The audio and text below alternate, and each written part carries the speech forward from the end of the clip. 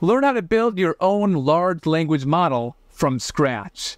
This course goes into the data handling, math, and transformers behind large language models. Elliot Arledge created this course. He will help you gain a deep understanding of how LLMs work and how they can be used in various applications.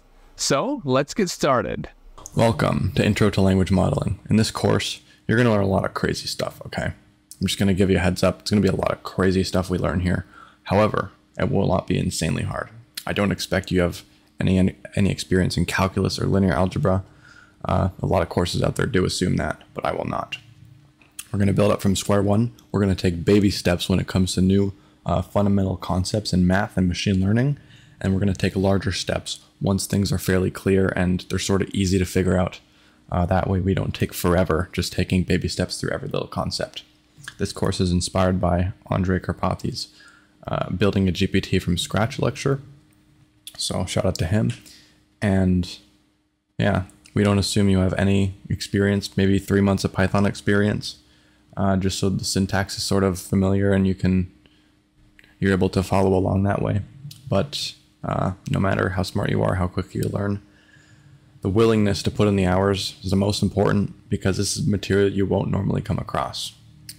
So as long as you're able to put in that constant effort, push through these lectures, even if it's hard, take a quick break, grab a snack, whatever you need to do, grab some water. Water's very important. And yeah, hopefully you can make it to the end of this. You can do it. Since it's free code camp, everything will be local computation, nothing in the realm of paid data sets or cloud computing. We'll be scaling the data to about 45 gigabytes for the entire training data set. So have 90 reserved so we can download the initial 45 and then convert it to an easier to work with 45.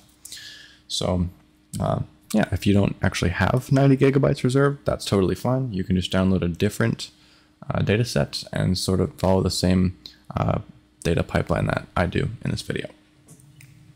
Through the course, you may see me switch between macOS and Windows. The code still works all the same on both operating systems, and I'll be using a tool called SSH. It's a server that I can connect from my MacBook to my Windows PC that I'm recording on right now, and that will allow me to execute, run, build, whatever, do anything coding related, command prompt related on my MacBook. So I'll be able to do everything on there that I can on my Windows computer. It'll just look a little bit different for the recording. So why am I creating this course? Well, like I said before, a lot of beginners, they don't have the fundamental knowledge like calculus and linear algebra to help them get started or accelerate their learning in this space. So I intend to build up from baby steps and then larger steps when things are fairly simple to work with. And I'll use logic, analogies, and step-by-step examples to help conceptualize rather than just throw tons of formulae at you. So with that being said, let's go ahead and jump in to the good stuff. So in order to develop this project step by step, we're going to use something called Jupyter Notebooks. And you can sort of play with these in the Anaconda prompt, or at least launch them from here. So Anaconda prompt is just great for anything machine learning related. So make sure to have this installed. I will link a video in the description so that you can sort of set this up and install it, step-by-step guide in there. So what we can do from this point is sort of just set up our project and initialize everything. So what I'm going to do is just head over into my directory that I want. It's going to be Python testing. We're going to make a directory free code camp GPT course. And then from this point, we're going to go and make a virtual environment. So virtual environment, it will, initially in your desktop, you will have just all of your Python libraries, all your dependencies there, just floating around. And what the virtual environment does is it just sort of separates that. So you have this isolated environment over here, and you can just play around with this however you want, and it's completely separate, so that won't really cross with all of the global libraries that you have, all the ones that just affect the system when you're not in a virtual environment, if that makes sense. So we're going to go ahead and set that up right now by using Python -m, and then we're going to go venv for virtual env, and then CUDA. So the reason why we say CUDA here is because later when we try to accelerate our learning or the model's learning, we're going to need to use GPUs. GPUs are going to accelerate this a ton, and basically CUDA is just that little feature in the GPU that lets us do that. So we're going to make our environment called CUDA. So we're going to go ahead and press enter. It's going to do that for us. It's going to take a few seconds. So now that that's done, we can go ahead and do CUDA, and we're just going to basically activate this environment so we can start developing in it. We're going to go backslash, and we're going to go scripts, and then activate. So now you can see it says CUDA base. So we're in CUDA and then secondary base. So it's going to prioritize CUDA. So from this point, we can actually start installing some stuff, some libraries here. So we can go pip3 install matplotlib numpy. We're going to use pylmza or lzma, and then what are some other ones? We're going to do IPY kernel. This is for the actual Jupyter notebooks and being able to bring the CUDA virtual environment into those notebooks. So that's why that's important. And then just the actual Jupyter notebook feature. So go ahead and press enter. Those are going to install. That's going to take a few seconds to do. So what might actually happen is you'll get a build error with PyLZMA, which is a compression algorithm. And don't quote me on this, but I'm pretty sure it's based in C++. So you actually need some build tools for this, and you can get that with Visual Studio build tools. So what you might see a little error, and basically go to that website, and you're going to get this right here. So just go ahead and download build tools. So it's going to download here. You're going to click on that. It's going to set up, and then you're going to go ahead and click continue. And then at this point, you can go ahead and click modify if you see this here, and then you might get to a little workloads section here. So once you're at workloads, that's good. What you're going to make sure is that you have these two checked off right here. Just make sure that you have these two. I'm not sure what desktop particularly does. It might help, but it's just kind of good to have some of these build tools on your PC anyways, even for future projects. So just get these two for now. That'll be good. And then you can click modify over here if you wanted to modify just like that. And then you should be good to rerun that command. So from this point, what we can actually do is we're going to install Torch, and we're not just going to do it by using pip install, pip3 install Torch. We're not going to do it like this. What we're actually going to do is we're going to use a separate command, and this is going to install CUDA with our Torch. So it's going to install the CUDA extension, which will allow us to utilize the GPU. So it's just this command right here. And if you want to find like a good command to use, what you can do is go to the PyTorch docs, just go to get started, and then you'll be able to see this right here. So we have stable, Windows, pip, Python, then CUDA 11.7 or 11.8. So I just clicked on this. And since we aren't going to be using Torch Vision or Torch Audio, I basically just did pip3 install Torch, and then with this index URL for the CUDA 11.8. So that's pretty much all we're doing there to install CUDA. That's a part of our Torch. So we can go ahead and click enter on this. So great. We've installed a lot of things, a lot of libraries, a lot of setup has been done already. What I want to check now is just to make sure that our Python version is what we want. So Python version 3.10.9, that's great. If you're between 3.9, 3.10, 3.11, that's perfect. So if you're in between those, it should be fine. At this point, we can just jump right into our Jupyter Notebook. So the command for that is just Jupyter Notebook, spelled like that. Click enter.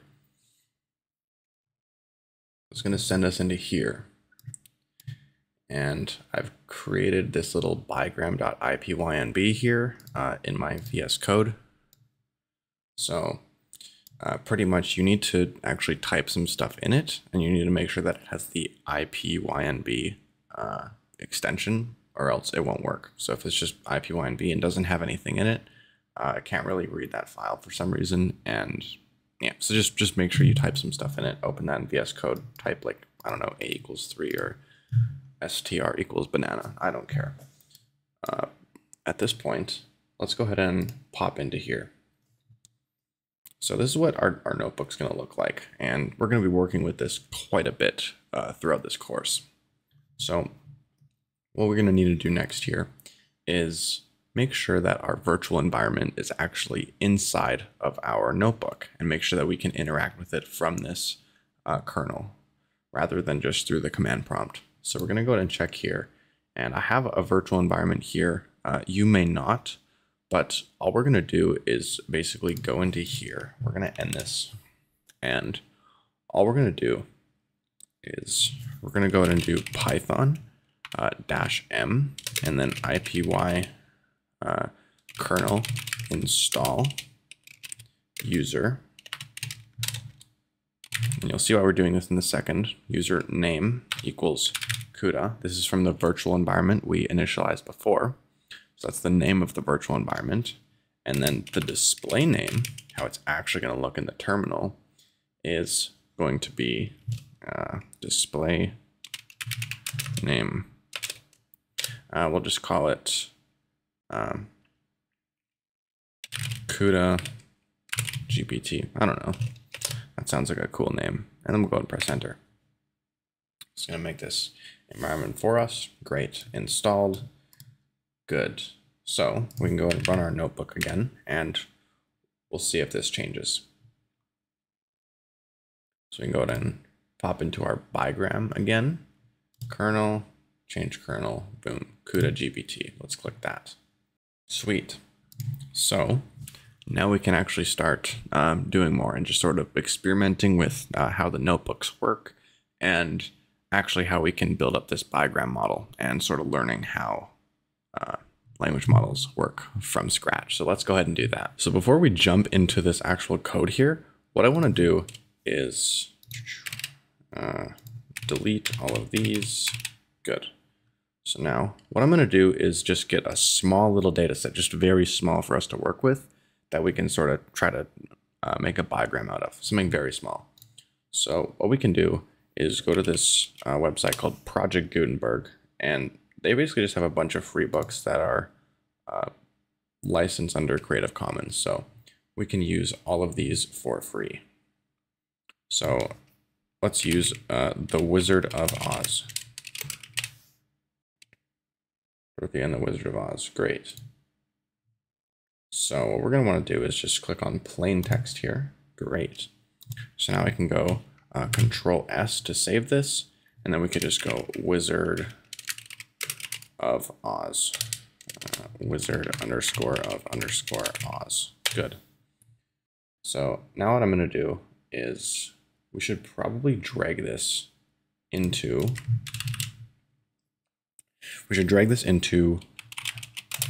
our folder here. So I'm just going to pop that into there. Good stuff. Did that work? Sweet. So now we have our Wizard of Oz text in here. We can open that. What we can do is start of this book. Okay, so we can go ahead and we go down to when it starts.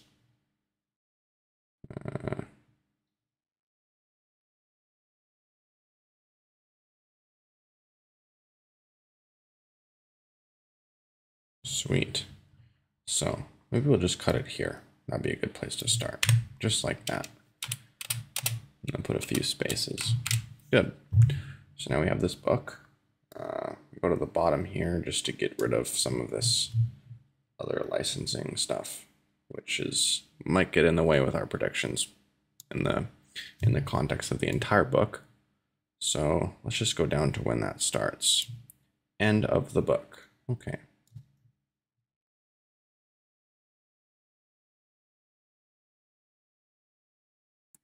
Okay, so we've gotten all that. That is done. Rid of the illustration there. Perfect.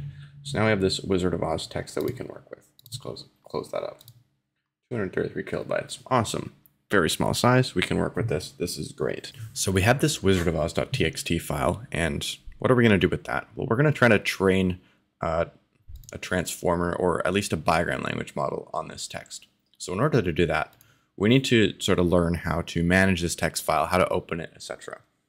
So we're going to go ahead and open this. I'm going to do Wizard of Oz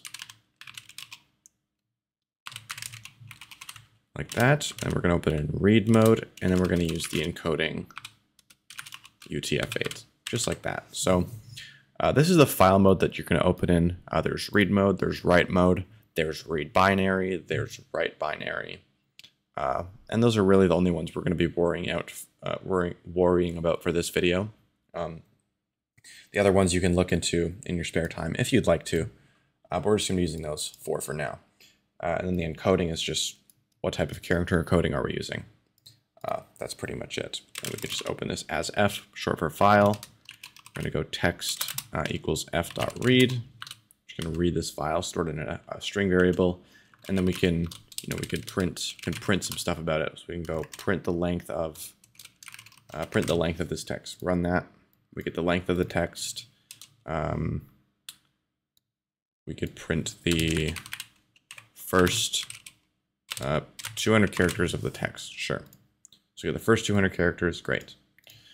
So now we know how to, just play with characters. At least just see what the characters actually look like. So now we can do a little bit more from this point, which is going to be encoders. And before we get into that, what I'm going to do is put these into a little vocabulary list that we can work with. So all I'm going to do is I'm going to say,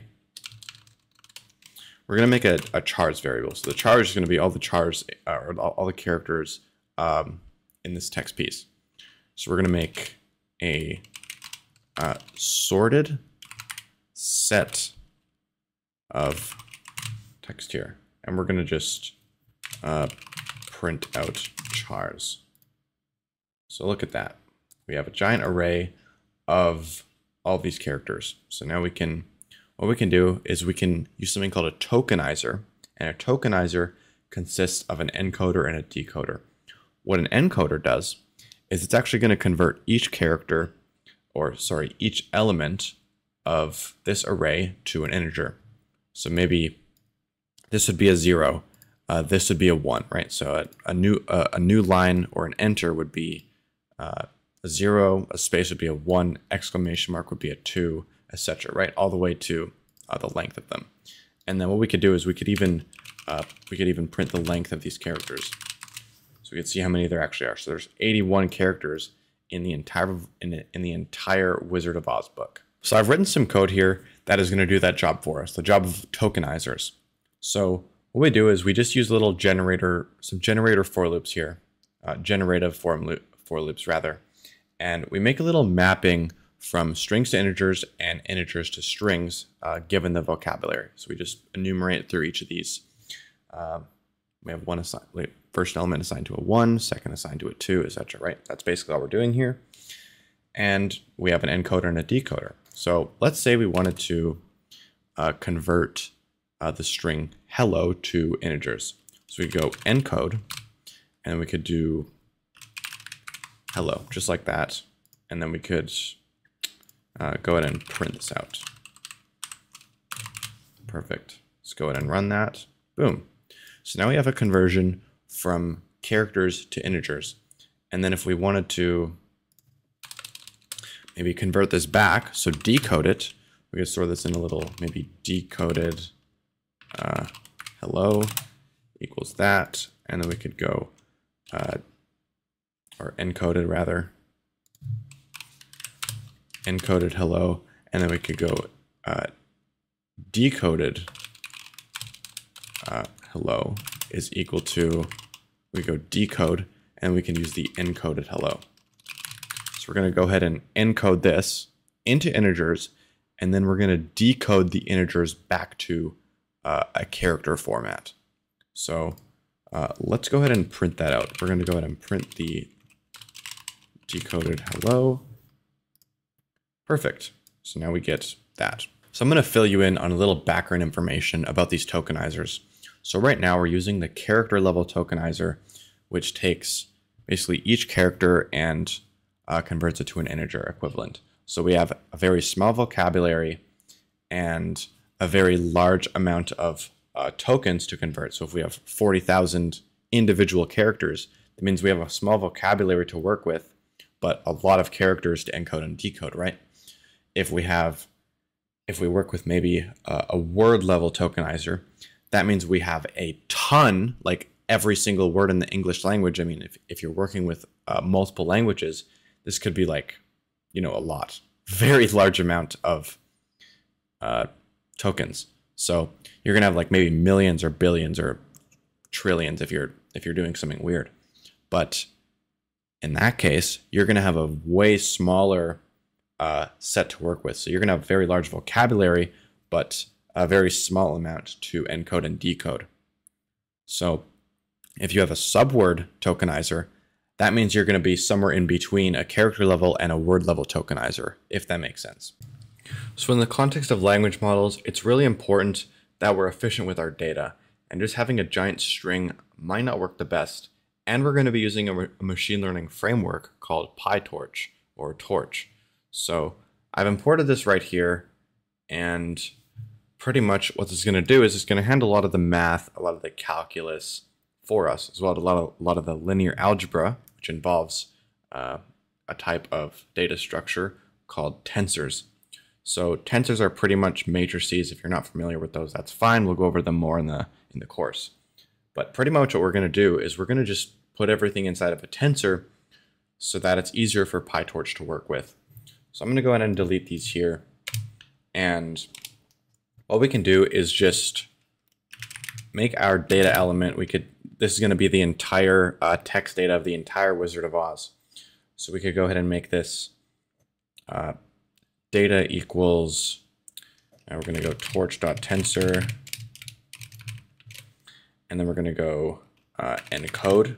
We're going to put the text inside of that. So we're going to go ahead and encode this text right here, and we're going to make sure that we have the right data type, which is a torch.long. Data type equals torch.long. So this basically means we're just going to have this as a super long sequence of integers. And yeah, let's go see what we can do with this torch.tensor element right here. So I've just written a little print statement where we can just print out the first 100 characters or 100 integers of this data. So it's pretty much the same thing in terms of working with arrays. It's just a different type of data structure in the context of PyTorch. Sort of easier to work with in that way. PyTorch is just primarily revolved around tensors and modifying them, reshaping, changing dimensionality, multiplying, doing dot products, which, I mean, that sounds like a lot, but we're going to go over some of this stuff later in the course, just about how to do all this math. We're going to actually go over examples on, how to multiply this matrix by this matrix, even if they're not the same shape, and even dot producting, that kind of stuff. So next, what I'm going to talk about is something called validation and training splits. So why don't we just, use the entire text document and only train on that, the entire text corpus? Why don't we train on that? Well, the reason we actually split into training and validation sets, I'm going to show you right here. So we have this giant text corpus. It's a super long text file. Think of it as an essay, but a lot of pages. So this is our entire corpus, and we make our training set, 80% of it. So maybe this much. And then the other validation is this 20% right here. Okay. So if we were to just train on the entire thing, after a certain number of iterations, it would just memorize the entire text piece, and it would be able to, simply write it out. It would have it in the entire thing memorized, and it wouldn't really get anything useful out of that. It would only know this document. But what the purpose of language modeling is to generate text that's like the training data. And this is exactly why we put it into splits. So if we run our training split right here, it's only going to know 80% of that entire corpus. And it's only going to generate on that 80% instead of the entire thing. And then we have our other 20%, which only knows 20% of the entire corpus.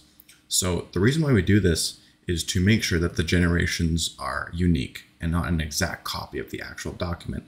We're trying to generate text that's like the document.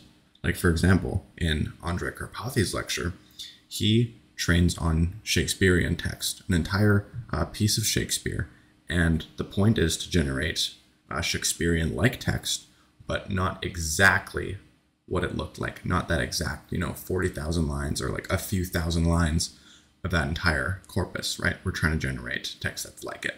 So that's the entire reason, or at least that's most of the reason, why we use train and val splits. So you might be wondering, why is this even called the Bigram language model? And I'm actually going to show you how that works right now. So if we go back to our whiteboard here, I've drawn a little sketch. So if we have this piece of content, the word hello, let's just say it, we don't have to encode it as any integers right now. We're just working with characters. Pretty much we have 2, right? So bi means 2. The bi prefix means 2. So we're gonna have a bigram. So given there's nothing before an H in this content. So we just assume that's the start of content, and then that's going to point to an H. So H is the most likely to come after the start. And then maybe given an H, we're going to have an E. And then given an E, we're going to have an L. And then given an L, we're going to have another L, and then L leads to O, right? So maybe there's going to be some probabilities associated with these. So that's pretty much how it's going to predict right now. It's only going to consider the previous character to predict the next. So we have, given this one, we predict the next. So there's 2, which is why it's called Bigram language model. So ignore my terrible writing here, but we're actually going to go into how we can train the Bigram language model to do what we want, how we can actually implement this into a neural network, an artificial neural network, and train it. So we're going to get into something called block size, which is pretty much just taking a random snippet out of this entire text corpus here, just a small snippet, and we're going to make some predictions and we're going to make some targets out of that. So our block size is just a bunch of encoded characters or integers that we have predictions and targets. So let's say we take a small little size of maybe block size of 5, okay? So we have this tiny little tensor of 5 integers, and these are our predictions. So given some context right here, we're going to be predicting these. And then we have our targets, which would be offset by 1. So notice how here we have a 5, and then here the 5 is outside. And then this 35 is outside here, and now it's inside. So all we're doing is just taking that block from the predictions. In order to get the targets, we just offset that by 1. So we're going to be accessing the same indices. So at index 0, it's going to be 5. Index 0 is going to be 67, right? So 67 is following 5 in the Bigram language model. So that's pretty much all we do. We just look at how much of a difference is that target away from, or how much far is the prediction away from the target. And then we can optimize for reducing that error. So the most basic Python implementation of this in the character level tokenizers, or the character level tokens rather, would be just simply this right here. So we would take a little snippet random. It would be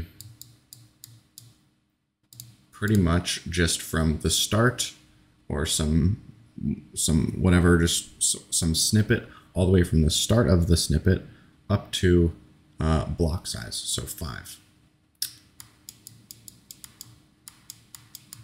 Ignore my terrible writing again. And then this one would just be, it would just be 1 up to block size, or 5, plus 1. So it'll be up to 6, right? And that's pretty much all we do. This is exactly what it's going to look like in the code. So I've written some code here that does exactly what we just talked about in Python. So I've defined this block size equal to 8, just so you can kind of see what this looks like on a larger scale, a little bit larger. And just what we wrote right there in the Jupyter Notebook, this position 0 up to block size, and then offset by 1, so we make it position 1 up to block size plus 1. Little offset there. We pretty much just wrote that in here, x as our predictions and y as our targets. And then just a little for loop to show what the prediction and what the targets are. So this is what this looks like in Python. Great, we can do predictions, but this isn't really scalable yet. This is sequential, right? Sequential is another way of describing what the CPU does. CPU can do a lot of complex operations very quickly, but it only happens sequentially. It's this one, and then this task, and this task, and this task, right? But with GPUs, you can do a little bit more simpler tasks, but very, very quickly or in parallel. So we can do a bunch of very small or not computationally complex computation in a bunch of different little processors that aren't as good, but there's tons of them. So pretty much what we can do is we can take each of these little blocks and then we can stack them and push these to the GPU to scale our training a lot. So I'm going to illustrate that for you right now. So let's just say we have a block, okay? Block looks like this, and we have some integers in between here, okay? So this is a block, okay? Now, if we want to make multiple of these, we're just going to stack them. So we're going to make another one, another one, another one. So let's say we have 4 batches, okay? Or sorry, 4 blocks. So we have 4 different blocks that are just stacked on top of each other. And we can represent this as a new hyperparameter called batch size. This is going to tell us how many of these sequences can we actually process in parallel.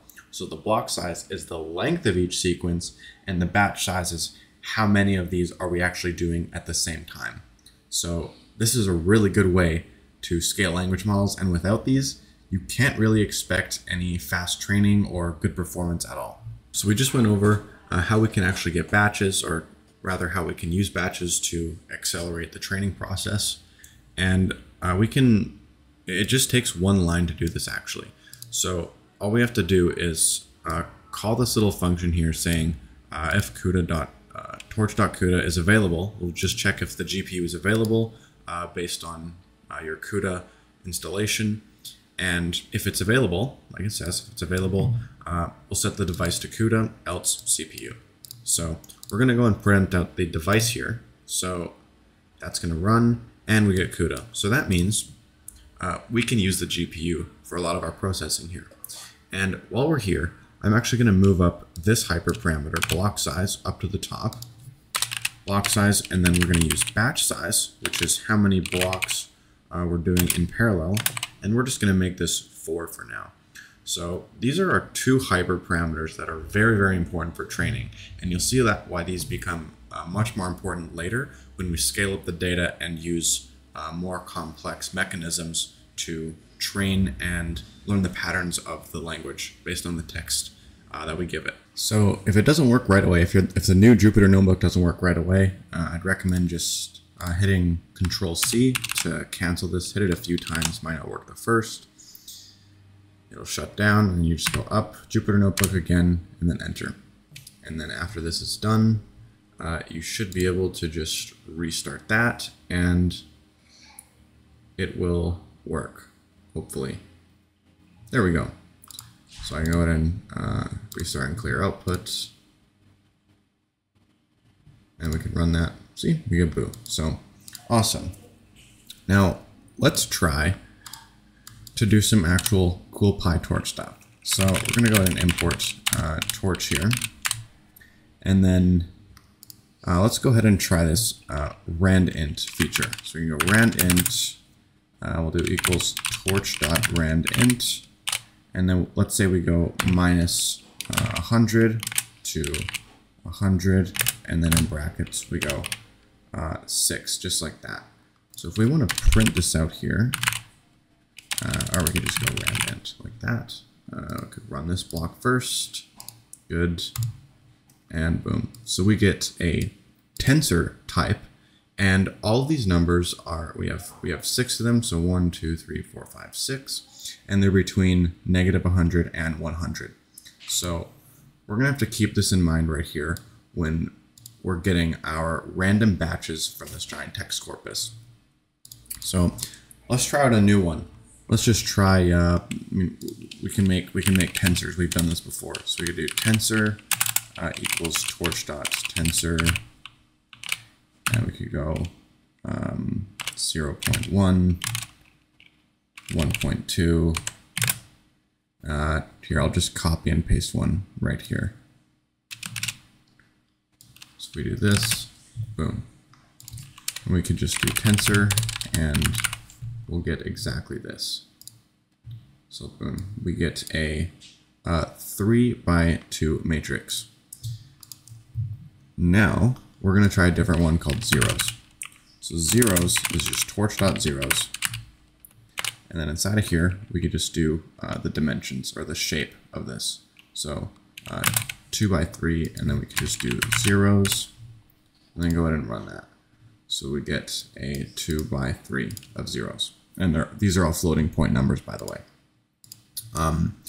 Maybe we could try ones now. I know ones is a pretty fun one. So we go torch.ones. It's pretty much the same as zeros. We could just do like maybe 3x4. And then print that ones out. So we have a 3x4 of ones. Sweet. So what if we do input equals torch.empty. We can make this 2x3. Input. So these are interesting. These are pretty much a bunch of either very large or very small numbers. Haven't particularly found a use case for this yet, but just another feature that PyTorch has. We have a range, so we go arrange equals torch.arrange, and we could do like 5, for example, and then we'll just do range. So now we have a tensor just sorted 0, or rather starting at 0 up to 4, so 5, just like that. We do line space equals torch.line line space. The spelling is weird. Do 3, 10, and then steps, for example, equals 5. This all makes sense in a second here. We go run, and we get a line space. So steps equals 5. So we have 5 different ones. Boom, boom, boom, boom, boom. And we go all the way from 3 to 10. So we're pretty much getting all of the constant increments from 3 all the way up to 10 over 5 steps. So you're basically adding the same amount every time. So 3 plus 1.75 is 4.75, and then plus another 1.75 is 6.5, and then 8.25, and then 10, right? So just over 5 steps, we want to find what that constant increment is. So that's a pretty cool one. And then we'll do log space, which is interesting. Log space equals torch.logspace. And then we'll go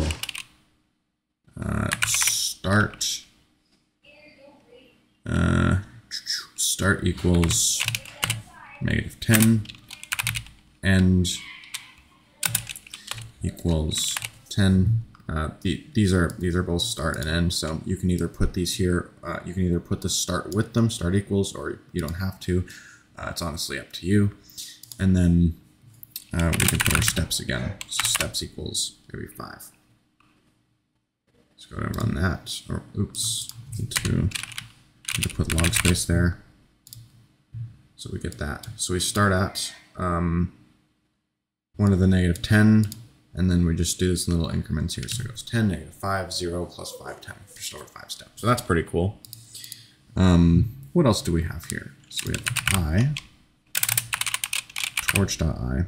I just have all these on my second screen here. So a bunch of examples just written out, and we're just kind of visualizing what these can do, and maybe you might even have your own creative little sparks of thought that you're gonna maybe find something else that you can use these for your own personal projects or whatever you want to do. So we're just kind of experimenting with these, what we can do with the basics of PyTorch and just some of the very basic functions. So torch.i, we go print this I out here. So we get pretty much just a diagonal line, and it's in 5. So you get a 5 by 5 matrix, and yeah, pretty much just reduced row echelon form. I don't know how to pronounce it, but that's pretty much what it looks like. So pretty cool stuff.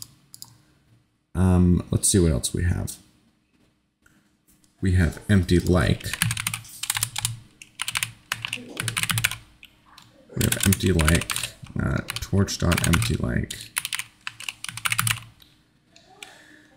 a, and then we'll just say maybe make a equal to, we'll make it a torch.empty, and then we can go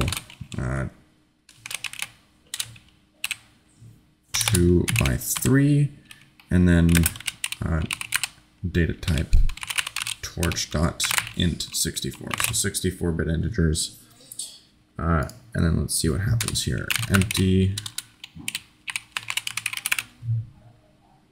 boom.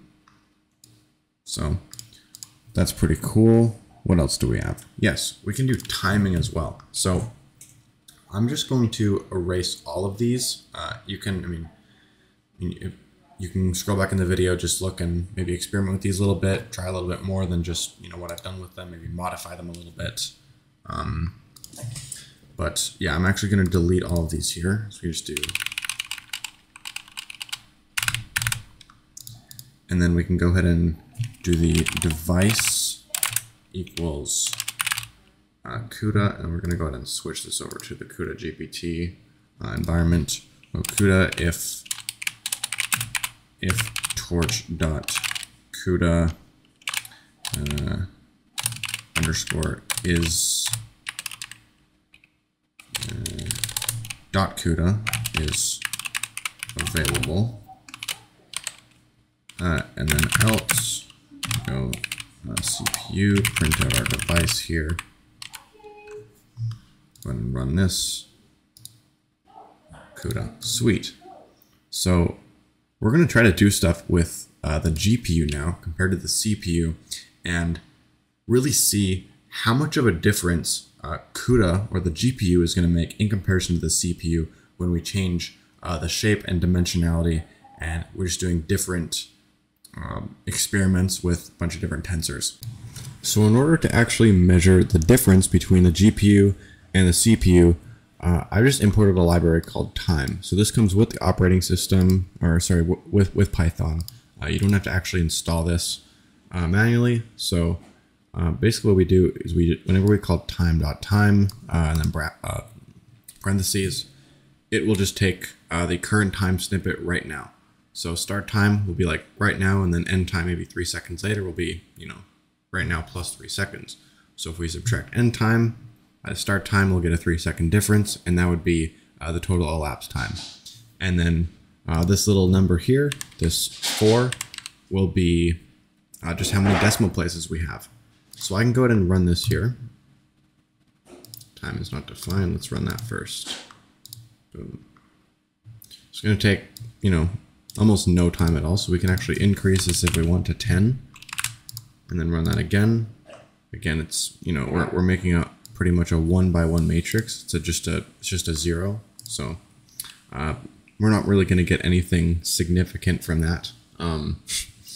But anyways, for actually testing the difference between the GPU and the CPU, what we're going to worry about is that iterative process, the process of forward pass and back propagation through the network.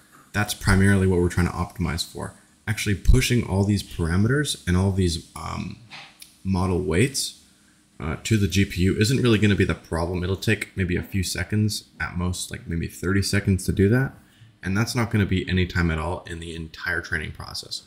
So what we want to do is just see, which is better, NumPy on the CPU or Torch using CUDA on the GPU. So I have some code for that right here. So we're going to initialize a bunch of matrices here. Tensors, and we have just basically random ones. So we have a 10,000 by 10,000, all random floating point numbers, and then we're going to push these to the GPU. We have 2 of these, and then same thing for NumPy. So in order to actually multiply matrices with PyTorch, we need to use this @ symbol here. So we multiply these, and we get this new random tensor, and then we stop it, and then we do the same thing over here, except we use numpy.multiply. So if I go ahead and run these, it's going to take a few seconds to initialize these, or not even a few seconds. And then we have, see, look at that. So for the GPU, it took a little while to do that. And then for the CPU, it didn't take as long. So this is because the shape of these matrices are not really that big. They're just 2-dimensional, right? So this is something that the CPU can do very quickly because there's not that much to do. But let's say we want to bump it up a notch. So if we go to 100, 100, 100, and then maybe we'll throw in another 100 there. Hopefully that works. And then we can do, we'll just do the same thing. So we'll just paste this.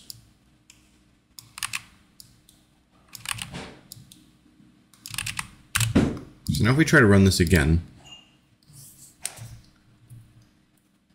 you'll see that the GPU actually took less than half the time that the CPU did. And this is because there's a lot more going on here. There's a lot more simple multiplication to do. So the reason why this is so significant is because when we have millions or billions of parameters in our language model, we're not going to be doing very complex operations between all these tensors. They're going to be very similar to what we saw in here. The dimensionality and shape is going to be very similar to what we're seeing right now. Maybe 3 or 4 dimensions. And it's going to be very easy for our GPU to do this. They're not complex tasks that we need the CPU to do. They're not very hard at all. So when we give this task to parallel processing, it's going to be a ton quicker. So you're going to see why this matters later in the course. You're going to see this with some of the hyperparameters we're going to use, which I'm not going to get into quite yet, but over the next little bit, you're going to see why the GPU is going to matter a lot for increasing the efficiency of that iterative process. So this is great. Now you know a little bit more about why we use the GPU instead of the CPU for training efficiency. So there's actually another term that we can use called percentage time. I don't know if that's exactly how you're supposed to call it, but that's what it is. And pretty much what it'll do is time how long it takes to execute a block.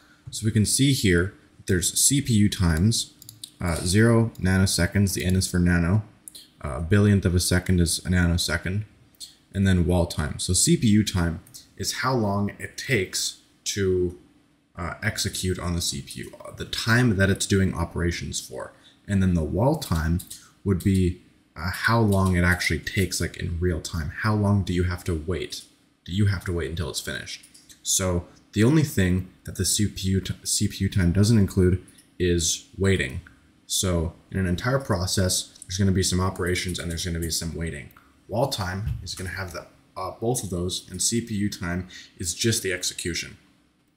So let's go ahead and continue with some of the basic PyTorch functions.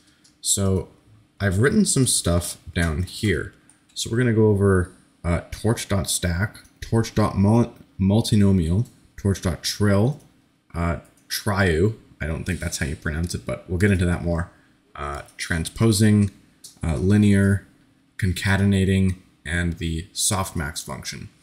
So let's first start off here with the torch.multinomial. So this is essentially a probability distribution based on the index that you give it. So we have probabilities here. We say 0.1 and 0.9. These numbers have to add up to 1 to make 100%. 100% is one whole. So I have 10% and 90%. This is at index 0, so there's a 10% chance that we're going to get a 0 and a 90% chance that we're going to get a 1. So if I go ahead and run these up here,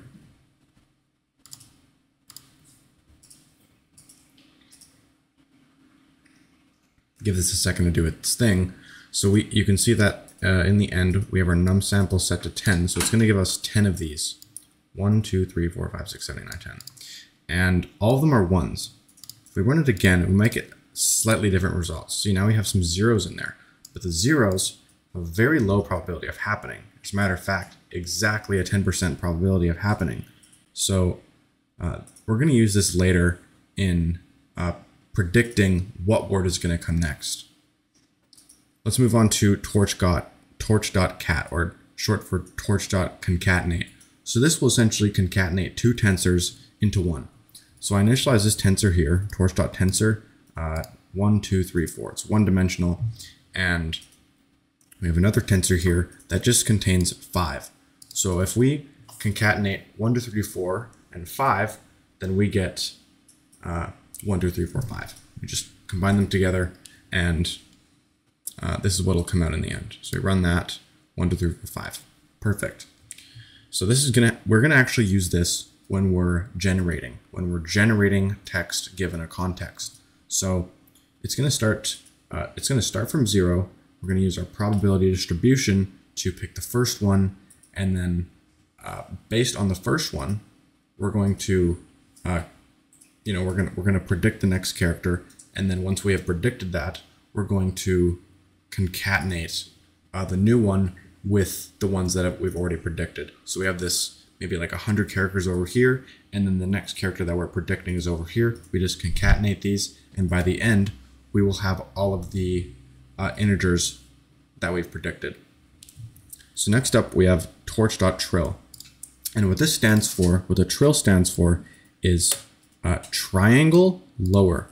So it's going to be in a sort of a triangle formation like this, diagonal. It's going to be going from top left to bottom right. And so you're going to see a little bit more why later in this course, but this is important because when you're actually trying to predict integers or next tokens in the sequence, you only know what's in the current history. We're trying to predict the future, so giving the answers in the future isn't what we want to do at all. So maybe we've just predicted 1, and the rest of them we haven't predicted yet. So we set all these to 0. And then we predicted another one, and these are still 0. So these are talking to each other in history, and as our predictions add up, we have more and more history to look back to and less future, right? Basically, the premise of this is just making sure we can't communicate with the answer. We can't predict while knowing what the answer is. Just like when you write an exam, you can't use the answer sheet. They don't give you the answer sheet. So you have to know, based on your history of knowledge, which answers to predict. And that's all that's going on here. And we have, you could probably guess this, triangle upper. So we have all the upper ones. These are, lower, on the lower side, and then these are on the upper side. So same concept there. And then we have a masked fill. So this one's going to be very important later, because in order to actually get to this point, all we do is we just exponentiate every element in here. So if you exponentiate 0, it'll become 1. If you exponentiate negative infinity, it'll become 0. All that's going on here is we're doing approximately 2.71, and this is a constant that we use in the .exp function. And then we're putting this to whatever power is in that current slot. So we have a 0 here. So 2.71 to the 0th is equal to 1.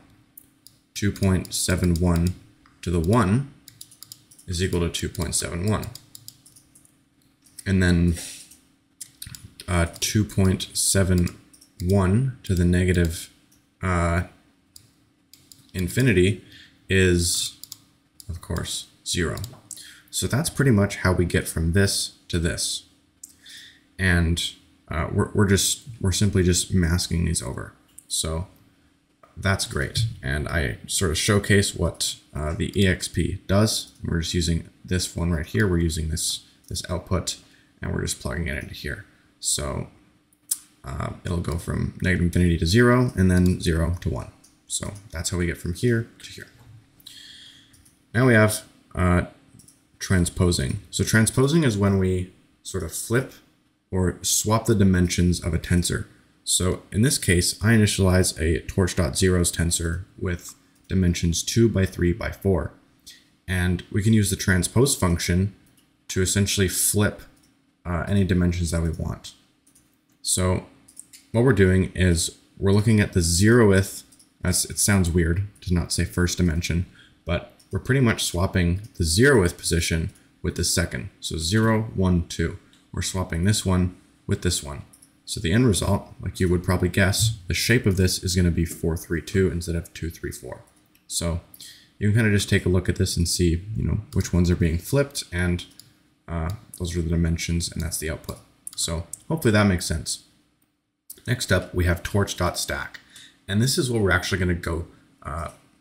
We're gonna do more of this. We're actually going to use torch.stack very shortly here when we're getting our batches. So remember before when I was talking about batch size and how we take a bunch of these blocks together and we just stack them. A giant length of integers or tokens, and all we're doing is we're just stacking them together in blocks or to make a batch. So that's pretty much what we're going to end up doing, and that's what torch.stack does. So we can take something that's maybe one-dimensional, and then we can stack it to make it two-dimensional. We can take something that's two-dimensional and stack it a bunch of times to make it three-dimensional. Or we can say three-dimensional, for example. We have a bunch of cubes and we stack those on top of each other. Now it's four-dimensional. So hopefully that makes sense. All we're doing is we're just passing in each tensor that we're going to stack in order. So this is our little output here, and that's pretty much all it is. The next function that's going to be really important for our model, and we're going to be using this the entire time from start to finish. It's really important. It's called the nn.linear function. So it is pretty much a function of the nn.module, and this is really important because you're going to see later on nn.module it contains anything that has learnable parameters.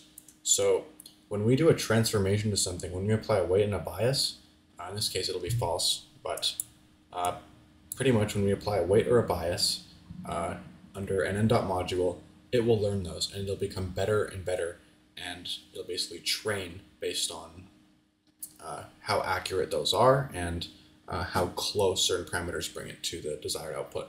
So pretty much anything with nn.linear is going to be very important, and it's going to be learnable. So we can see over here, this is the torch.nn little site here on the docs. So we have containers, a bunch of different layers like activations, layers, pretty much just layers. That's all it is. And so these are important. We're basically going to learn from these, and you're going to see why. We're going to use something called keys and values. Keys, values, and queries later on. And you'll see why those are important.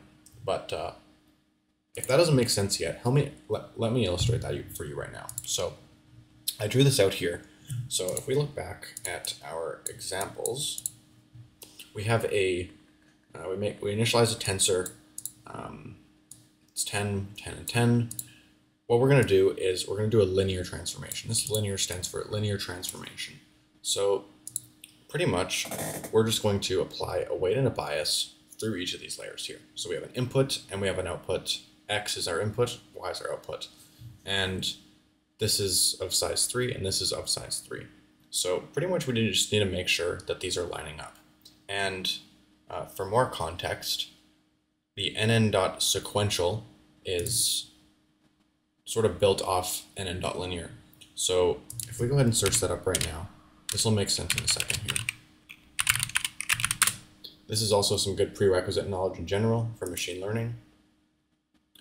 So let's see. nn.sequential. It doesn't show it here, but pretty much, if you have, let's say, I don't know, you have two input neurons, and maybe you have one output neuron. Okay, you have a bunch of hidden layers in between here. Let's say we have maybe 1, 2, 3, 4, and then 1, 2, 3. So pretty much, you need to make sure that the inputs aligns with this hidden layer aligns with this one, and this one aligns with this one. So you're going to have a transformation of 2 to 4, so 2, 4, and then this one's going to be 4 to 3, 4 to 3, and then you're going to have a final one. So this is 2 to 4 right here, 4 to 3 here, and then this final one is going to be 3 to 1. So you pretty much just need to make sure that these are lining up. So we can see that we have 2, 4, and then this 4 is carried on from this output here. And pretty much this will just make sure that our shapes are consistent, and of course if they aren't consistent, if the shapes don't work out, the math simply won't work. So we need to make sure that our shapes are consistent. If that didn't make sense, I know I'm not like super great at explaining architecture of neural nets, but if you're really interested, you could use ChatGPT, of course. And that's a really good learning resource. ChatGPT, going on GitHub discussions maybe, or just looking at documentation. And if you're not good at reading documentation, then you could take maybe some little keywords from here, like a sequential container. Well, what is a sequential container? You can ask ChatGPT those types of questions and just sort of reverse engineer the documentation and figure things out step by step. It's really hard to know what you're doing if you don't know all of the math and all of the functions that are going on. You don't need to memorize them, but while you're working with them, it is important to understand what they're really doing behind the scenes, especially if you want to make an efficient and properly working neural net. So that's that, and pretty much what's going to happen here with these linear layers, is we're just going to simply transform from one to the other, input to output, no hidden layers, and we're just going to be able to learn best parameters for doing that. You're going to see why that's useful later. Now we have the softmax function. So that sounds scary, and the softmax function isn't actually what it sounds like at all. Let me illustrate that for you right now. So let's go ahead and change the color here. So let's say we have a array, we have a 1, 2, and 3.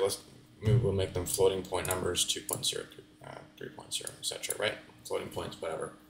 So pretty much, if we put this into the softmax function, what's going to happen is we're going to exponentiate each of these, and we're going to divide them by the sum of all of these exponentiated. So pretty much what's going to happen, let's say we exponentiate 1, okay? So what that's going to do is it's going to do, this is what it's going to look like in code. It's going to go 1.exp. And I think I talked about this up here. This is exponentiating when we have 2.71 to the power of whatever number we're exponentiating. So if we have this 1, we're going to exponentiate that, and that's going to give us, 2.71.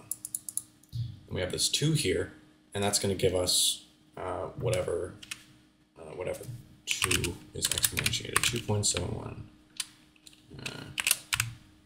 power of 2. Okay, so we're going to get 7.34. So we're going to get 7.34. Ignore my writing, it's terrible. 2.71 to 3 cubed, so 19.9. So pretty much what's going to happen is we can rearrange this in a new array. 7.34 and 19.9. So if we add all these up together, we're going to get 2.71 plus this plus that. So let's do this math real quick. I'm just going to walk you through this to help you understand what the softmax function is doing. 7.34 plus 19.9. That's going to give us a total of 29.95. Great. 29.95. So all we do is we just divide each of these elements by the total. So 2.71 divided by this is it's going to give us maybe x, okay? And we do 7.34 divided by this, it's going to give us y. And then we have 19.9 divided by this, it's going to give us z. So pretty much, you're going to exponentiate all of these. You're going to add them together to create a total. And then you're going to divide each of those exponentiated elements by the exponentiated total. So after that, this x right here is just, we're just going to wrap these again. And all this softmax function is doing is it's converting this 1, 2, 3 to x, y, z. That's all it's doing. And yeah, it's not really crazy. There's a weird formula for it. Softmax function. So if you go on Wikipedia, you're gonna crap yourself because there's a lot of terms in here and a lot of math that's, you know, above the high school level. But yeah, like this formula here, I believe this is what it is, or standard unit softmax function. There you go. So pretty much this is what it does, and there's your easy explanation of what it does. So you're going to see why this is useful later, but it's just important to know what's going on so that you won't lag behind later in the course when this background knowledge becomes important. So if we go over a little example of that, of the softmax function in code, it looks like this right here. So we import torch.nn.functional as f short for functional, and we pretty much just do f.softmax and then plug in a tensor and what we want the dimension to be, the output dimension. So if we plug this into here and we print it out, I'm going to go and print it out. It's going to take a second.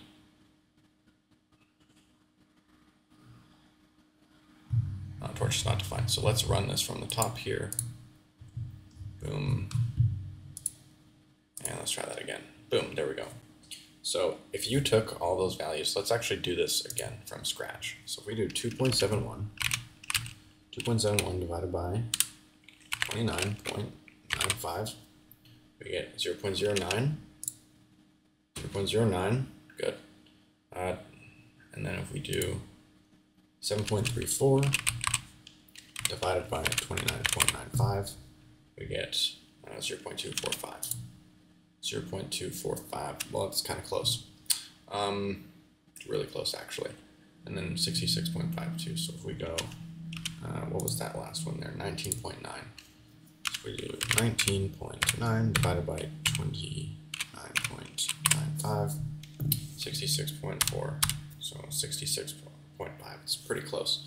Again, we're rounding, so it's not perfectly, it's not perfectly accurate, but as you can see, they're very close, and for, you know, only having 2 decimal places, we did pretty good. So that's just sort of illustrating what the softmax function does and what it looks like in code. We have this sort of shape here. 0 dimensions means we just take, you know, it's just a kind of a straight line. It's just like that.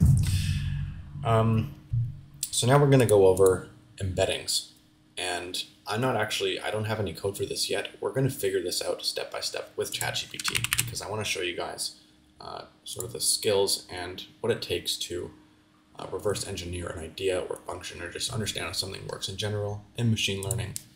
So if we pop into ChatGPT here, we say, what is nn.embedding? Oh, nn dot, let me type. Embedding. nnModule class in the PyTorch library, okay? Natural language processing maps each discrete input to a dense vector representation. Okay, how does this work? Let's see. So we have some vocab. So that's probably our vocabulary size. So I think we talked about that earlier. Vocabulary size. How many characters, how many unique characters are actually in our data set? That's the vocabulary size. And then some embedding dimension here, which is a hyperparameter. So let's see. This doesn't quite make sense to me yet, so maybe I want to learn, what does this actually look like? Can you explain this to a, I don't know, maybe an 8th grader, and provide a visualization? Certainly, okay. little secret codes that represent the meaning of the words. Okay, that helps. So if we have cat, okay, so cat. Cat's a word. So, maybe we want to know what it would look like on a character level. What about on a character level instead of word level? So it's probably going to look very similar. We have this little vector here storing some information about whatever this is. So A, it means this here. Okay, so A is 0.2, and this is really useful. So we've pretty much just learned what embedding vectors does. And if you haven't kept up with this, pretty much what they'll do is they'll store some vector of information about this character, and we don't even know what each of these elements mean. We don't know what they mean. This could be maybe positivity, or should be the start of a word, or it could be any piece of information, maybe something we can't even comprehend yet.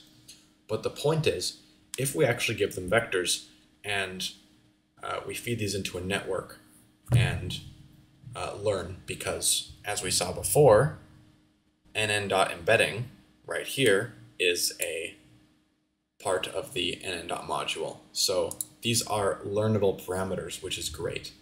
So it's actually going to learn the importance of each letter, and it's going to be able to produce some amazing results. So in short, the embedding vectors are essentially a vector or a numerical representation of the sentiment of a letter. In our case, it's character level, not subword, not word, it's character level. So it's going to represent some meaning about those. So that's what embedding vectors are. Let's go figure out how they work in code. We have this little character level embedding vector, and it contains a list. There's 5 elements in here, 1, 2, 3, 4, 5, and it's by the vocab size. So we have all of our vocabulary by the length of each embedding vector. So this actually makes sense because our vocab size by the embedding dimension, which is how much information is actually being stored in each of these characters. So this now is very easy to understand. I'm just going to copy this code from here, and I'm going to paste it down here. And let's just get rid of the torch.nn because we already initialized that above. So if we just run this, actually let's turn that down to maybe 1,000 characters. Let's try that out. And it's not defined. Oh, we did not initialize it. Import torch.nn. Or as nn. There we go. So let's go back down here and look at that. So this dot shape is going to essentially show the shape of it, this much by this much. So it's 4 by 100. And yeah, so we can work with these, and we can store stuff about characters in them, and you're going to see this in the next lecture, how we actually use embedding vectors. So no need to worry if a lot of this doesn't make sense yet. That's fine. You're going to learn a little bit more about how we use these over the course. You're going to get more confident with using them, even in your own projects. So don't stress about it too much right now. Embeddings are pretty tricky at first to learn, so don't worry about that too much. But there are a few more things I want to go over just to get us prepared for some of the linear algebra and matrix multiplication in particular that we're going to be doing in neural networks. So if we have, I remember before we pulled out this little sketch of, this is actually called a multi-layer perceptron, but people like to call it a neural network because it's easier to say. But that's the architecture of this, a multi-layer perceptron. But pretty much what's happening is we have our little input here, and we have a weight matrix. So a weight matrix looks like this. Looks like this, and we have some values in between x1, y1, and maybe z1. So we have a bunch of weights and maybe biases too that we add to it. So the tricky part is, how do we actually multiply our input by this weight matrix? We're just doing one matrix times another. Well, that's called matrix multiplication, and I'm going to show you how to do that right now. So first off, we have to learn something called dot products. So dot products are actually pretty easy, and you might have actually done them before. So let's say we go ahead and take this array here. We go 1, 2, 3. That's going to be what A is, and then we have 4, 5, 6. So if we want to find the dot product between these two, all we have to do is simply take the index of both of these, the first ones, and the second ones, and third ones, multiply them together, and then add. So we're going to go ahead and do 1 multiply 4, 1 times 4, and then add it to 2 times 5, and then add it to 3 times 6. So 1 times 4 is 4, 2 times 5 is 10, 3 times 6 is 18. So we're going to go ahead and add these up. We get 14 plus 18, I believe, is 32. So the dot product of this is going to be 32.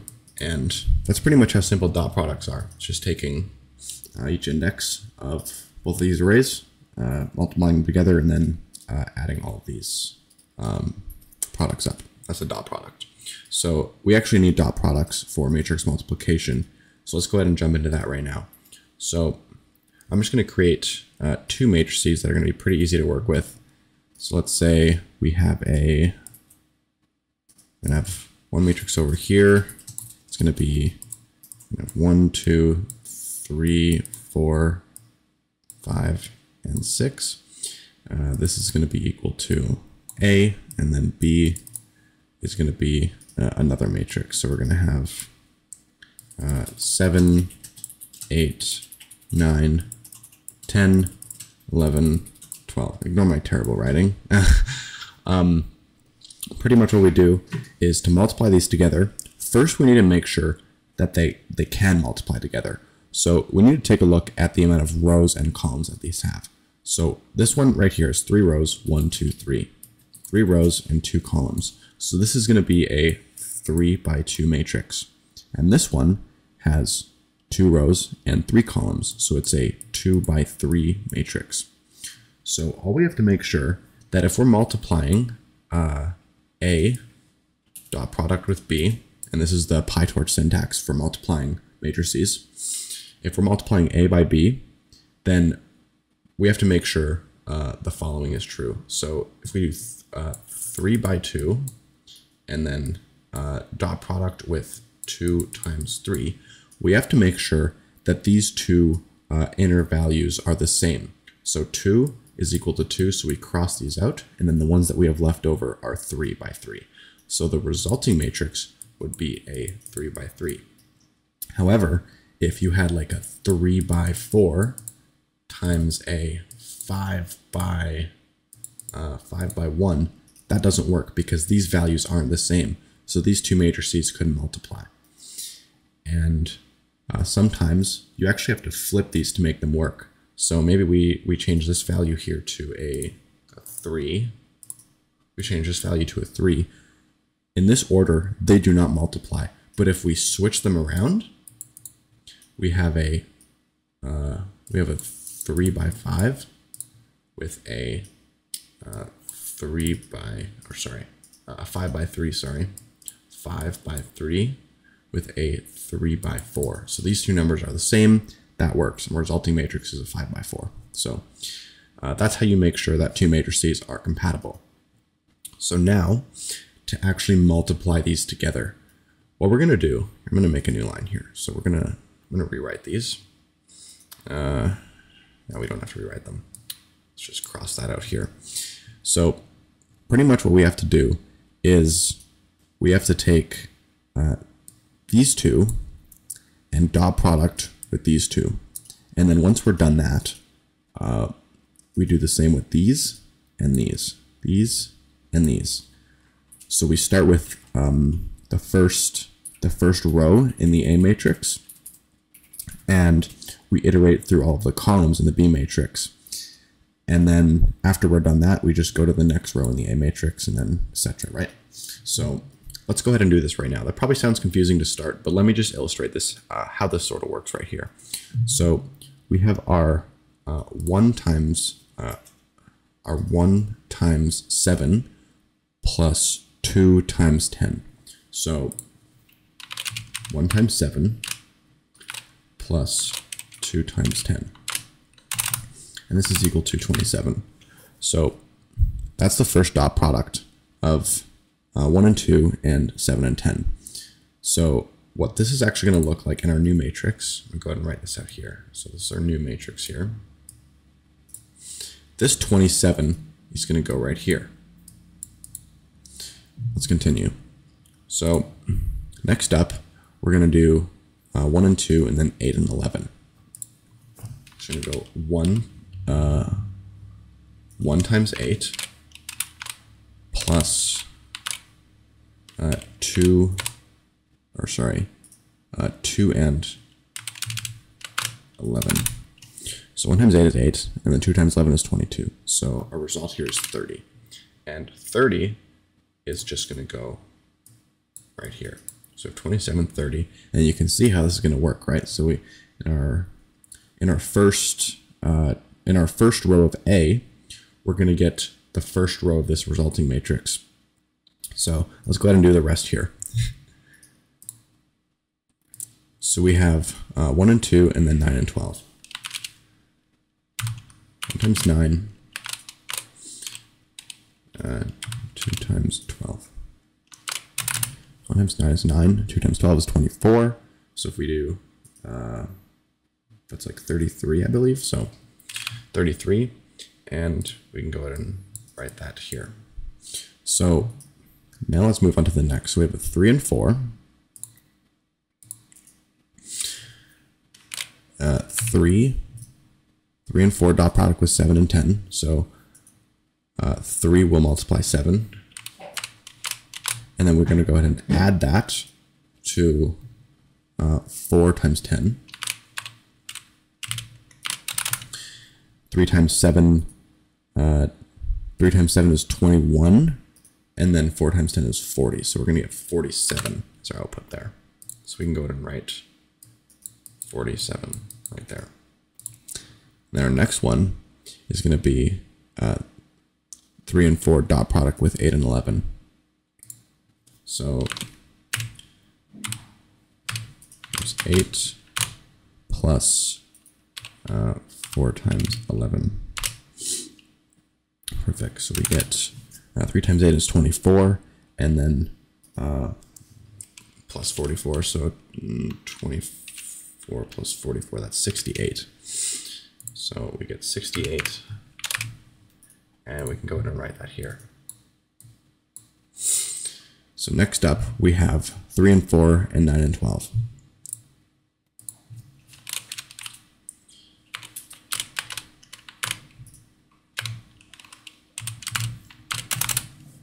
So 3 times 9 is 27, and then 4 times 12. So let's just do that. I'm not doing that in my head. 27 plus was 4 times 12, so that's 48.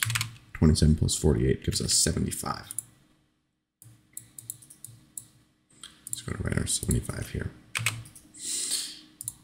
Then we can go ahead and slide down to this row since we're done that, and then we can go 5 and 6 dot product with 7 and 10.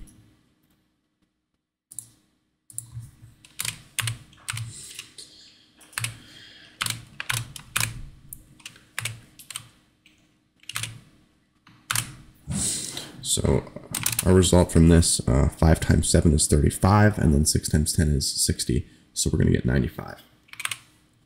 We can go ahead and write our 95 here. And then 5 and 6 dot product with 8 and 11.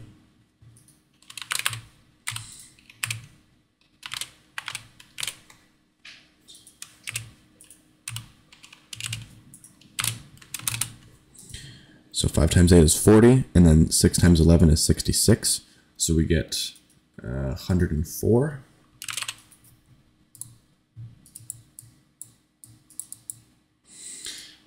And then the last one, so 5 and 6 dot product with 9 and 12.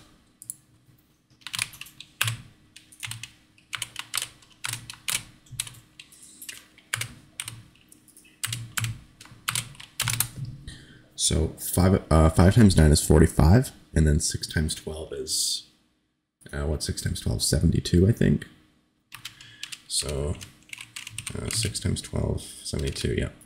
So 45 plus 72, 117.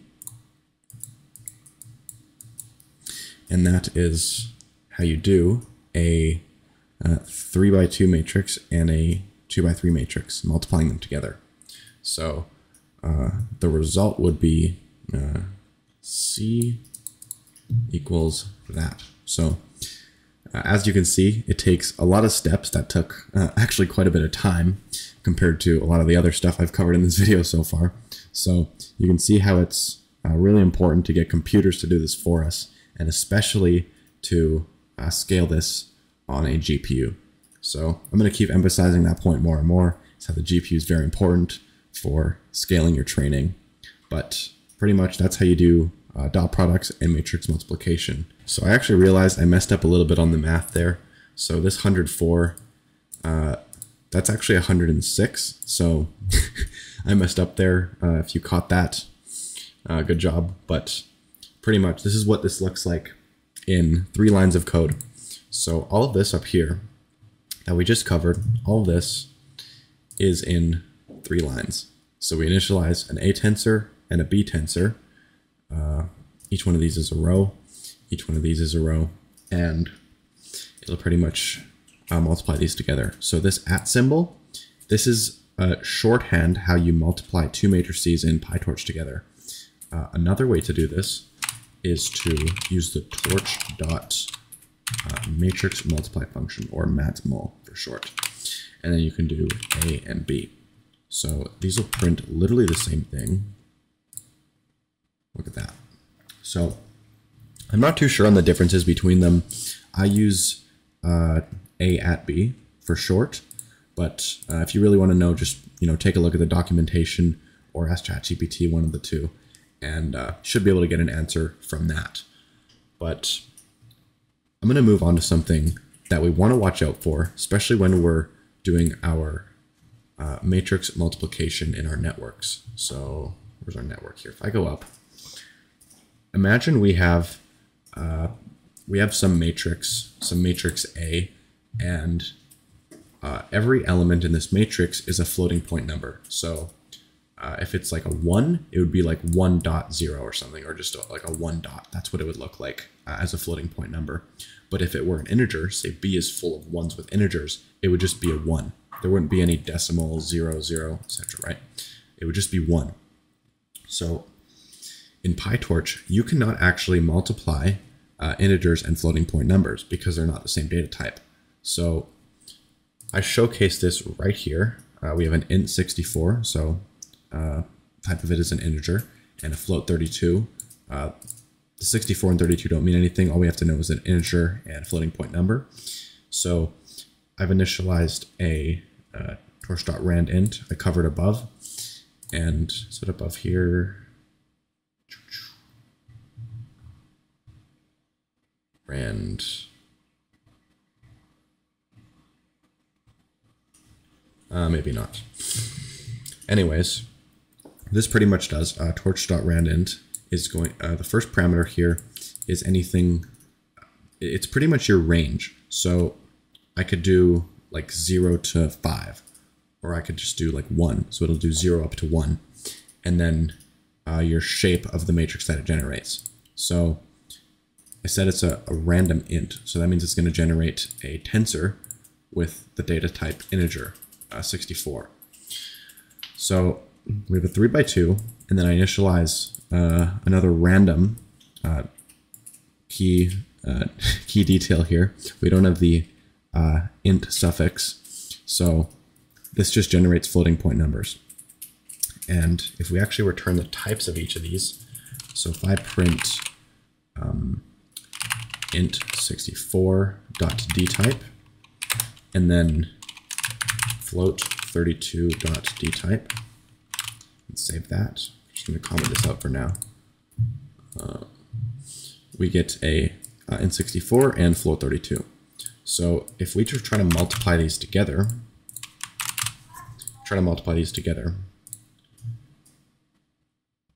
expected scalar type long but found float. So long is pretty much when you have a sequence of integers, and float is, of course, you have the decimal place. So you can actually multiply this together.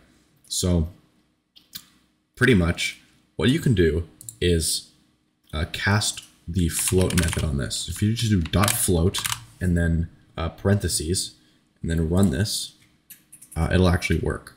So you can cast integers to floats, and then I think there's a way you can cast floats to integers, but it has some rounding in there, so probably not the best for input and weight matrix multiplication. But yeah, pretty much if you're doing any weight or matrix multiplication, it's going to be using floating point numbers because the weights will get extremely precise, so you want to make sure that they have sort of room to float around. So that's pretty much how you avoid that error. Let's move on. So congratulations, you've probably made it farther than quite a few people already, so congratulations on that. That was one of the most comprehensive parts of this entire course, understanding the math that's going on behind the scenes. For some people, it's very hard to grasp if you're not very fluent with math. But yeah, let's continue the Bigram language model and let's pump out some code here. So to recap, we're using CUDA to accelerate the training process. We have two hyperparameters, block size for the length of integers, and batch for how many of those we're running in parallel. Two hyperparameters. We open our text. We make a vocabulary out of it. We initialize our encoder and decoder. We get our data, encoding all this text, and then we get our train and val splits. And then this next function here, get batch. So before I jump into this, go ahead and run this here. So this is pretty much just taking the first little, I don't know, we have 8 characters. So it's taking the first 8 characters and then index 1 all the way to index 9. So it's offsetting by 1. And we can pretty much use this to show what the current input is and then what the target would be. So if we have 80, target is 1, 80 and 1, target is 1, 80 and 1 and 1, target is 28, etc. Right? So this is the premise of the Bigram language model. Given this character, we're going to predict the next. It doesn't know anything else in the entire history. It just knows what's before it, or it just knows what the current character is, and based on that, we're going to predict the next one. So we have this get batch function here, and this part right here is the most important piece of code. This is gonna work a little bit more later with our train and val splits, making sure that, I'll try to explain this in a different way with our train and val splits. So imagine you take a course, imagine you take a math course, okay? And 90% of all your work is done just learning how the course works, learning all about the math. So that's like 90% of the data you get from it.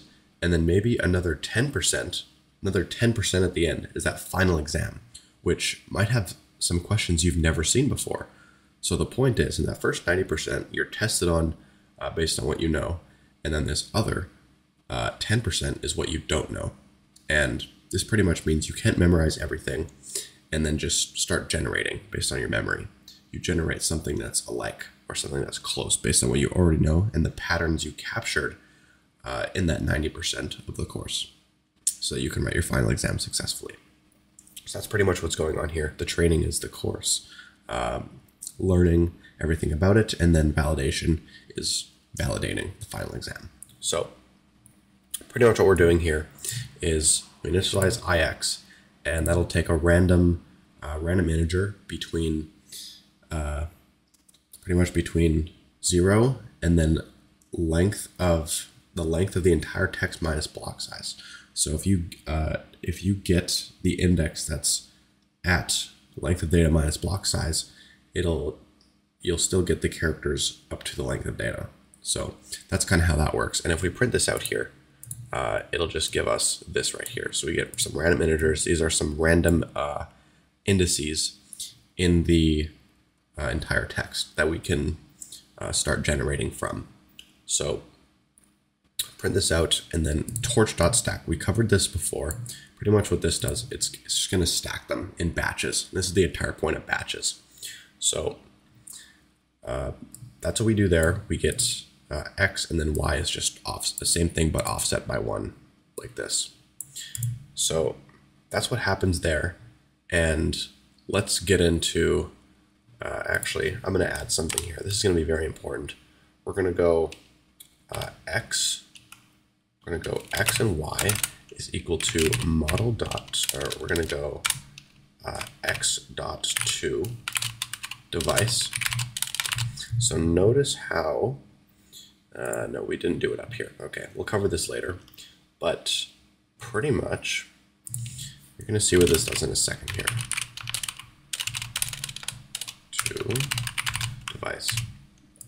We return these, and you can see that the device changed. So now we're actually on CUDA, and this is really good because these two pieces of data here, the inputs and the targets, are no longer on the CPU. They're no longer going to be processed sequentially, but rather in our batches in parallel. So that's pretty much how you push any piece of data or parameters to the GPU. Is just .2 and then the device which you initialized up here. So now we can go ahead and actually initialize our neural net. So what I'm going to do is I'm going to go back up here and we're going to import some more stuff.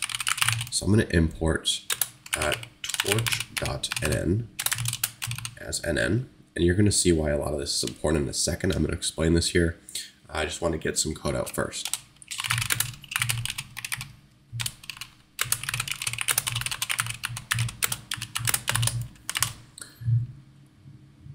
And down here we can initialize this, so it's a class. We're going to make it the Bigram language model, subclass of nnModule. And the reason why we do nnModule here is because it's going to take in an nnModule. I don't know how to explain this like amazingly, but pretty much when we use the nnModule functions in PyTorch, and it's inside of a nnModule subclass, they're all learnable parameters. So I'm going to go ahead and look at the documentation here so you can sort of understand this better. If we go to nn, okay, so pretty much all of these, like convolution layers, recurrent layers, transformer, linear, like we looked at linear layers before. So we have nn.linear. So if we use nn.linear inside of this, that means that the nn.linear parameters are learnable. So that weight matrix will be changed through gradient descent. And actually, I think I should probably cover gradient descent right now. So in case some of you don't know what it is, it's going to be really hard to understand exactly how we make the network better. So I'm going to go ahead and set up a little graph for that right now. So I'm going to be using a little tool called Desmos. Desmos is actually great. It acts as a graphing calculator, so you can plug in formulas and move things around and just sort of visualize how math functions work.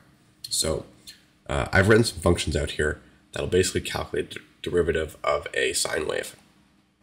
So if I move a around, you'll see that it changes. So before I get into what's really going on here, I need to first tell you what the loss actually is. If you're not familiar, so the loss, let's say we have 80 characters in our vocabulary, and we have just started our model, no training at all, completely random weights. Theoretically, there's going to be a 1 in 80 chance that we actually predict the next token successfully. So how we can measure the loss of this is by taking the negative log likelihood. So the likelihood is 1 out of 80. We take the log of that and then negative. So if we plug this in here, we'll get 4.38. So that's a terrible loss. Obviously, that's 1 out of 80. So it's like, you know, not even 2% chance. So that's not great. So pretty much the point is to minimize the loss, increase the prediction accuracy, or minimize the loss. And that's how we train our network. So how does this actually work? How does this actually work out in code, you ask? So pretty much, let's say we have a loss here, okay? Start off with a loss of 2, just arbitrary loss, whatever. And what we're trying to do is decrease it. So over time, it's going to become smaller and smaller if we move in this direction. So how do we know if we're moving in the right direction? Well, we take the derivative of what the current point is at right now, and then we try moving it in different directions. So if we move it this way, sure, it'll go down. That's great. We can hit the local bottom over there, or we can move to this side, and then we can see that the slope is increasing in a negative direction. So we're gonna keep adjusting the parameters in favor of this direction. So that's pretty much what gradient descent is. We're descending with the gradient. So pretty self-explanatory. That's what the loss function does. And gradient descent is an optimizer. So it's an optimizer for the network, optimizes our parameters, our weight matrices, etc. So these are some common optimizers that are used, and this is just by going to torch.optim, short for optimizer, and these are just a list of a bunch of optimizers that PyTorch provides. So what we're going to be using is something called AtomW, and what AtomW is it pretty much, I'm just going to read off my little script here because I can't memorize every optimizer that exists. So Atom, without Atom, just Atom, not AtomW. Atom is a popular optimization algorithm that combines ideas of momentum, and it uses a moving average of both the gradient and its squared value to adapt the learning rate of each parameter. And the learning rate is something that we should also go over. So let's say I figure out I need to move in this direction. I take a step like that. Okay, that's a very big step. I say, okay, we need to keep moving in that direction. So what happens is I go like this, and then I end up there. And it's like, whoa, we're going up now. What happened? So that's because you have a very high learning rate. If you have a lower learning rate, what will happen is you'll start here. You'll take little 1 pixel steps, or very, very small steps. Go like, boom. Okay, that's good. That's better. It's even better. Keep going in this direction. This is great. And then you keep going down. You're like, okay, this is good. We're descending. And it's starting to flatten out. So we know that we're hitting a local bottom here. And then we stop because it starts ascending again. So that means this is our best set of parameters because of what that loss is, or what the derivative is of that particular point. So pretty much this is what the learning rate is. So you want to have a small learning rate so that you don't take too large steps, so that the parameters don't change dramatically and end up messing you up. So you want to make them small enough so you can still have efficient training. Like, you don't want to be moving in like, a millionth of, a millionth of one or something. Like, that'd be ridiculous. You'd have to do so many iterations to even get this far. So maybe you'd make it, like decently high, but not too high that it'll go like that, right? So that's what the learning rate is, just how fast it learns, pretty much. And yeah, so AtomW is a modification of the Atom optimizer, and it adds weight decay. So pretty much there's just some features that you add onto gradient descent, and then AtomW is the same thing, except it has weight decay. And what this pretty much means is it generalizes the parameters more. So instead of having very high level performance or very low level, it takes a little generalized in between. So the weight significance will actually shrink as it flattens out. So this will pretty much make sure that certain parameters in your network, certain parameters in your weight matrices aren't affecting the output of this model drastically.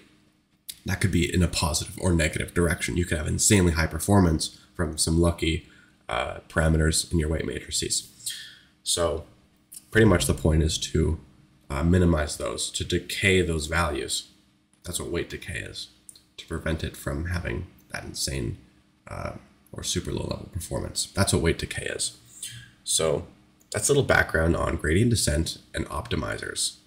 Let's go ahead and finish typing this out. So next up, we actually we need to initialize some things. So we have our init self, of course, since it's a class. Vocab size. I want to make sure that's correct. Vocabulary size. There we go. I might actually shrink this just to vocab size because it sounds, or it's way easier to type out. Boom. Boom. Boom. And vocab size, good. So we're gonna pump out some R code here, and this is just assuming that you have some sort of a background in Python. If not, it's all good. Just understanding the premise of what's going on here. So we're going to make something called an embedding table. And I'm going to explain this to you in a second here, why the embedding table is really important.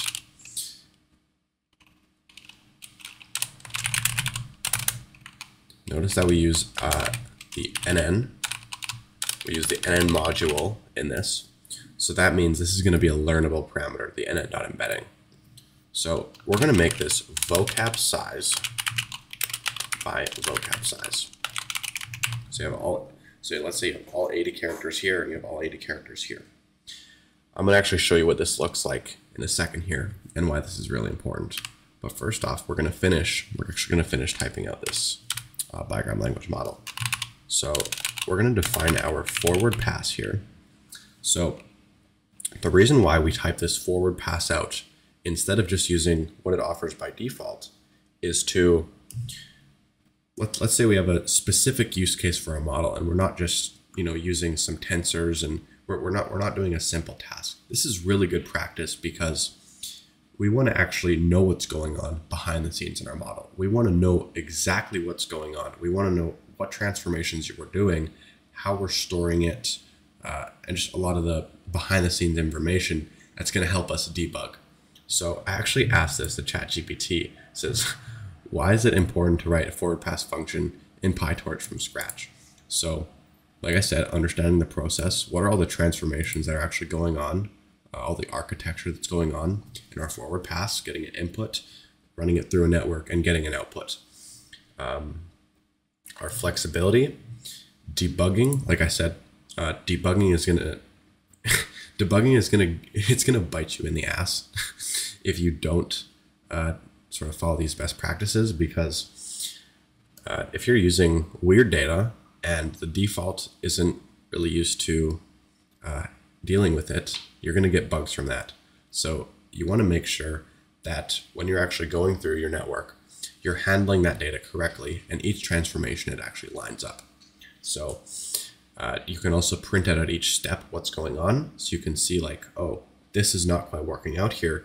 Maybe we need to, use a different function. Maybe this isn't the best one for the task, right? So it'll help you out with that, especially. And of course, customization if you're building custom models, custom layers, right? And optimization, of course. So that's pretty much why we write out the forward pass from scratch. It's also just best practice. So it's never really a good idea to not write this, but let's continue. So self, and then we'll do index and targets.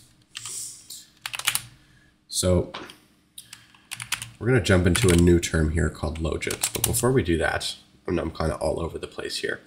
Before we do logits, I'm going to explain to you this embedding table here. Paste that in.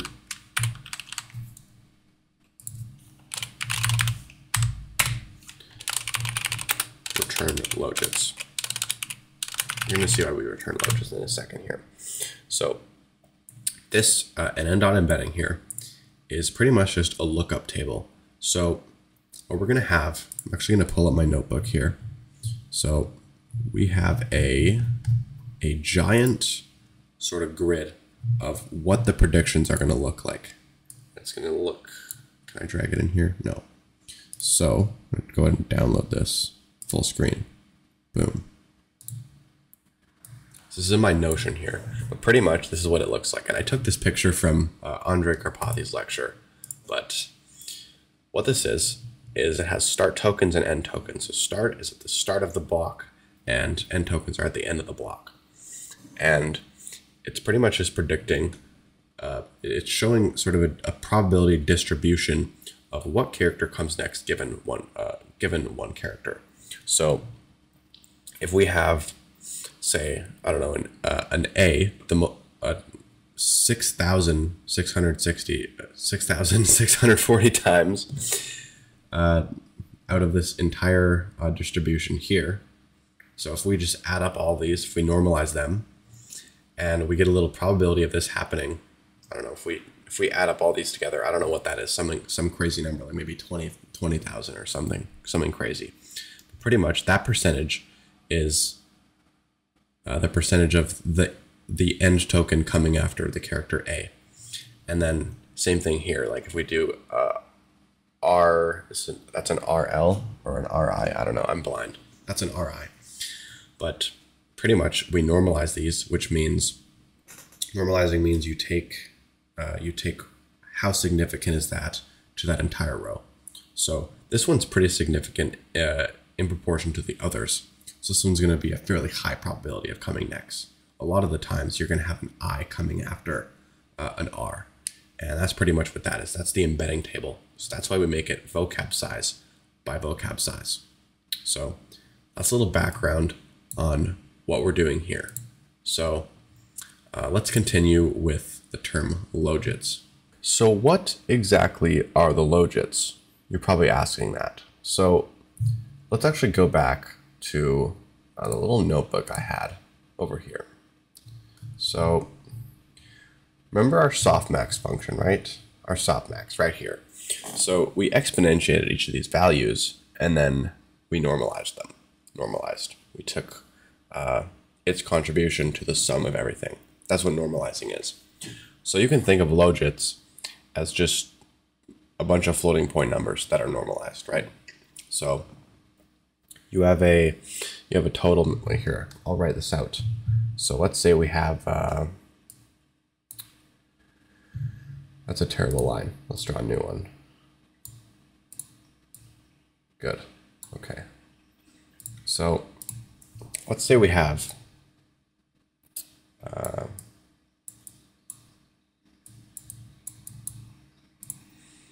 let's say we have 2, 4, and 6, and we want to normalize these. So take 2 out of the total. So what's the total? We have 6 plus 4 is 10, plus 2 is 12. So 2 divided by 12. We take the percentage of that. 2 out of 12 is 0.16 something, okay? So 0.16, we'll just do 0.167. And then 4 out of 12 would be double that. So 4 out of 12 would be 33%. And then 6 out of 12, well, that's 50. So 0.5. So that's what these looks like normalized. And this is pretty much what the logits are, except it's more of a probability distribution. So let's say we have, a bunch of bigrams here, like, I don't know, A followed by B, and then A followed by C, and then A followed by D.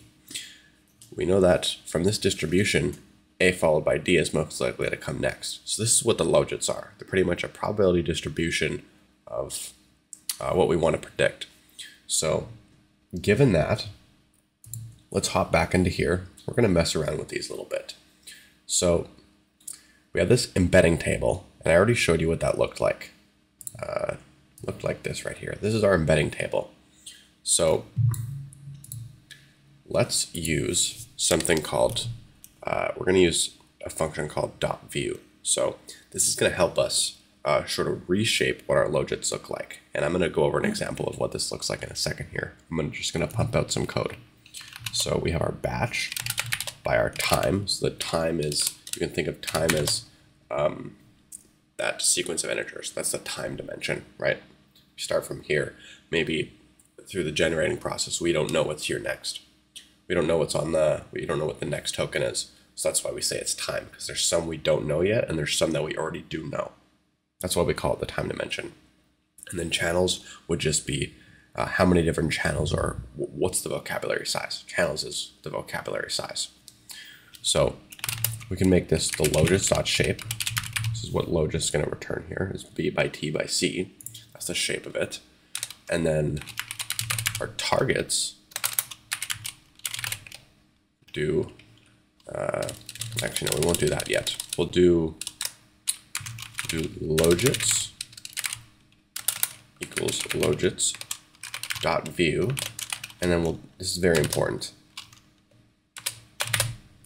b by t. So because we're particularly paying attention to the channels, the vocabulary, the batch and time, they're not as important here, so we can sort of blend these together. And as long as the logits and the targets have the same batch and time, we should be all right.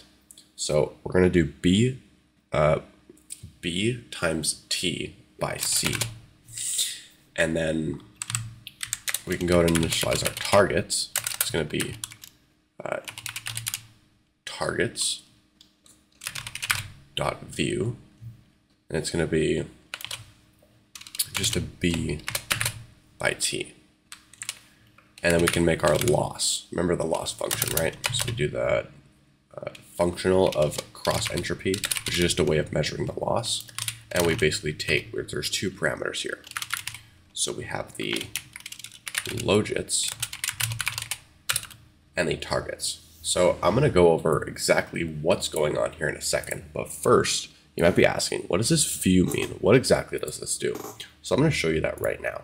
I've written some code here that initializes a random tensor of shape 2 by 3 by 5. And so what I do is I pretty much unpack those dimensions by using a.shape. So shape takes the 2 by 3 by 5. We get x equals 2, y equals 3, and z equals 5. So then we can do dot view, and that'll pretty much make that tensor again with those dimensions. So then we can just print that out afterwards. We go, we could print out, I don't know, print x, y, z. We have 2, 3, 5. Print a dot shape. And actually, I'll print out a dot shape right here first, so you can see that this actually does line up. A dot shape. And then down here as well. Same exact thing.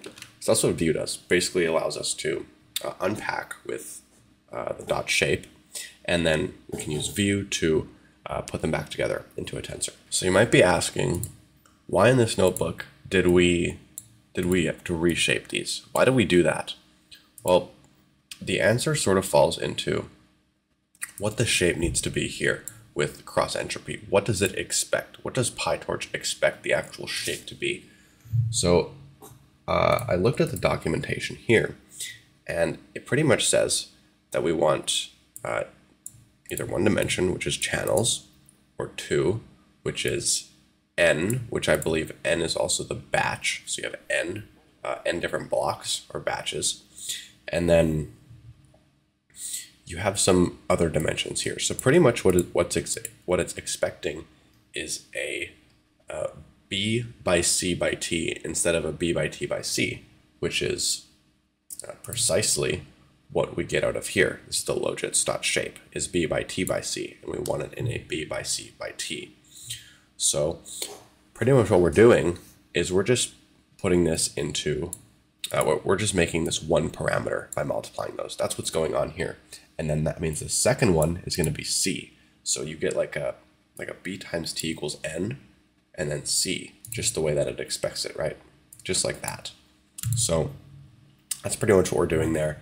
And a lot of the times you might get errors from passing it into a functional function in PyTorch. So it's important to pay attention to how PyTorch expects the shapes to be, because you're going to get errors from that. And well, I mean, it's not very hard to reshape them. You just use the dot view and dot shape, and you unpack them, reshape them together. It's overall pretty simple for like beginner to intermediate level projects. So shouldn't really be a trouble there, but just watch out for that, because it will come back and get you if you're not aware at some point. So I've added a new function here called generate, and this is pretty much going to generate tokens for us. So we pass an index, which is the current index or the context, and then we have max new tokens, and this is passed in through here. So we have our context. We make it a single zero, just a next line character, and then we generate based on that, and then our max new tokens second parameter, we just make it 500 second parameter. So cool. What do we do inside of here? We have a little loop that pretty much it generates based on the length of, or the range of the max new tokens. So we're going to generate max new tokens, if that makes sense. Pretty much what we do is we call a forward pass based on the current state of the model, the model parameters. And I want to be explicit here and say self.forward rather than just self of index. It will call self.forward when we do this, but let's just be explicit and say self.forward here. So we get the logit and the loss from this. We focus on the last time step. That's the only one we care about. It's Bigram language model. We only care about the single previous character. Only one, doesn't have context before. And then we apply the softmax to get a probability distribution. And we already went over the softmax function before. The reason why we use -1 here is because we're focusing on the last dimension. And in case you aren't familiar with negative indexing, which is what this is here, and same with here, is imagine you have a little number line, okay? So it starts at index 0, 1, 2, 3, 4, 5, etc. So if you go before 0, it's just going to loop to the very end of that array. So when we call -1, it's going to do the last element, -2, second last element, -3, third last element, etc. So that's pretty much all this is here. And you can do this for anything in Python. Negative indexing is quite common. So that's what we do here. We apply softmax to the last dimension, and then we sample from the distribution. So we already went over torch.monomial. We get one sample, and this is pretty much the next index or the next encoded character that we then use torch.cat, short for concatenate.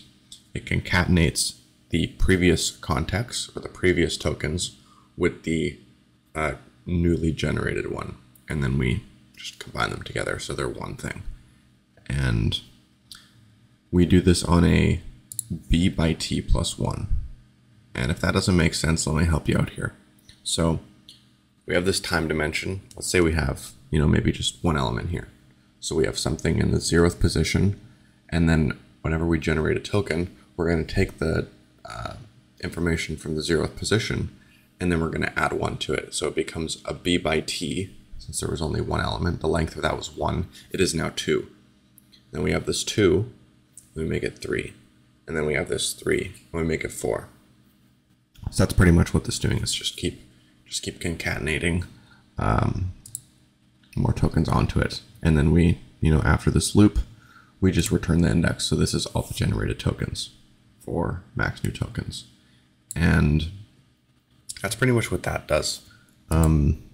Model.to device here. This is just going to push our parameters to the GPU for more efficient training. I'm not sure if this makes a huge difference right now because we're only doing Bigram language modeling, but yeah, it's handy to have this here. And then, this is pretty self-explanatory here. We generate based on a context. This is the context, which is a single 0 or a next line character. We pass in our max new tokens, and then we pretty much just decode this. So that's how that works. Let's move on to the optimizer and the training loop, the actual training process. So I actually skipped something and probably left you a little bit confused, but you might be asking, how the heck did we actually access the second out of 3 dimensions from this logits here? Because the logits only returns 2 dimensions, right? You have a b by t, or you have a b times t by c. So how exactly does this work? Well, when we call this forward pass, all we're passing in is the index here. So that means targets defaults to none. So because targets is none, the loss is none, and this code does not execute. And it just uses this Logits here, which is 3-dimensional. So that's how that works. And honestly, if you're feeding in your inputs and your targets to the model, then you're obviously going to have your targets in there, and that will make sure targets is not none. So then you'll actually be executing this code, and you'll have a 2-dimensional Logits rather than a 3-dimensional Logits. So that's just a little clarification there, if that was confusing to anybody. Another quick thing I want to cover before we jump into this training loop is this little torch.long data type. So torch.long is the equivalent of int64 or integer 64, which occupies 64 bits or 8 bytes.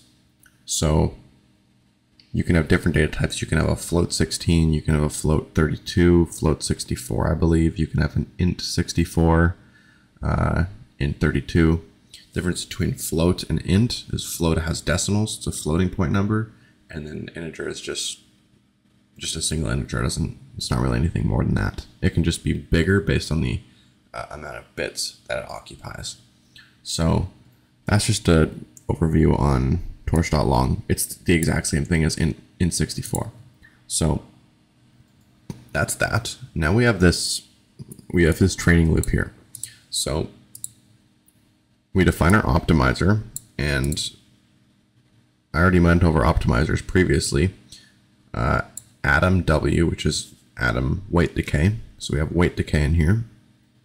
And then all of our model parameters. And then our learning rate. So I actually wrote the learning rate up here. So I would add this and then just rerun this part of the code here if you're typing along. So I have this learning rate as well as max iters, which is how many iterations we're going to have in this training loop. And the learning rate is special because sometimes your learning rate will be too high and sometimes it'll be too low. So a lot of the times you'll have to experiment with your learning rate and see which one provides the best both performance and quality over time. So with some learning rates, you'll get really quick advancements and then it'll like overshoot that little dip. So you want to make sure that doesn't happen, but you also want to make sure the training process goes quickly. You don't want to be waiting like, an entire month for a Bigram language model to train by having, a number like that. So that's a little overview on, basically we're just putting this learning rate in here. That's where it belongs. So now we have this training loop here, which is going to iterate over the max iterations. We just give each iteration the term iter. And I don't think we use this yet, but we will later for just reporting on the loss over time. But what we do is we get a batch with the train split specifically. We're just training. This is the training loop. We don't care about validation. So we're going to call train on this. We're going to get some X inputs and some Y targets. So we go ahead and do a model.forward here. We got our logits and our loss. And then we're going to do our optimizer.zerograd. And I'll explain this in a second here. It's a little bit confusing, but again, we have our loss.backward, and this, in case this doesn't sound familiar, in case you are not familiar with training loops, I know I can go by this a little bit quickly, but this is the standard training loop architecture for basic models, and this is what it'll usually look like. So you'll get your data, you get your inputs or your outputs, whatever. You'll do a forward pass. You'll define something about the optimizer here. In our case, it's Zerograd. And then you'll have a loss.backward, which is backward pass, and then the optimizer.step, which lets gradient descent work its magic. So back to optimizer.zerograd. So by default, PyTorch will accumulate the gradients over time via adding them. And what we do by by putting Zerograd is we make sure that they do not add over time, so that the previous gradients do not affect the current one. And the reason we don't want this is because previous gradients are from previous data, and the data is, you know, kind of weird sometimes. Sometimes it's biased, and we don't want that determining, you know, how much, like what our error is, right? So we only want to decide, we only want to optimize based on the current gradient of our current data. And this little parameter in here, we go set to none. This pretty much means we're going to set the gradients instead of zero gradient, we're going to set it to none. And the reason why we set it to none is because none occupies a lot less space.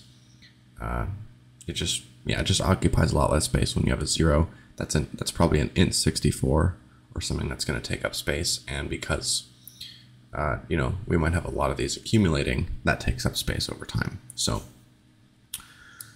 we want to make sure that the set to none is true, at least for this case. Sometimes you might not want to. And that's pretty much what that does. It will, if you do have Zerograd on, commonly, the only reason you'll need it is for training large recurrent neural nets, which need to understand previous context because they're recurrent. I'm not going to dive into RNNs right now, but those are a big use case for not having Zerograd. Gradient accumulation will simply take an average of all the accumulation steps and just averages the gradients together. So you get a more effective, maybe block size, right? You get more context that way, and you can have the same batch size. So just little neat tricks like that. We'll talk about gradient accumulation more later in the course, but pretty much what's going on here. We define an optimizer, atom W, we iterate over max iters, we get a batch, training split, we do a forward pass, Zerograd, backward pass, and then we get a step in the right direction. So where gradient descent works as magic. And then at the end, we could just print out the loss here. So I've run this a few times, and over time I've gotten a loss of 2.55, which is okay.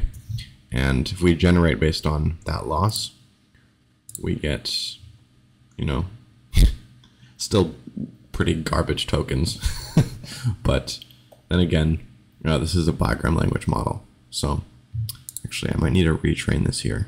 It's not trained yet. So what I'm actually going to do is run this, run this, boom. And then what I'll do, looks like we're printing out a lot of stuff here. So that's coming from our get batch. So I'll just comment that, or we could just delete it overall. Cool. And now if we run this again,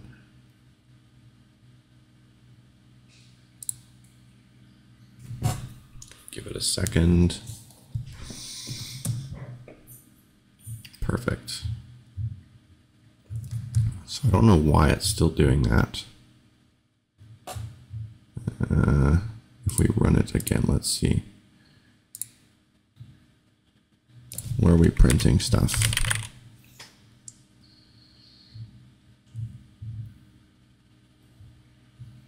Get batch. No. Ah, yes. We have to run this again after changing it. Silly me. And of course 10,000 steps is a lot, so it takes a little while. It takes a few seconds, which is actually quite quick. So after the first one, we get a loss of 3.15. We can generate from that. And we get something that is less garbage. You know, it has some next line characters.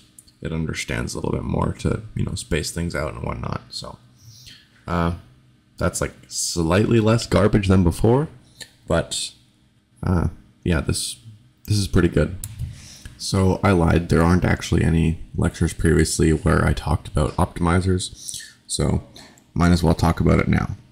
So we have a bunch of common ones, and honestly you don't really need to know anything more than the common ones because most of them are just built off of these. So you have your mean squared error, common loss function used in regression problems, where it's like, you know, you have a bunch of data points, find the best fit line, right? That's a common regression problem.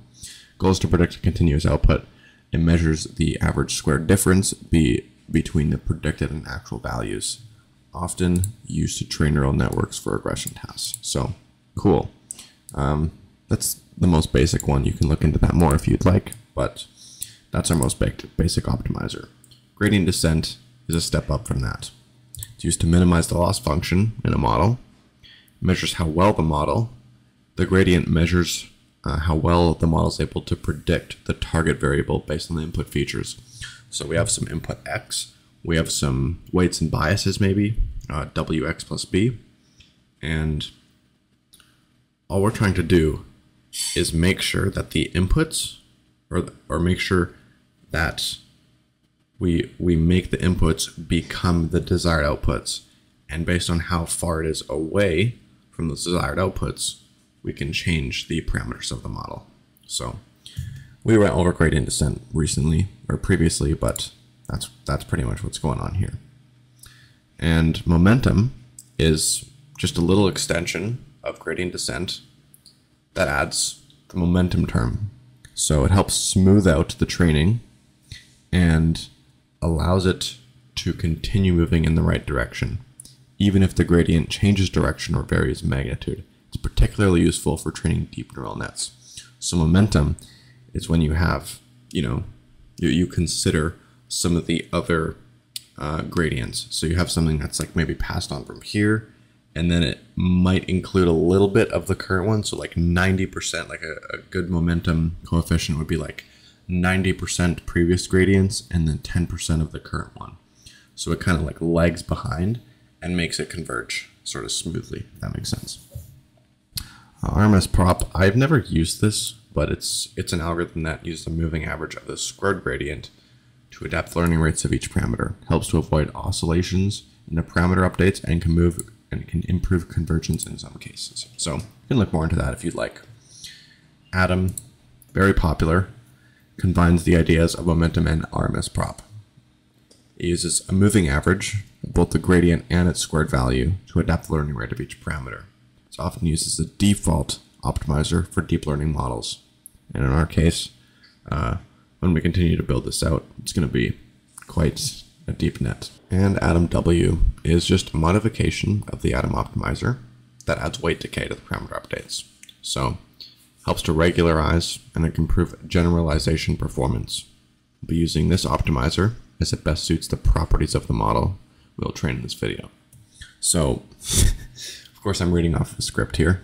There's no really better way to say how these optimizers work, but yeah, if you want to look more into concepts like momentum or weight decay or oscillations and just some statistic stuff, you can. But honestly, the only thing that really matters is just knowing which optimizers are used for certain things. So, like, what is momentum used for? What is Atom W great for? What is MSE good for? Right? Just knowing what the differences and similarities are, as well as when is the best case to use the optimizer. So, yeah, you can find more information about that at torch.optim. So when we develop language models, something really important in language modeling, data science, machine learning at all, is just being able to report a loss or get an idea of how well our model is performing over, the first 1,000 iterations, and then the first 2,000 iterations, then 4,000 iterations, right? So we want to get a general idea of how our model is converging over time. But we don't want to just print every single step of this. That wouldn't make sense. So what we actually could do is print every, 200 iterations, 500. We could print every 10,000 iterations if you're running a crazy big language model if you wanted to. And that's exactly what we're going to implement right here. So actually, this doesn't require an insane amount of Python syntax. This is just, I'm actually just going to add it into our for loop here. And what this is going to do is it's going to do what I just said, is print every, every certain number of iterations. So we can add a new hyperparameter up here called eval iters. And I'm going to make this 250 just for, just to make things sort of easy here. And we're going to go ahead and add this in here. So I'm going to go if iter, and we're going to do the modulo operator. You can look more into this if you want later. And we're going to do eval iters equals 0. What this is going to do is it's going to check if the current iteration divided by, if the remainder of the current iteration divided by our eval iters parameter, if the remainder of that is 0, then we continue with it. So hopefully that made sense. If you want to, you could just ask GPT. You could just ask GPT-4 or GPT 3.5, whatever you have, just this modulo operator, and you should get a good general understanding of what it does. Cool. So all we can do now is we'll just have a filler statement here. We'll just do print an f string, and then we'll go losses, maybe that. Or actually, I'm going to change this here. We can go step iter, add a little colon in there, and then we'll go split. Actually, no, we'll just go loss, and then losses like that, and then we'll have some pseudocode in here. Something soon, ... I don't know. And all I've done is I've actually added a little function in here behind the scenes. You guys didn't see me do this yet, but pretty much I'm not going to go through the actual function itself, but what is important is that you know this decorator right here. This probably isn't very common to you. So this is torch.nograd, and what this is going to do is it's going to make sure that PyTorch doesn't use gradients at all in here. That'll reduce computation, it'll reduce memory usage. It's just overall better for performance. And because we're just reporting a loss, we don't really need to do any optimizing or gradient computation here. We're just getting losses, we're feeding some stuff into the model, we're getting a loss out of it, and we're going from there. So that's pretty much what's happening with this torch nograd. And you know, for things like, I don't know, if you have other classes or other outside functions, like, I mean, get batch by default isn't using this because it doesn't have the model thing passed into it, but estimate loss does have model pass into it right here. So we just kind of want to make sure that it's not using any gradients. We do reduce computation that way. So anyways, if you want, you can just take a quick read over of this, and it should overall make sense. Terms like .item, .main are pretty common.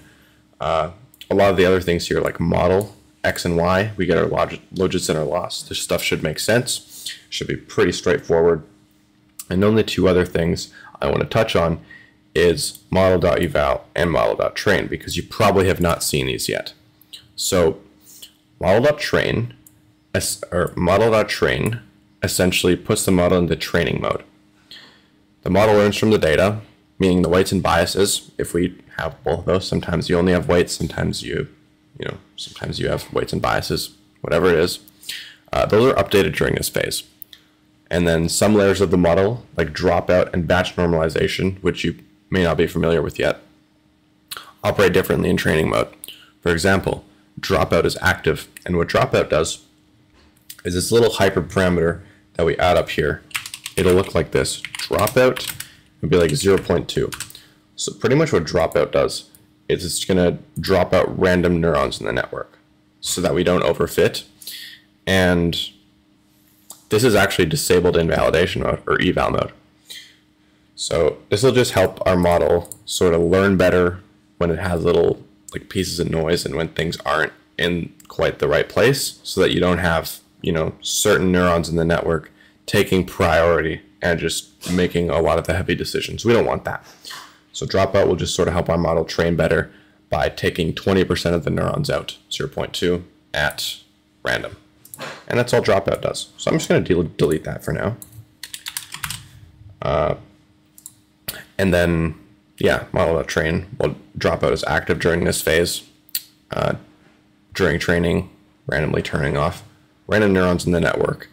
And this is to prevent overfitting. We went over overfitting earlier, I believe. And as for evaluation mode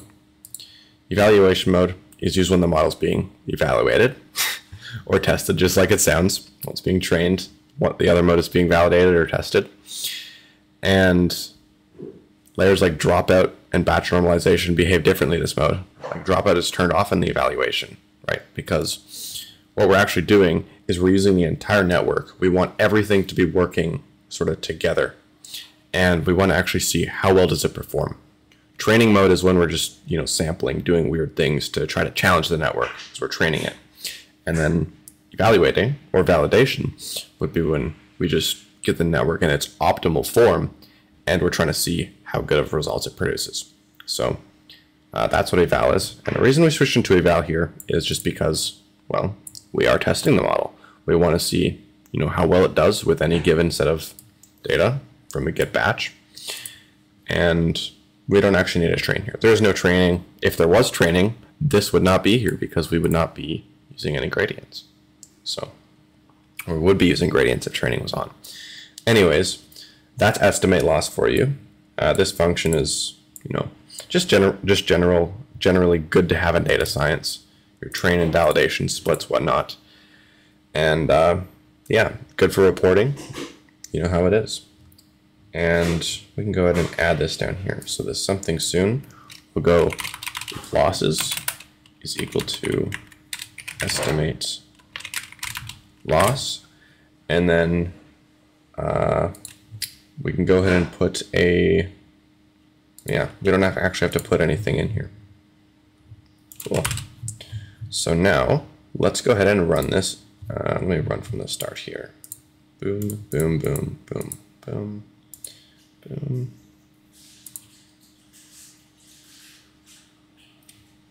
Perfect.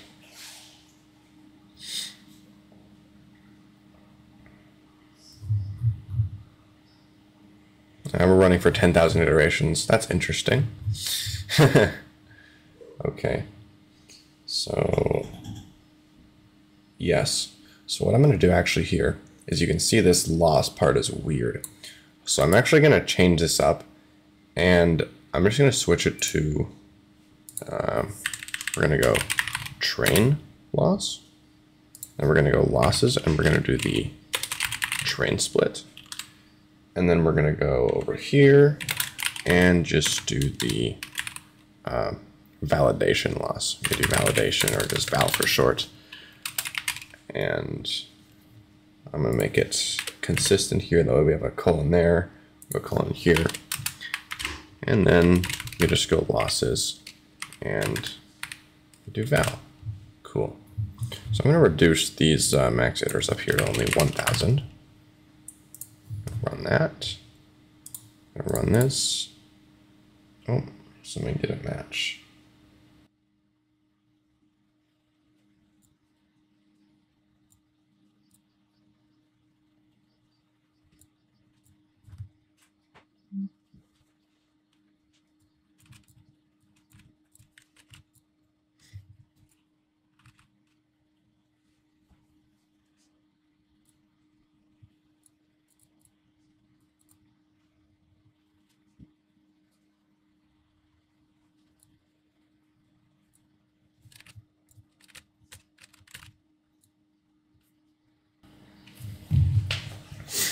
Yes, so what actually happened here was, since we were using these little ticks, what was happening is these were matching up with these, and it was telling us, oh, you can't do that. You can't start here and then end there and have all this weird stuff. Like, you can't do that. So pretty much, we just need to make sure that these are different. So I'm going to do a double quote instead of single, and then double quote to finish it off. And as you can see, this worked out here.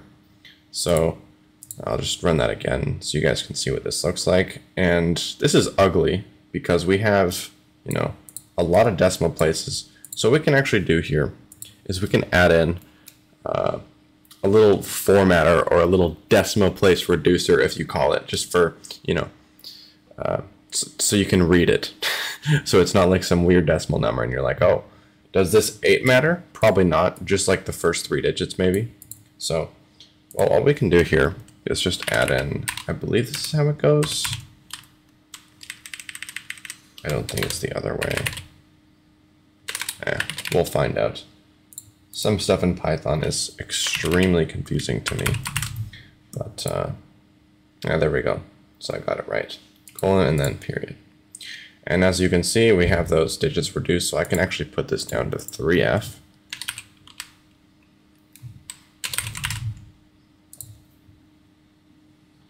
Wonderful. So we have our train loss and our validation loss. Great job you made it this far. This is absolutely amazing. This is insane. You've gotten this far in the video.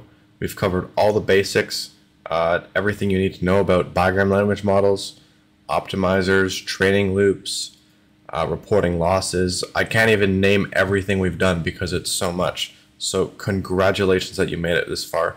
You should go take a quick break, give yourself a pat on the back, and get ready for the next part here because it's going to be absolutely insane. We're going to dig into literally state-of-the-art language models and how we can build them from scratch, or at least how we can pre-train them. And some of these terms are going to seem a little bit out there, but I can assure you by the end of this next section here, you're going to have a pretty good understanding about the state of language models right now. So yeah, go take a quick break and I'll see you back in a little bit. So there's something I'd like to clear up, and I actually sort of lied to you a little bit a little while back in this course about what normalizing is. So I recall we were talking about the softmax function and normalizing vectors. So the softmax is definitely a form of normalization, but there are many forms. There are not just a few, or like there's not just one or two normalizations. There are actually many of them, and I have them on my second monitor here, but I don't want to just, dump that library of information on your head, because that's not how you learn. So what we're going to do is we're going to plug this into GPT-4. We're going to say, can you list all the forms of normalizing in machine learning, and how are they different from one another? GPT-4 is a great tool. If you don't already use it, I highly suggest you use it, or even GPT 3.5, which is the free version.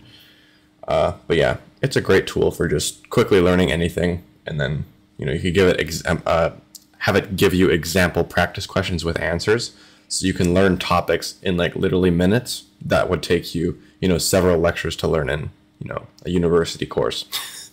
But anyways, there's a few here. So min-max normalization, yep. Z-score, decimal scaling, mean normalization, unit vector or layer 2, robust scaling, power transformations. Okay. So yeah, and then softmax would be another one. What about softmax? It is indeed a type of normalization, but it's not typically using for normalizing input data.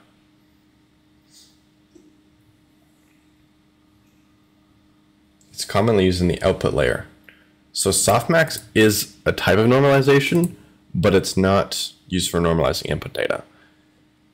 So I mean, and honestly, we proved that here by actually producing some probabilities. So this isn't something we used in our forward pass.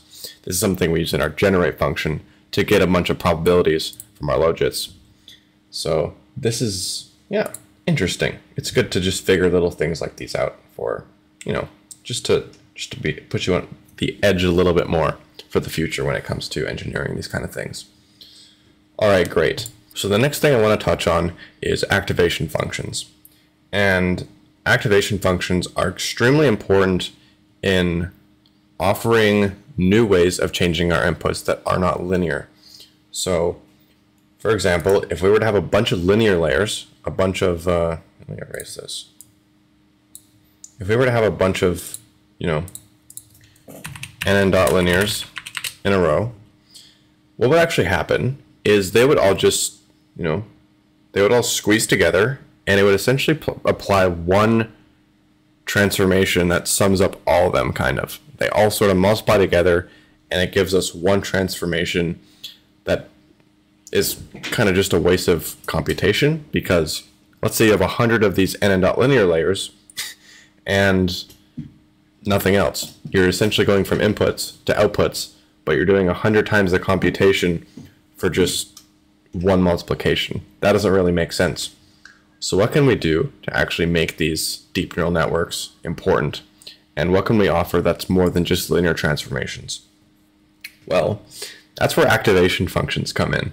And I'm going to go over these in a quick second here. So let's go navigate over to the PyTorch docs. So the three activation functions I'm going to cover in this little part of the video are the ReLU, the Sigmoid, and the Tanh activation functions. So let's start off with the ReLU, or rectified linear unit. So we're going to use functional ReLU. And the reason why we're not just going to use torch.nn is because we're not doing any forward passes here. I'm just going to add these into our, I'm going to add these, let me clear this. Can I clear this output? No, that's fine. I'm actually going to add these into here, and there's no forward pass. We're just going to simply run them through a function and get an output just so we can see what it looks like. So I've actually added this up here.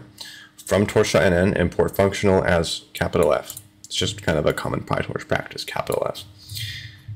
And let's go ahead and start off with the ReLU here. So we can go, I don't know, x equals, we'll do torch.tensor,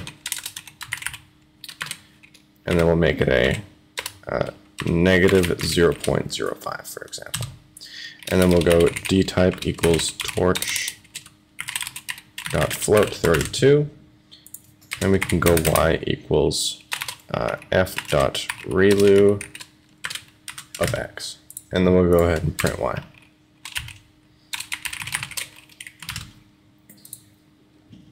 Oh, has no attribute ReLU. Okay, let's try nn then. Let's try nn, see if that works. Okay, well, that didn't work, and that's fine, because we can simply take a look at this, and it'll help us understand. We don't actually need to, we don't need to write this out in code as long as it sort of makes sense. We don't need to write this in the forward pass, really. You're not going to use it anywhere else. So, yeah, I'm not going to be too discouraged that that does not work in the functional library, but yeah, so pretty much what this does is if a number is 0 or below 0, it will turn that number into a 0. And then if it's above 0, it'll stay the same. So this graph sort of helps you visualize that. There's a little function here. Hope that might make sense to some people. I don't really care about the functions too much, as long as I can sort of visualize what the function means, what it does, what are some applications it can be used. That usually covers enough for like any function at all. So that's the ReLU function. Pretty cool. It simply offers a non-linearity to our linear networks. So if you have 100 layers deep, and every, I don't know, every second step you put a ReLU, that network's going to learn a lot more things. It's going to learn a lot more linearity, non-linearity, than if you were to just have 100 layers multiplying all into one transformation. So that's what that is. That's the ReLU. Now let's go over the Sigmoid. So here we can actually use the functional library. And all Sigmoid does is we go 1 over 1 plus exponentiated of negative x. So I'm going to add that here. We could, yeah, why not do that? Negative 0.05 float 32. Sure. We'll go f dot sigmoid, and then we'll just go x, and then we'll print y. Cool. So we get a tensor 0.4875. Interesting. So this little negative 0.05 here is essentially being plugged into this negative x. So 1 over 1 plus 2.71 to the power of negative 0.05. So it's essentially, if we do 2.71 to the power of negative 0.5. We're just going to get positive. So 1.05 and then 1 plus that, so that's 2.05. We just do 1 over that, 2.05. So we get about 0.487. And what do we get here? 0.487. Cool. So that's interesting.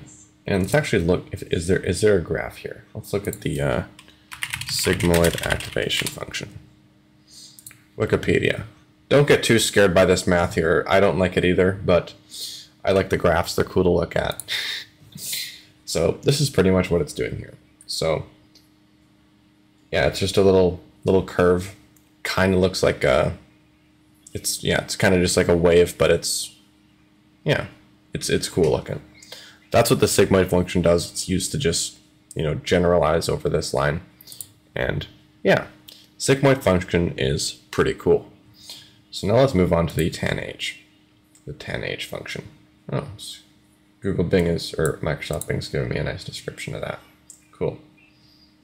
Yeah, perfect. E to the negative x. I like that. So tanh is a little bit different. There's a lot more exponentiating going on here. So you have, well, I'll just say expo, or exp of x minus exp of negative x divided by exp of x plus exp of negative x. There's a lot of positives and negatives in here. Positive, positive, negative, negative, negative, positive. So that's interesting. Let's go ahead and put this into code here. So I'll go torch.examples, or torch examples. This is our file here. And I'll just go tanh. Cool. So negative 0.05. Cool. What if we do a 1? What if we do a 1 here? What will that produce? Oh, 0.76. What if we do a 10? 1.0. Interesting. So this is sort of similar to the sigmoid, except it's, let's actually ask ChatGPT what the difference is. When would you use tanh over sigmoid? Let's see here. Sigmoid function and hyperbolic tangent, or tanh function, are activation functions used in neural networks. They have a similar S-shaped curve, but have different ranges. So sigmoid output values between a 0 and a 1, while tanh is between a negative 1 and a 1. So if you're, if you're rating maybe if you're getting a probability distribution, for example, you want it to be between 0 and 1, meaning percentages or decimal places. So like a 0.5 would be 50%, 0.87 would be 87%. And that's what the sigmoid function does. It's quite close to the softmax function, actually. Except the softmax just, it prioritizes the bigger values and puts the smaller values lower priority. That's all this softmax does. It's kind of a sigmoid on steroids. And the tanh outputs between negative 1 and 1. So yeah, you could maybe even start theory crafting and thinking of some ways you could use even the tanh function and sigmoid in different use cases. So that's kind of a general overview on those. So Bigram language models are finished. All of this we finished here is now done. You're back from your break. If you took one, if you didn't, that's fine too. But pretty much, we're going to dig into the transformer architecture now, and we're actually going to build it from scratch. So there was recently a paper proposed called the transformer model, and this uses a mechanism called self-attention. Self-attention is used in these multi-head attention little bricks here, and there's a lot that happens. So there's something I want to clarify before we jump right into this architecture and just dump a bunch of information on your little on your poor little brain right now.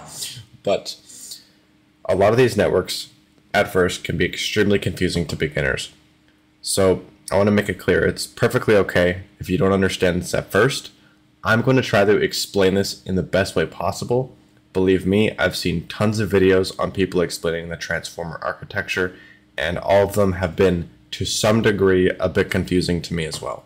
So I'm going to try to clarify all those little pieces of, confusion. Like what does that mean? You didn't cover that piece. I don't know what's going on here.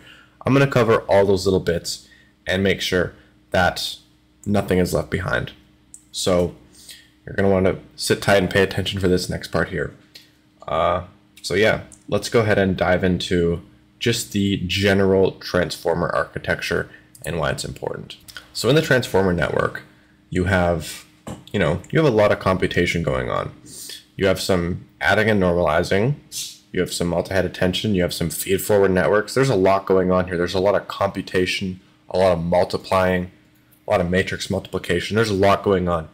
So a question I actually had at first was, well, if you're just, multiplying these inputs by a bunch of different things along, you should just end up with some random value at the end that maybe doesn't really mean that much of the initial input. And that's actually correct. For the first few iterations, the model has absolutely no context as to what's going on. It is clueless. It is going in random directions, and it's just trying to find the best way to converge. So this is what machine learning and deep learning is actually all about, is having all these little parameters in, the adding and normalizing, the feed-forward networks, even multi-head attention. We're trying to optimize the parameters for producing an output that is meaningful, that will actually help us produce almost perfectly like English text. And so this is the entire process of pre-training. You send a bunch of inputs into a transformer, and you get some output probabilities that you used to generate from. And what attention does is it sets little different scores to, each little token in a sentence. For tokens, you have character, subword, and word level tokens. So you're pretty much just mapping bits of attention to each of these, as well as what does its position also mean as well. So you could have two words that are right next to each other, but then if you don't actually positionally encode them, it doesn't really mean much, because it's like, oh, these could be like 4,000 characters apart. So that's why you need both to put attention scores on these tokens and to positionally encode them. And that's what's happening here. So what we do is we get to our inputs. We get our inputs. So, we went over this with Bigram language models. We feed our X and Y. So X would be our inputs, Y would be our targets or outputs. And what we're going to do is give these little embeddings. So I believe we went over embeddings a little while ago, and pretty much what those mean is it's going to have a little row for each token on that table, and that's going to store some vector as to what that token means. So let's say you had the character E, for example. The sentiment or the vector of the character E is probably going to be vastly different than the sentiment of Z, right? Because E is a very common vowel, and Z is one of the most uncommon, if not the most uncommon letter in the English language. So these embeddings are learned. We have these both for our inputs and our outputs. We give them positional encodings like I was talking about, and there's ways we can do that. We can actually use learnable parameters to assign these encodings. A lot of these are learnable parameters, by the way, and you'll see that as you delve more and more into transformers. But yeah, so after we've given these inputs, embeddings, and positional encodings, and same thing with the outputs, which are essentially just shifted right. You have I up to block size for inputs, and then I plus 1 up to block size plus 1, right? Or whatever little thing we employed here in our Bigram language models. Can't remember quite what it was, or even if we did that at all. No. I'm just speaking gibberish right now, but that's fine because it's going to make sense in a little bit here. So what I'm going to actually do is I'm not going to read off of this right here because this is really confusing. So I'm going to switch over to a little, I guess, little sketch that I drew out. And this is pretty much the entire transformer with a lot of other things considered that this initial image does not really put into perspective. So let's go ahead and jump into sort of what's going on in here from the ground up. So like I was talking about before, we have some inputs and we have some outputs which are shifted right, and we give each of them some embedding vectors and positional encodings. So from here, let's say we have n layers. This is going to make sense in a second. N layers is set to 4. So the amount of layers we have is set to 4.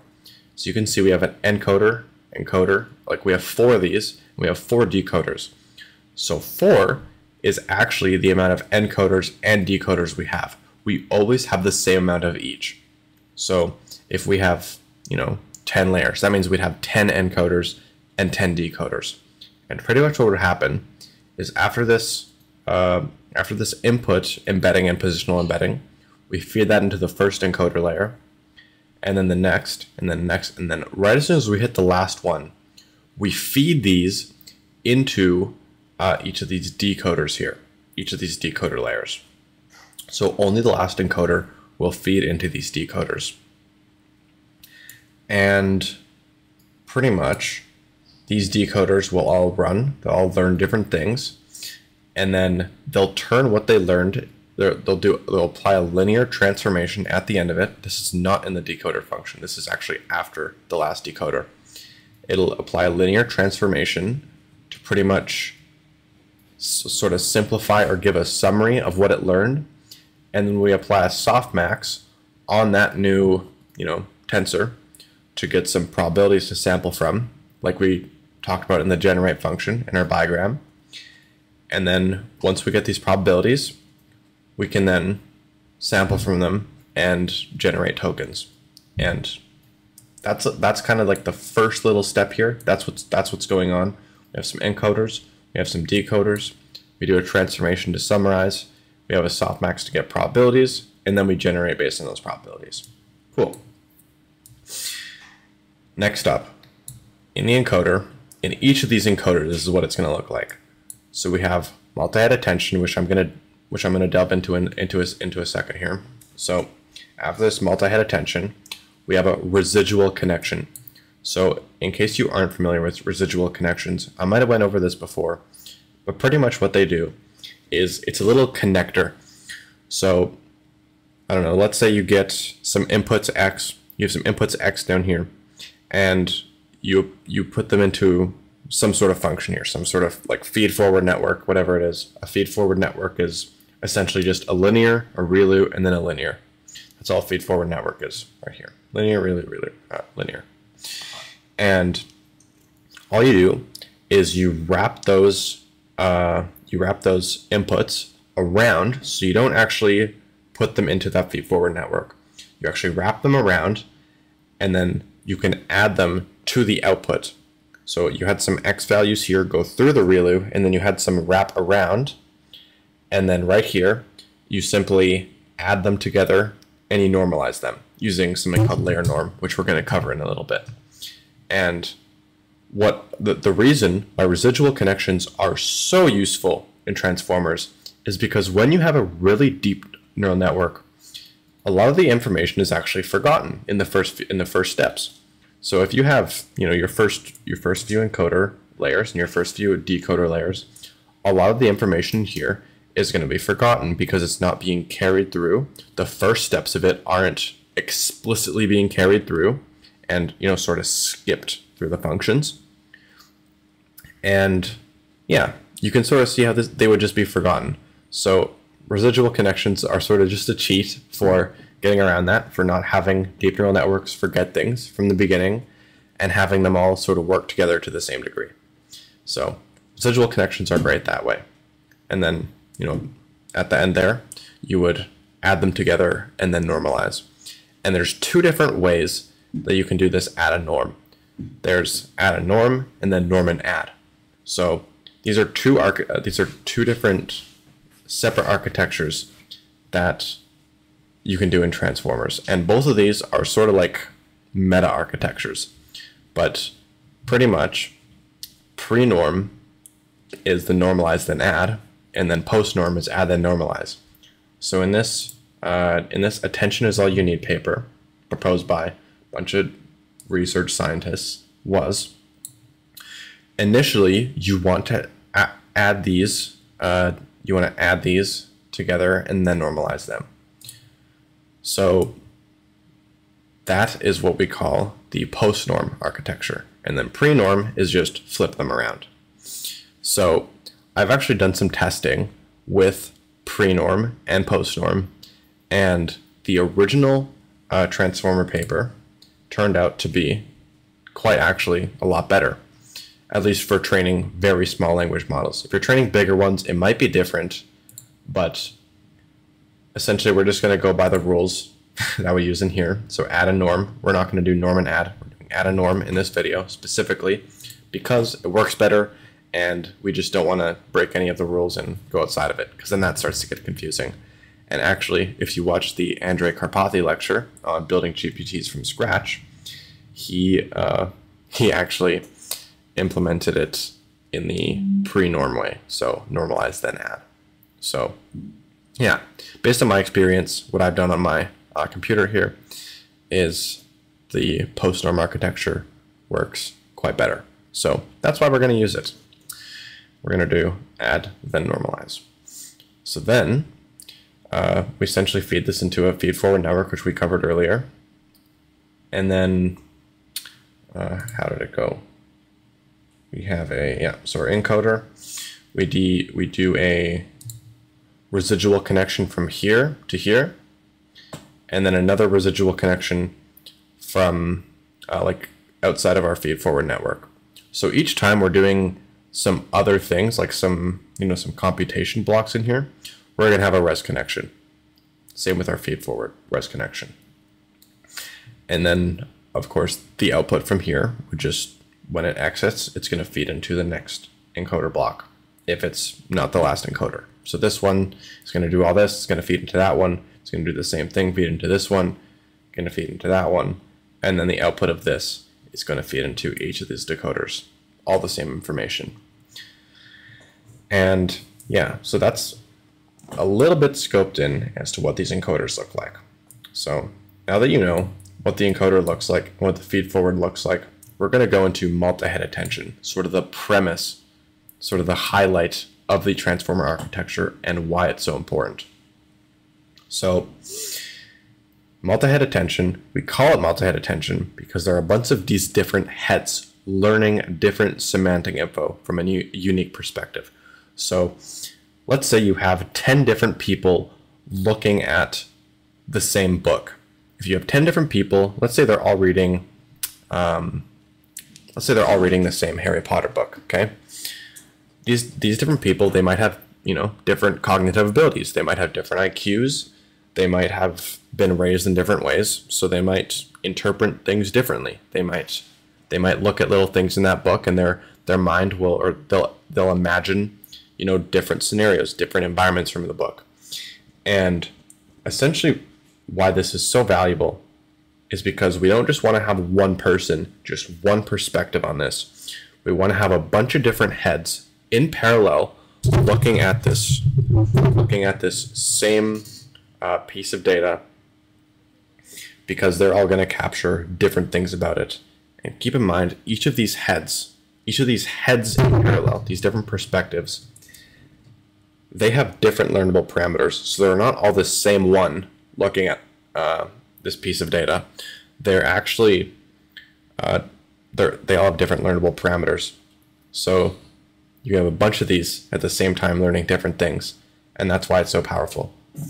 So this scaled dot product attention runs in parallel, which means we can scale that to the GPU, which is very useful.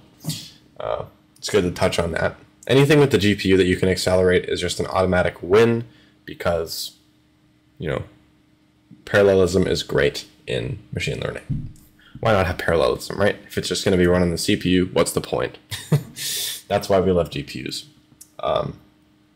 Anyways, yeah, so you're gonna have these things that are called keys, queries, and values. I'll touch on those in a second here, because keys, queries, and values sort of point to self-attention, which is literally the entire point of the transformer. Transformer wouldn't really mean anything without self-attention. So I'll touch on those in a second here, and we'll actually delve deeper once we hit this sort of block. But yeah, you have these keys, queries, and values. They go into scale dot product attention, so a bunch of these running in parallel, and then you concatenate the results from all these different heads running in parallel. You have all these different people. You concatenate all of them, you generalize it, and then you apply a transformation to a linear transformation to pretty much summarize that, and then do your add a norm, then feedforward network. So that's what's going on in multi-head attention. You're just doing a bunch of self-attentions in parallel, concatenating, and then continuing on with this part. So scale dot product attention, what is that? So let's just start from the ground up here. So we'll just go from left to right. So you have your keys, queries, and values.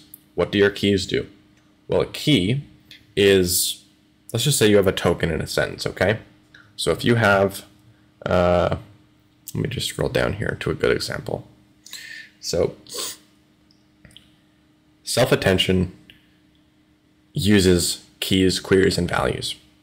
Self-attention helps identify which of these tokens in a sentence, in any given sentence, are more important, and how much attention you should pay to each of those characters or words, whatever you're using. We'll just use words to make it easier to understand for the purpose of this video. But essentially, imagine you have these two sentences here. So you have, let me bring out my little piece of text. So you have, oh, that didn't work. So imagine you have server, can I have the check? And then you have,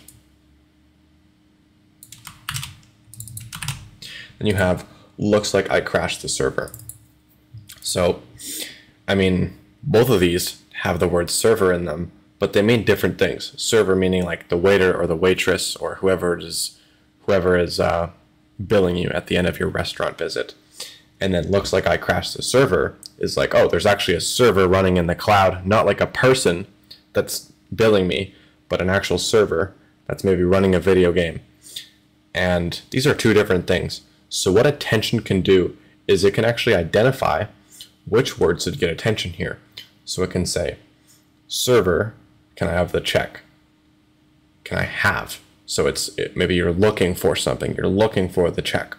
And then server is like, oh, well, in this particular sequence, or in the sentiment of this sentence here, server is specifically tied to this one meaning, maybe a human, someone at a restaurant.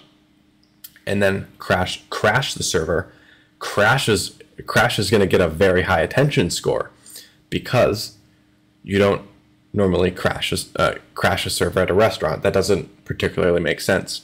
So when you have different words like this, what self-attention will do is it will learn which words in the sentence are actually more important, and which words should it pay more attention to. So that's really all that's going on here. And K, the key, is essentially going to emit a different, it's going to emit a little tensor for each of these words here, saying, what do I contain? And then query is going to say, what am I looking for? So what's going to happen is if these, like, let's say server, it's going to look for things like, check or crashed. So if it sees crashed, then that means the key and the query are going to multiply, and it's going to get a very high attention score. But if you had something like the and the, it's like, oh, does literally in like almost any sentence, so that doesn't mean much. We're not going to pay attention to those words. So that's going to get a very low attention score. And all attention is you're just dot producting these vectors together. So you get a key and a query. You dot product them. We already went over dot products in this course before. And then all you do here, and this is a little bit of a confusing part, is you just scale it by 1 over the square root of the length of a row in the keys or queries matrix, otherwise known as DK. So let's say we have, our key and our query. These are all going to be the same length, by the way. Let's say our keys is, maybe our keys is going to be like 10 characters long. Our queues are going to be 10 characters long as well. So it's going to do 1 over the square root of 10, if that makes sense. And so that's just essentially a way of preventing these dot products from exploding, right? We want to scale them because as we have, as the length of it increases, so will the ending dot product because there's more of these to multiply. So we pretty much just want to scale it by using an inverse square root. And that'll just help us with scaling, make sure nothing explodes in unnecessary ways. And then the next little important part is using torch.trill, which I imagine we went over in our examples here. Trill. Yeah. So you can see that it's a diagonal, it's a left triangular matrix of 1s. And these aren't going to be 1s in our self-attention here, in our torch.trill or masking. What this is going to be is the scores at each time step, the combination of scores at each time step. So if we've only gone, if we're only looking at the first time step, we should not have access to the rest of things, or else that would be cheating. We shouldn't be allowed to look ahead because we haven't actually produced these yet. We need to produce these before we can put them into perspective and, put a weight on them. So we're going to set all these to 0, and then we go to the next time step. Okay, so now we've just generated this 1. We haven't generated these yet, so we can't look at them. And then as we go more and more, as the time step increases, we know more and more context about all of these tokens. So that's all that's doing. Mask attention is pretty much just saying we don't want to look into the future. We want to only guess with what we currently know in our current time step and everything before it. You can't jump into the future. You can only look at what happened in the past and do stuff based on that, right? Same thing applies to life. You can't really skip to the future and say, hey, if you do this, you're going to be a billionaire. No, that would be cheating. You're not allowed to do that. You can only look at the mistakes you made and say, how can I become a billionaire based on all these other mistakes that I made? How can I become as close to perfect as possible? Which no one can ever be perfect, but that's my little analogy for the day. So that's mass attention, pretty much just not letting us skip time steps. So that's fun. Let's continue. 2 more little things I want to touch on before I jump forward here. So these keys, queries, and values, each of these are learned through a linear transformation. Just an nn.linear is applied, and that's how we get our keys, queries, and values. So that's just a little touching there if you're wondering how do we get those. It's just an nn.linear transformation. And then as for our masking, we don't actually apply this all the time. You might have seen right here. We have multi-head attention, and then masked multi-head attention. So this masked attention isn't used all the time. It's only used actually 1 out of the 3 attentions we have per layer. So I'll give you a little bit more information about that as we progress more and more into the architecture and as we learn more about it. I'm not going to dive into that quite yet though. So let's just continue on with what's going on. So we have a softmax. And why is softmax important? Well, I actually mentioned earlier, softmax is not commonly used as a normalization method, but here we're actually using softmax to normalize. So when you have all of these, attention scores, essentially what the softmax is doing is it's going to exponentiate and normalize all of these. So all of the attention scores that have scored high, like maybe 50 to 90% or whatever it is, those are going to take a massive effect in that entire attention, I guess, tensor, if you want to call it that. And that's important. Well, it might not seem important, but it's essentially just giving the model more confidence as to which tokens matter more.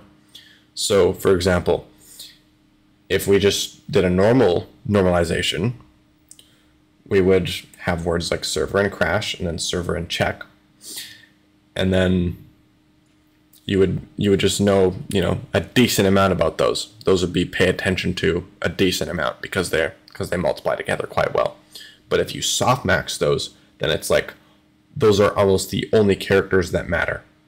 So it's looking at the context of those two, and then we're sort of filling in, like we're learning about the rest of the sentence based on just the sentiment of those attention scores, because they're so high priority, because they multiply together to such a high degree.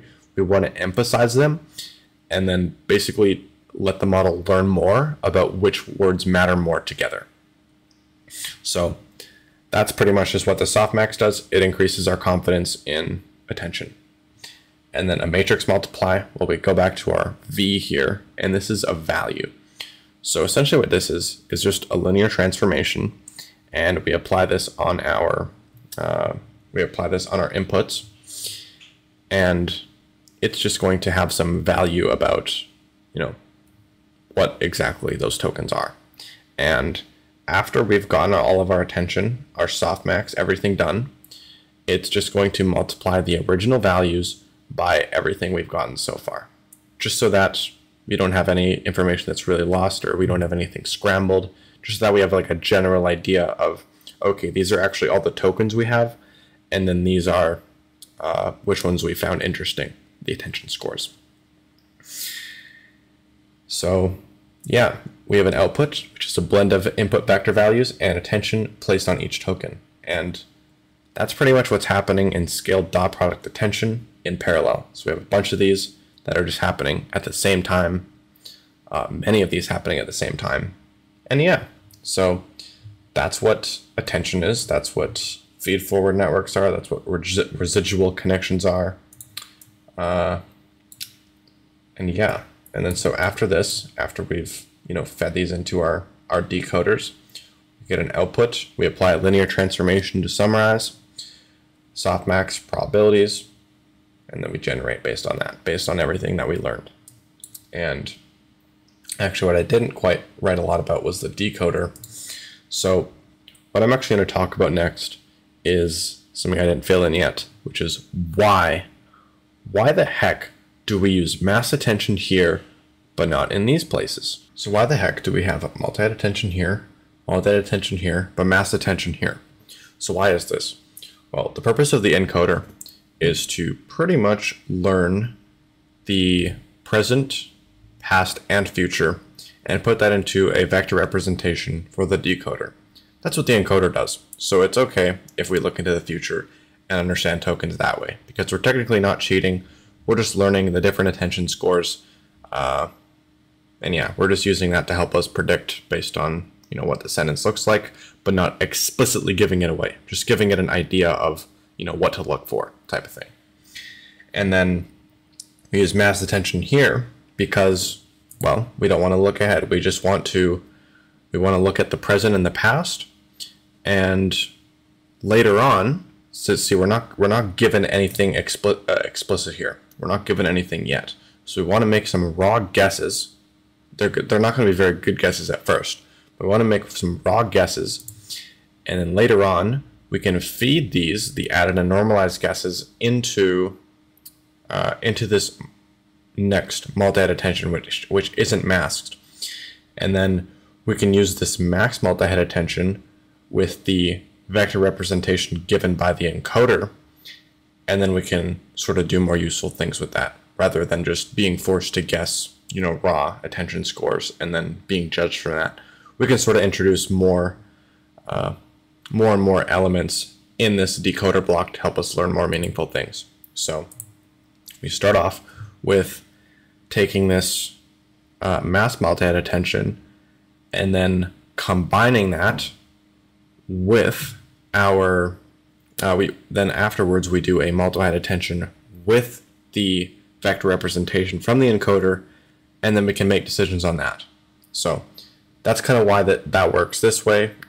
If you don't think I explain it like amazingly well, you can totally just, ask GPT-4 about it, or GPT 3.5, and get a pretty decent answer. But that's how that works. And yeah, another thing I kind of wanted to point out here is these linear transformations that you see. I mean, there's a lot of them in the scaled dot product attention. So you have your linears for your value or key value and key query and values. So these linears, as well as the one up here, linears are great for just expanding or shrinking a bunch of important info into something easier to work with. So if you have a large vector containing a bunch of info learned from this scaled dot product attention, you can sort of just compress that into something more manageable through a linear transformation. And that's essentially what's just happening here for the softmax, as well as in our scaled dot product attention here for these linear transformations from our inputs to keys, queries, and values. That's all that's happening. Yeah, if you want to read more about linear transformations, the importance of them, you can totally go out of your way to do that, but that's just sort of a brief summary as to why they're important, just shrinking or expanding vectors. So that's sort of a brief overview on how transformers work. However, in this course, we will not be building the transformer architecture. We'll be building something called a GPT, which you're probably familiar with, and GPT stands for Generatively Pre-trained Transformer, or Generative Pre-trained Transformer, one of the two. And pretty much what this is, it's pretty close to the transformer, this architecture here, except it only adopts the decoder blocks, and it takes away this multi-head attention here. So all we're doing is we're removing the encoder as well as what the encoder plugs into. So all we have left is just some inputs, our max multi-head attention, our post-norm architecture, and then right after this, we're not going to a non-mass multi-head attention, but rather to a feed-forward network, and then a post-norm. So that's all it is. It's just 1, 2, 3, 4. That's all it's going to look like. That's all the blocks are going to be. It is still important to understand the transformer architecture itself, because you might need that in the future, and it is sort of a good practice in language modeling to have a grasp on and to understand, why we use mass multi-head attention in the decoder and why we don't use it in the encoder and stuff like that. So anyways, we're going to go ahead and build this. If you need to look back, if something wasn't quite clear, definitely skip back a few seconds or a few minutes through the video and just make sure you clarify everything up to this point. But yeah, I'm going to go over some more math on the side here and just some other little widgets we're going to need for building the decoder GPT architecture. So let's go ahead and do that. Before we actually jump into building the transformer, or rather building the GPT from scratch, what I want to do is linger on self-attention for a little bit, or rather just the attention mechanism and the matrix multiplication behind it and why it works. So I'm going to use whiteboard to illustrate this. So we're going to go ahead and draw out a, we'll just use maybe a 4 token sequence here of words. My dog has fleas. Okay, so we're going to highlight which words are probably going to end up correlating together, or the attention mechanism is going to multiply them together to a high amount based on what it learns about those tokens. This is what this is. So I'm going to help us illustrate that and what the GPT is going to see sort of from the inside, what it looks like from the inside. So I'm going to go ahead and draw this out here. So just make a table here. We'll give it 4 of these. And then draw a little line through the middle. My drawing might not be perfect, but it's definitely better than on paper. So cool. We have this. We have my, oh, let me go here, dog has fleas, and then my dog, oh, let's delete that. My dog has fleas. Cool. So, to what degree are these going to interact? Well, I mean, it doesn't really give away that much. It's only just the start, so maybe it will interact to a low amount. And then you have my and dog. These might interact to a medium amount because it's like your dog. So we might go medium like that. And then my and has, well, that doesn't give away too much, so maybe that'll be low. And then my and fleas, it's like, oh, that doesn't really mean much, my fleas, that doesn't really make sense. Maybe we'll have it interact to a low amount. And then these would be the same thing, so my and dog, so it'd be medium, and then has would be low, and then my and fleas would also be low. And then you have dog and dog. So these might interact to a low amount. They're the same word, so we'll just forget about that. And then we have dog has. So these might interact to a medium amount. Dog has, so the dog has something. And then dog and fleas. These might interact to a high amount because they're associating the dog with something else, meaning fleas. And we have has and dog. These would interact to the same amount, so medium. And then has and has be probably to a low amount, and then we could do low, or we could do what was it, high for this one as well, fleas and dog. So these will interact to a high amount. And then we have has and fleas, so these could interact to maybe a medium amount. Medium, and then fleas and fleas, which would be low. So what you get, I'll just highlight this in green here. So you get all the medium and high attention scores. You'd have your medium here, high, medium, high, medium, and medium. So you can see these are sort of symmetrical. And this is what the attention map will look like. Of course, there's going to be some scaling going on here based on the amount of actual attention's heads we have running in parallel, but that's besides the point. Really what's going on here is the network is going to learn how to place the right attention scores, because attention is simply being used to generate tokens.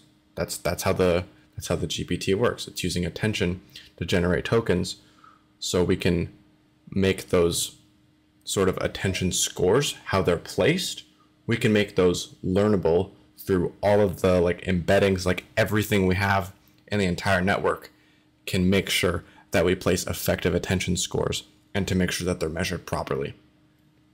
So obviously I didn't quantify these very well, not with floating point numbers, but this is sort of the premise of how it works and how we want the model to look at different tokens and how they relate to one another.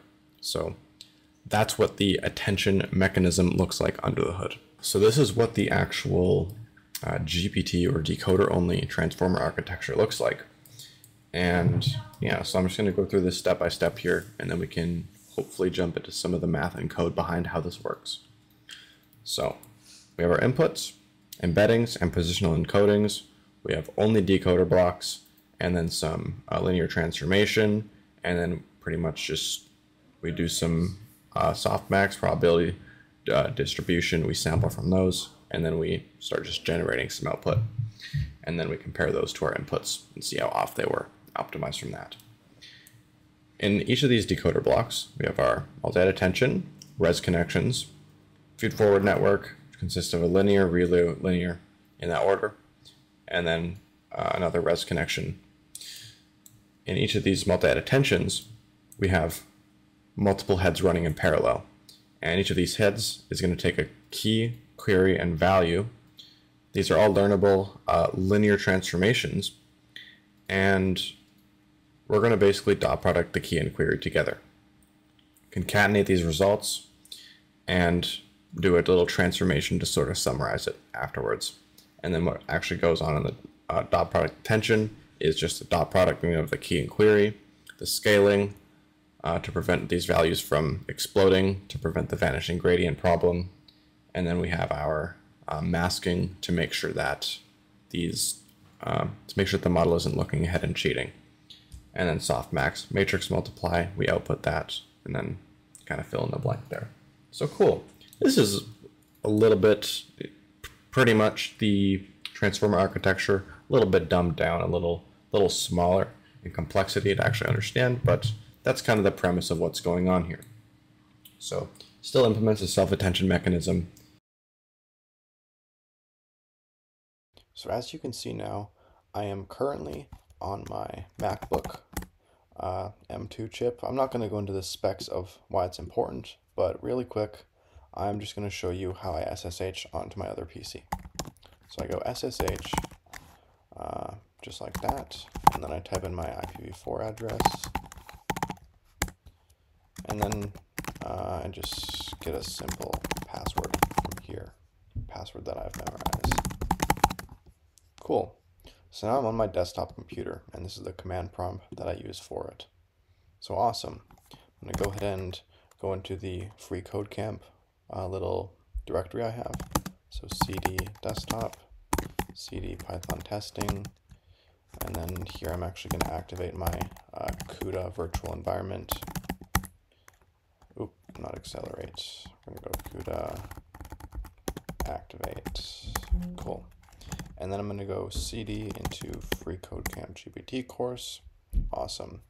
So now, if I actually do code on here like this to open up my VS Code, it doesn't do that. So there's another little way I have to do this.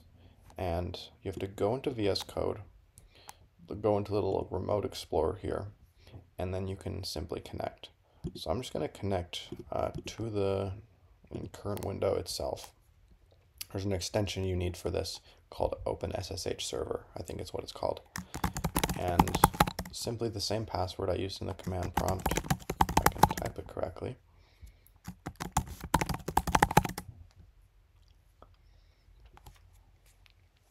Awesome. So now it's SSH'd into my computer upstairs. And I'm just going to open the little editor in here. Nice. So you can see that it looks just like that. That's wonderful. So now I'm going to open this in a Jupyter Notebook.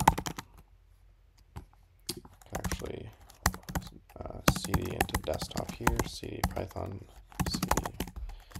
testing, CUDA scripts, activate, cd free code camp GPT course, and then code like that, and it will open. Perfect. How wonderful is that? And I've already done a little bit of this here, but we're going to jump into exactly how we can build up this transformer or GPT architecture in the code itself. So I'm going to pop over to my Jupyter Notebook in here. Cool. And now this little address, I'm going to paste that into my browser. Awesome. So we have this GPT v1 Jupyter Notebook. So what I've actually done is I've done some importations here. So I've imported all of these Python importations, all the hyperparameters that we used from before. I've imported the data loader. I've imported the tokenizer, the train and val splits, the get batch function, estimate loss, just everything that we're going to need. And it's all in neatly organized little code blocks. So awesome. Now what? Well, let's go ahead and continue here with the actual upgrading from the very top level. So I remember I actually showed, and you can skip back to this, I actually showed the architecture of the GPT sort of lined out in I guess a little sketch that I did. And all we're going to do is pretty much build up from the high level, the high level general architecture, down to the technical stuff, down to the very root dot product attention that we're going to be doing here. So I'm going to go ahead and start off with this GPT language model, which I just renamed. I replaced Bigram with GPT here. So that's all we're doing, and I'm going to add some little code bits and just walk through step by step what we're doing. So let's do that. So great. Next we're going to talk about these positional encodings. So I go back to the paper here, or rather this architecture. We initially have our tokenized inputs, and then we give them embedding, so token embeddings, and then a positional encoding. So this positional encoding, going back to the attention paper, is right here. So all it does is every even token index, we apply this function, and then every odd token index, we apply this function. You don't really need to know what it's doing, other than the fact that these are the different sine and cosine functions that it uses to apply positional encodings to the tokenized inputs. So on our first index or whatever, let's say we have hello world, okay? There's 5 characters here. H will be at index 0, so it'll get an even encoding function, and then E will be odd since it's index 1, so it'll get this one, and then L will get this, the next L will get this, and then, or I don't know if I messed up that order, but essentially it just iterates and it goes back and forth between those, applying these fixed functions. And the thing is with fixed functions is that they don't actually learn about the data at all because they're fixed. So another way we could do this would be using nn.embedding, which is what we use for the token embedding. So I'm going to go ahead and implement this here in our GPT-v1 script. So I'm going to go ahead and add on this line self.position embedding table, nn.embedding block size. So the block size is the length or the sequence length, which in our case is going to be 8. So there's going to be 8 tokens, and this means we're going to have 8 different indices, and each one is going to be of size n.embed. And this is a new parameter I actually want to add here. So nn.embed will not only be used in positional embedding, but it will also be used in our token embedding, because when we actually store information about the tokens, we want that to be in a very large vector. So not necessarily a probability distribution, or what we were using before in the Bigram language model, but rather a really large vector, or a list, you could think about it, as a bunch of different attributes that are about a character. So maybe, you know, A and E would be pretty close because they're both vowels, versus like E and Z would be very different because Z is not a very common letter and E is the most common letter in the alphabet.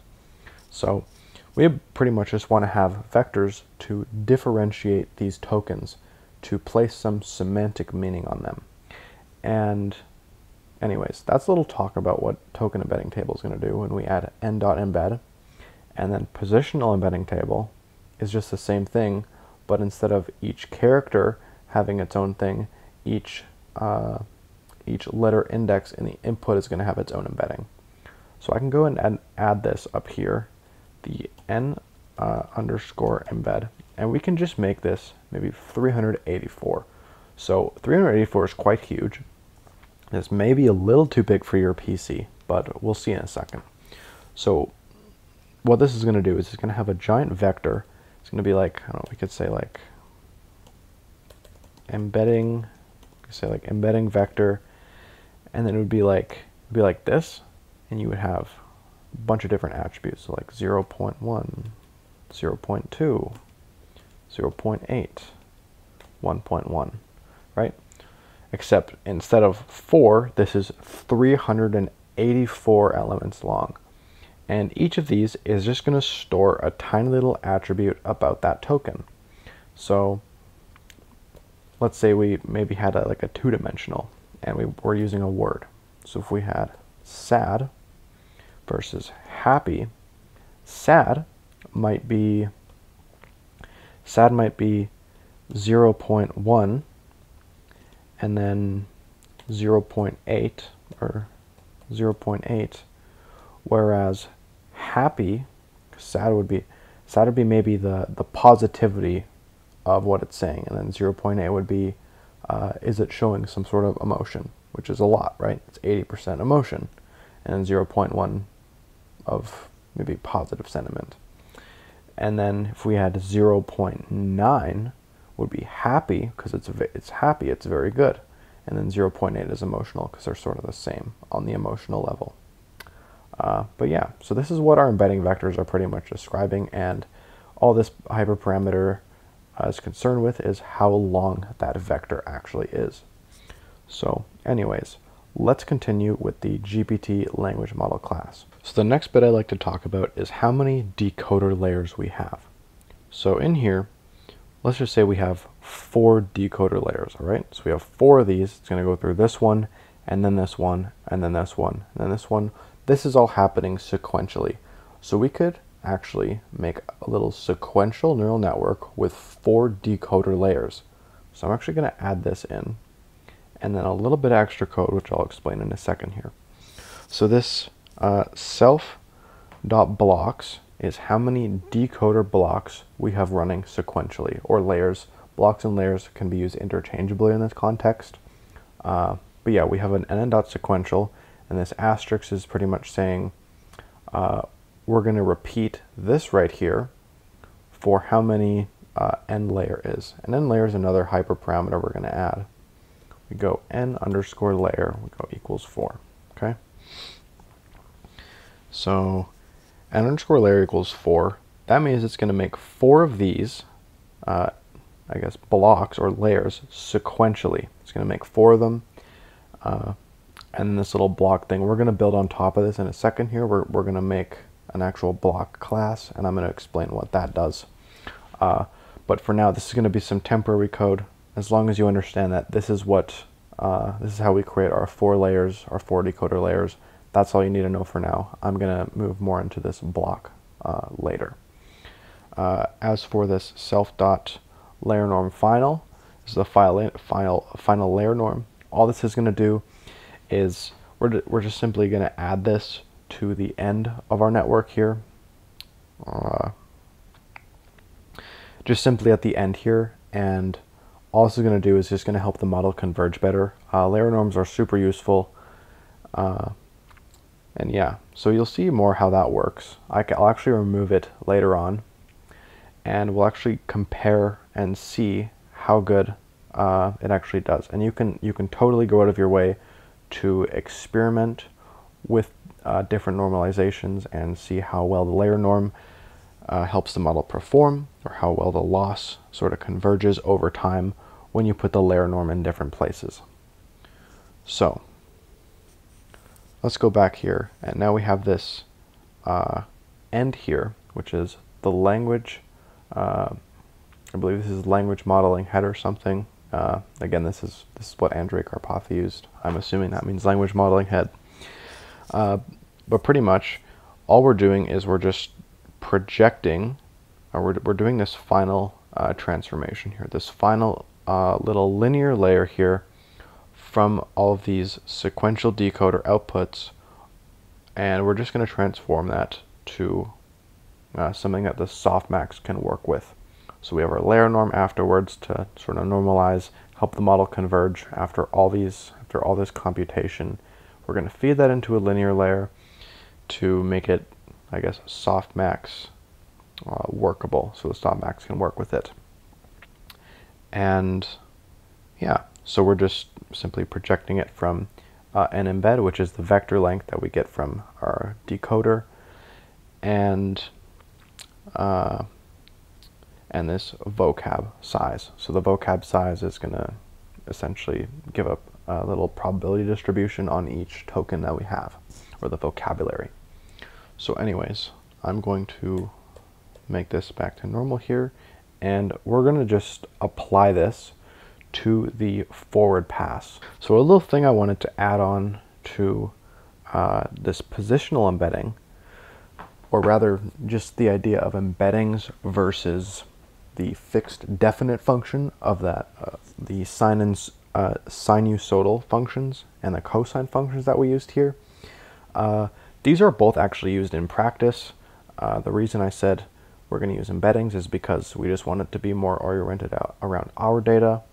However, in practice, sinusoidal encodings are used in base transform models, whereas learned embeddings, what we're using, are used in variants like GPT. And we are building a GPT, so we're probably going to find better performance from learnable embeddings. And this is just something that the experts do. It's just a little practice that experts do when they're building transformer models versus variants like GPTs. So that's just a little background on why we're using learnable embeddings.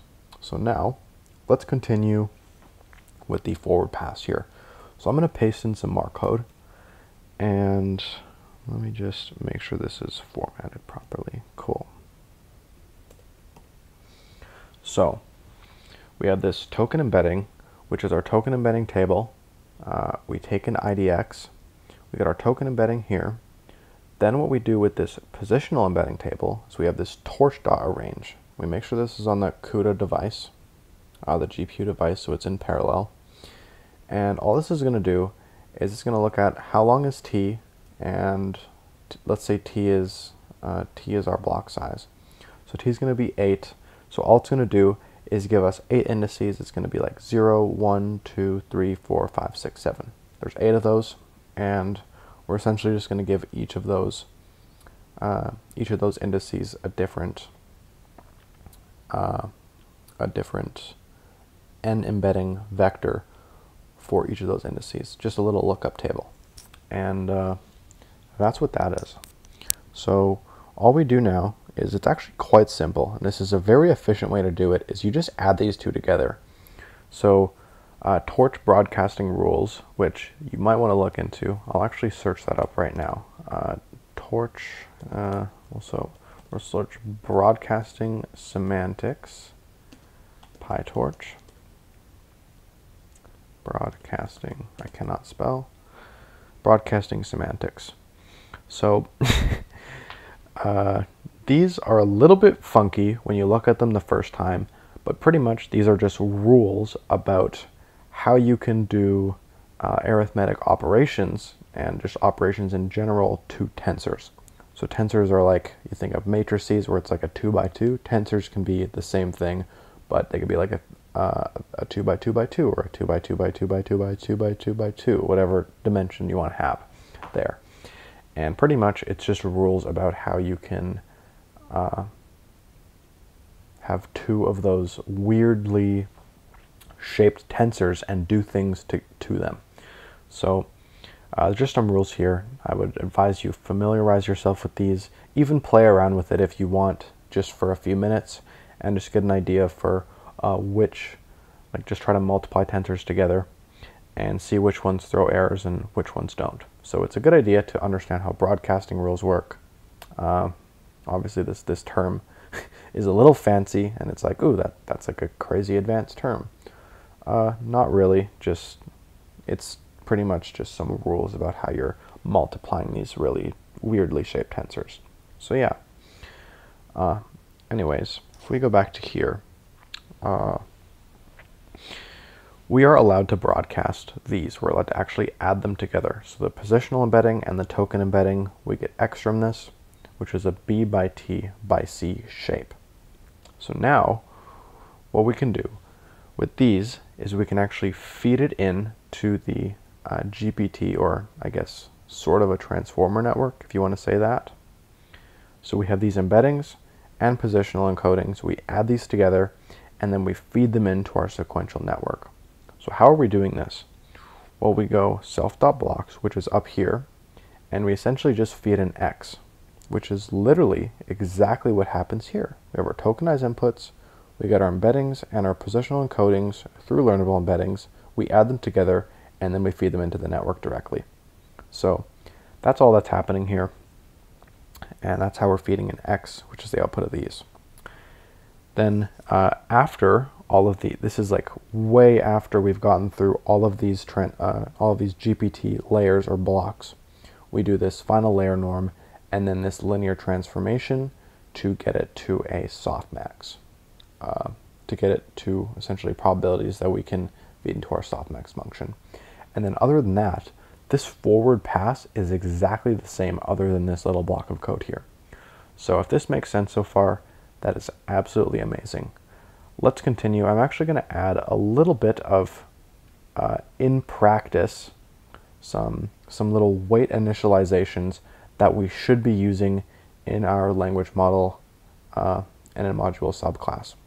So I'm going to go over a little bit of math here, but this is just really important for practice and to make sure that your model does not fail in the training process. This is very important. It's going to be a little funky on the conceptualizing, but yeah, bring out some pen and paper and do some math with me.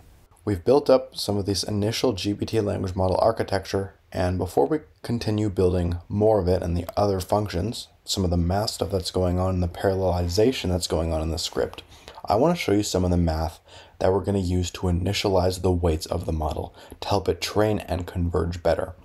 So there's this new thing that I want to introduce called standard deviation. And this is used in intermediate level mathematics. The symbol essentially looks like this: population standard deviation. So n, the size, so it's just going to be an array, the length of the array, and then xi, we iterate over each value. So x at position 0, x at position 1, x at position 2. And then this u here is the mean. So essentially, we're going to iterate over each element. We're going to subtract it by the mean. We're going to square that and then keep adding all these squared results together.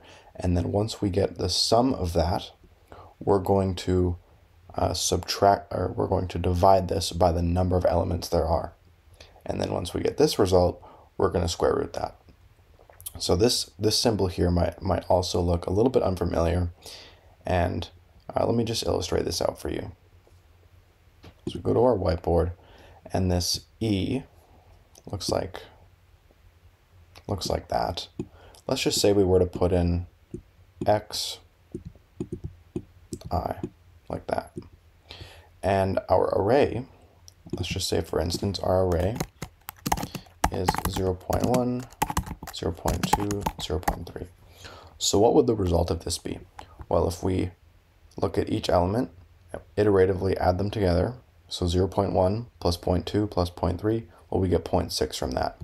So this would essentially be equal to 0.6. That's what that equals. We just add each of these up together, or we do whatever this is iteratively. Whatever this element is, we iterate over the number of elements we have in some arbitrary array or vector or list or whatever you want to call it. And then we just sort of look at what's going on here, and we can do some basic arithmetic stuff. So let's walk through a few examples just to illustrate to you what the results look like based on the inputs here. So I'm going to go back to my whiteboard. We're going to draw a little line here just to separate this, and let's go down. So I want to calculate the standard deviation. We'll do standard deviation of, and then we'll just make some random array. Negative 0.38, oh, negative 0.38, 0.52, and then 2.48. Cool. So we have this array. This is 3 elements. So that means n is going to be equal to 3. Let me drag this over here. So n is the number of elements. So n is going to be equal to 3. Our mean, well, our mean is just, we add all these up together and then we average them. So our mean is going to be equal to, let's just say negative 0.38 plus 0.52 plus 2.48, and then divided by 3. And the answer to this, I did the math ahead of time, is literally 0.873 repeated, but we're just going to put 0.87 for simplicity's sake. Cool. So the mean of this is 0.87 and n is equal to 3. Now we can start doing some of the other math. So we have this O has a cool line, and we do square root 1 over n, which is equal to 3, and then we multiply this by sigma. That's what this symbol is it's sigma. That's the name for it. And then we go xi minus, and then our mean of 0.87. Apologies for this sloppy writing. And then we square that. So cool, let me drag this out. Awesome. So let's just do this step by step here. So the first one is going to be 0.38. So we have negative 0.38. And we're going to do minus the mean here. So minus 0.87. And I'm just going to wrap all this in brackets so that we don't miss anything. I'm going to wrap it in brackets and then just square it and see what we get after. So I'm just going to write all these out, then we can do the calculations. So next up we have 0.52 minus 0.87. We'll square that. And then next up we have 2.48 minus 0.87. And then we square that as well. So awesome. What is the result of this? The result of negative 0.38 minus 0.87 squared is 1.57. The result of this line is 0.12. These are all approximations. They're not super spot on. We're just doing this to understand what's going on here. Just to overview the function, not for precision. Then the next one is going to be 2.59. And you can double check all these calculations if you'd like. I have done these preemptively, so that is that. And now from here, all we have to do is add each of these together. So 1.57 plus 0.12 plus 2.59 divided by 3 is 1.57 plus 0.12 plus 2.59. All of that divided by 3 is going to be equal to 1.42. And then keep in mind we also have to square root this. So the square root of that is going to be 1.19 approximately. We'll just add this guy ahead of it, a little approximation thing. And so that's what the standard deviation of this array is. Negative 0.38, 0.52, 2.48. The standard deviation is approximately 1.19. Awesome. Let's do another example. So let's say we want to do the standard deviation of 0.48, 0.5, 50, I guess, 0.52. Cool. So there's a little pattern here. It just goes up by 0.02 each time. And you're going to see why this is vastly different than the other example. So let's walk through this. So first of all, we have n. N is equal to 3. Cool. What is our mean? Our mean, well, if you do our mean is 0.5. If you do 0.48 plus this plus that and divided by 3, that's going to be 0.5. And if you're good with numbers, you'll probably already be able to do this in your head, but that's okay if not. Next up, we're going to do this in the formula. So what do these iterations look like? So 0. Let's just do these in brackets like the old way, minus 0.5 0.5 squared. The next one is 0.5 minus 0.5 squared, which we already know is 0. And then this one is 0.52 minus 0.5 squared. So the result of 0.48 minus 0.5 squared, and we'll just write equals here, is going to be approximately 0.02 squared. So that would be 0.004, like that. So I'll make this not actually overlap. 0.004. And then this one we obviously know would be 0, because 0.5 minus 0.5, that's 0. And then you square 0, still the same thing. And then this one is 0.0004 as well. So when we add these two together, we're going to get 0.0008, just like that. And then if we divide them by 3, or whatever n is, then we end up getting 0.00026 repeating. So I'll just write 266 like that. And so all we have to do at this point is just find the square root of this, and we'll just do square root of 0.0026 approximately, and that's going to be equal to about 0.0163. So that is our standard deviation of both of these arrays here. So 0.048 and then 0.5 and then 0.52. Our standard deviation is 0.0163, so very small. And then we have negative 0.38, 0.52, and 2.48. We get a standard deviation of 1.19. So you can see that these numbers are vastly different. One is literally 100 times greater than the other. So the reason for this is because these numbers are super diverse. They, I guess another way you could think of them is that they stretch out very far from the mean. So this essentially means when you're initializing your parameters, that if you have some outliers, then your network is gonna be funky, because the learning process is just messed up because you have outliers and it's not just learning the right way it's supposed to.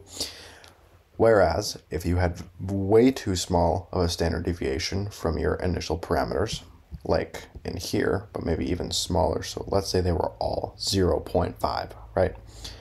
Then all of your neurons would effectively be the same, and they would all learn the same pattern. So then you would have no learning done.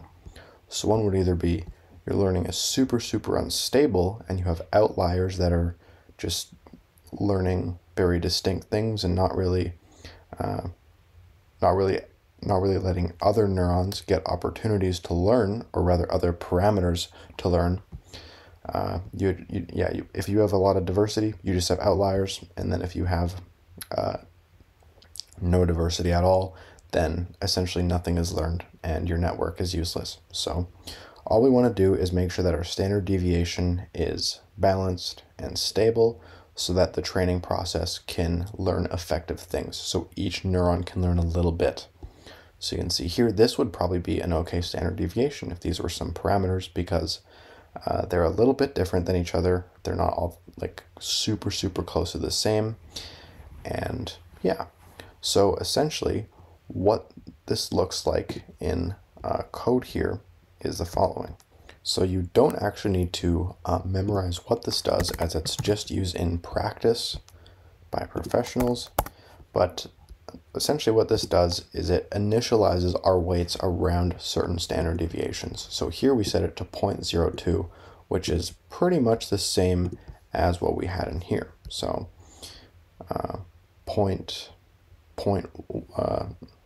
this one's a little bit off than the standard deviation we set here, but essentially we're just making sure that our weights are initialized properly.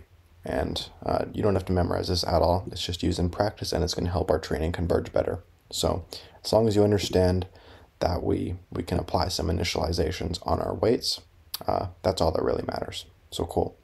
let's move on to the next part of our GPT architecture. So awesome. We finished this GPT language model class. Everything's pretty much done here. We did our init, we did some weight initializations, and we did our forward pass. So awesome. That's all done. Now let's move on to the next, which is the block class. So what is block? Well, if we go back to this diagram, each of these decoder blocks is a block. So we're pretty much just going to fill in this gap here. Our GPT language model has these two, where we get our tokenized inputs, and then we do some transformations and a softmax after. And essentially we're just filling in this gap here, and then we're going to build out and just sort of branch out until it's completely built. So let's go ahead and build these blocks here. What does this look like? That's what this does.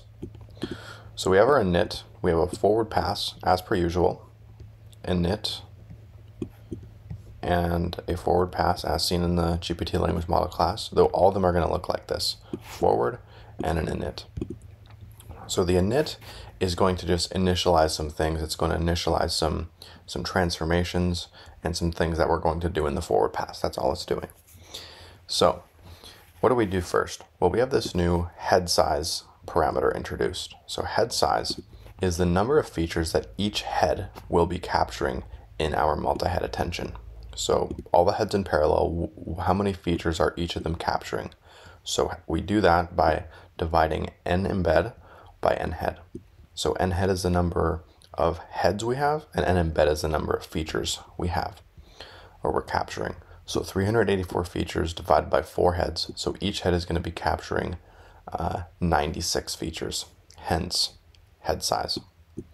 So next up we have self.sa, which is just short for self-attention.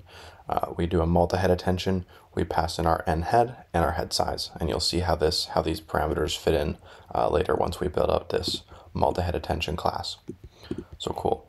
Now we have a feedforward, which is as explained just in the diagram here. Our feedforward is just this, which we're actually going to build out next. And we have 2 layer norms. And these are just for the post-norm / pre-norm architecture that we could implement here. In this case, it's going to be post-norm, just because I found that it converges better for this course and the data that we're using and just the model parameters and whatnot. It just works better. So also that is the original architecture that we use in the attention paper. So you might have seen that they do an add and norm rather than a norm and add. So anyways, we've initialized all of these. Cool. So we have head size, self-attention, feed forward, and then 2 layer norms. So in our forward pass, we do our self-attention first. Let's actually go back to here. So we do our self-attention, then add a norm, then a feed forward, and then an add a norm again. So what does this look like? Self-attention, add a norm, feed forward, add a norm. Cool. So we're doing an add, so we're going x plus the previous answer, which is adding them together, and then we're just applying a layer norm to this. So cool. If you want to look up more into what layer norm does and everything and why it's so useful, you can totally go out of your way to do that, but layer norm is essentially just going to help smoothen out our features here. So we have this, and honestly there's not much else to that. We just return this final value here, and that's pretty much the output of our blocks. So next up, I'm going to add a new little code block here, which is going to be our feed forward. So let's go ahead and do that. So feed forward, just going to look exactly like this. It's actually quite simple. So all we do is we make an nn.sequential, torch.nn. We make this sequential network of linear, ReLU, and then linear. So in our linear, we have to pay attention to the shapes here. So we have nembed, and then nembed times 4, and then the ReLU will just essentially, what the ReLU will do is it looks like this. Let me illustrate this for you guys. So essentially, you have this graph here, and let's just make this a whole plane actually. So all of these values that are below 0, all these values that are below 0 on the x-axis and equal to 0 will be changed just to 0 like that. So you have all these values that look like this, and then everything that is above 0 just stays the same. So you essentially just have this funny looking shape. It's like straight and then diagonal. That's what the ReLU function does. It looks at a number, sees if it's equal to or less than 0. If that's true, we give that number 0, and if it's not, then we just leave the number alone. So cool. Very cool nonlinearity function. You can read papers on that if you'd like, but essentially the shape of this just doesn't matter. All we're doing is we're just making sure that we're just converting some values if they're equal to or below 0. That's all this is doing. And then we essentially are multiplying this, we're doing this linear transformation times this one. So we have to make sure that these inner dimensions line up. So 4 times nembed and 4 times nembed, those are equal to each other. So our output shape should be nembed by nembed. Cool. So now we have our dropout, and in case you don't know what dropout is, it pretty much just makes a certain percentage of our neurons just drop out and become 0. This is used to prevent overfitting and some other little details that I'm sure you could figure out through experimenting. So all this actually looks like in a parameter form is just dropout equals, we'll just say 0.2 for the sake. So 0.2 means 20%, or 0.2 is going to, so 0.2 in percentage form is just going to drop out 20% of our neurons, turn them to 0 to prevent overfitting. That's what that's doing. So cool. We have our feed-forward network, we drop out after to prevent overfitting, and then we just call a forward on this sequential network. So cool. Feed-forward, pretty self-explanatory. Let's jump into the next piece. We're going to add the multi-head attention class. So we've built all these decoder blocks. We've built, inside of the decoder blocks, we built the feed-forward and our res connections. And now all we have to do left in this block is the multi-head attention. So it's going to look exactly like this here. We're going to ignore the keys and queries for now and save this for dot product attention. So we're going to, essentially just make a bunch of these multiple heads, and we're going to concatenate results and do a linear transformation. So what does this look like in code? Well, let's go ahead and add this here. All that attention, cool. So multiple heads of attention in parallel. I explained this earlier, so not going to jump into too much detail on that, but we have our init, we have our forward, and what are we doing in here?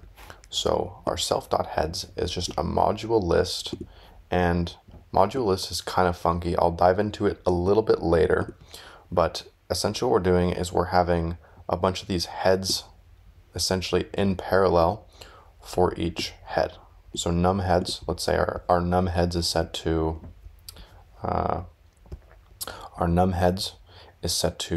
maybe 4 in this block. We do multi-head attention, we do n heads and then head size.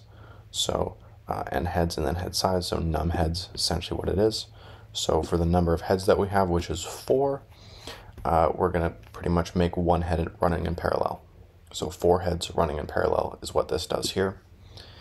Then we have this projection, which is essentially just going to project the head size times the number of heads to a nembed. And you might ask, well, that's weird because num heads times this is literally equal to n-embedding, if you go back to the math we did here. And the purpose of this is just to be super hackable so that if you actually do want to change these around, it won't be throwing you dimensionality errors. So that's what we're doing. It's just a little projection from our, whatever these values are, up to this constant feature length of n-embed. So then we just follow that with a dropout, dropping out 20% of the network's neurons. Now let's go into this forward here. So forward. Torch.concatenate or torch.cat. We do for h in self.heads. So we're going to concatenate each head together along the last dimension.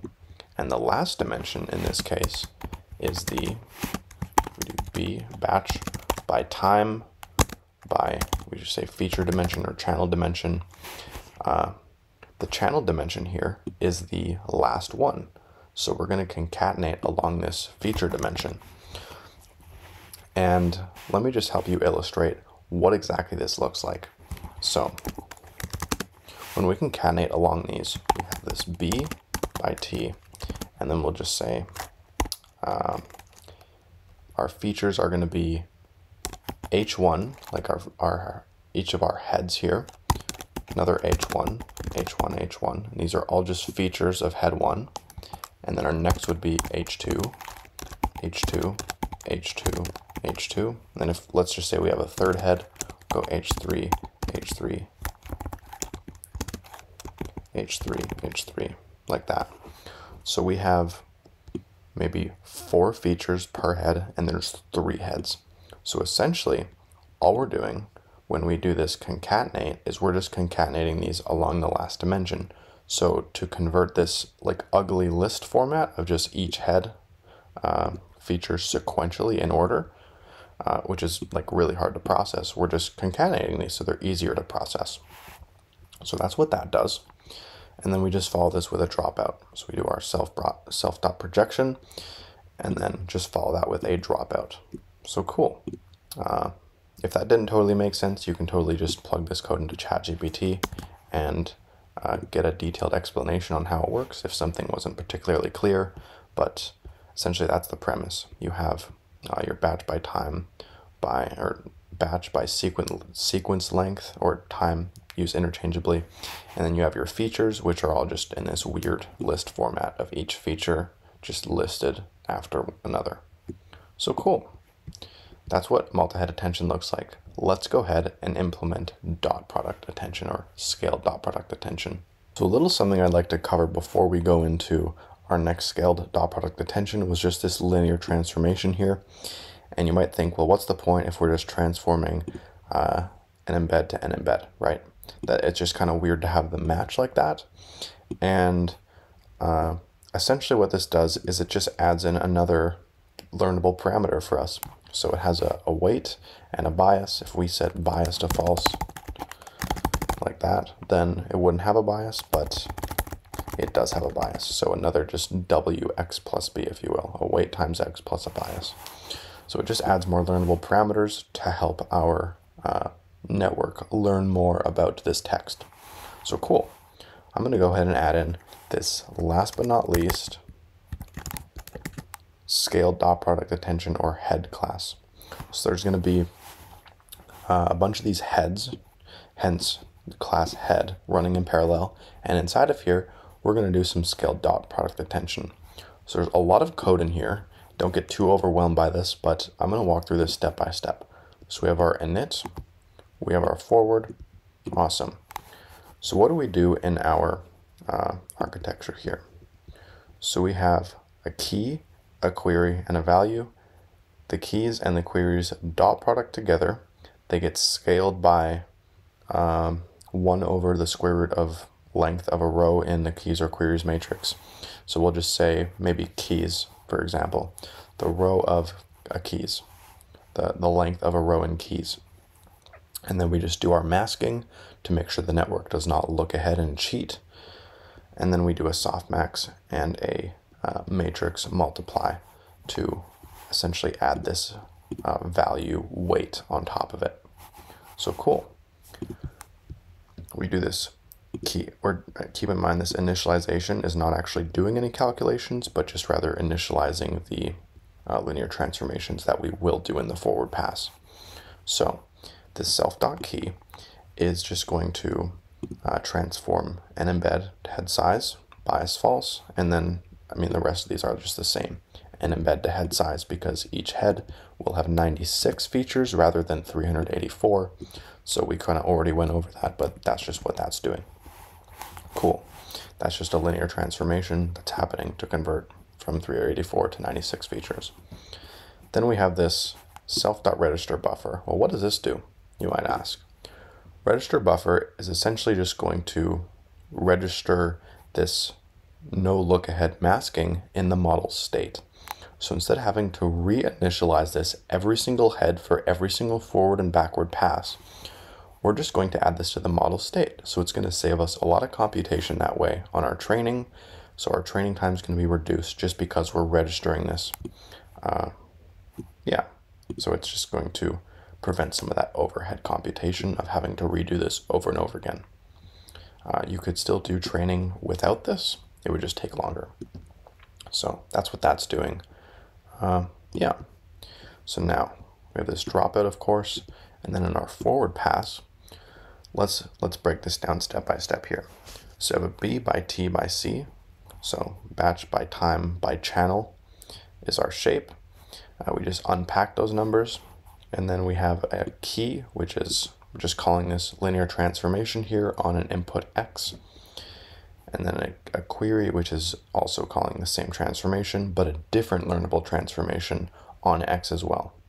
So what we get is this, instead of B by T by C, we get B by T by head size, hence this transformation from 384 to 96. So that's what that is, and that's how these turn out here. So now we can actually compute the attention scores. So what do? We'll just say weights is our attention weights, or yeah, I guess you could say that. We have our queries, dot product matrix multiply with the keys transposed. So what does this actually look like? And I want to help you guys sort of understand what transposing does here. So let's go back to here and draw out what this is going to look like. So essentially what transposing is going to do is it is just going to make sure, and let me draw this out first. So let's say you had, I don't know, maybe A, B, C, D, and you have A, B, C, and D. Cool. Let's draw some lines to separate these.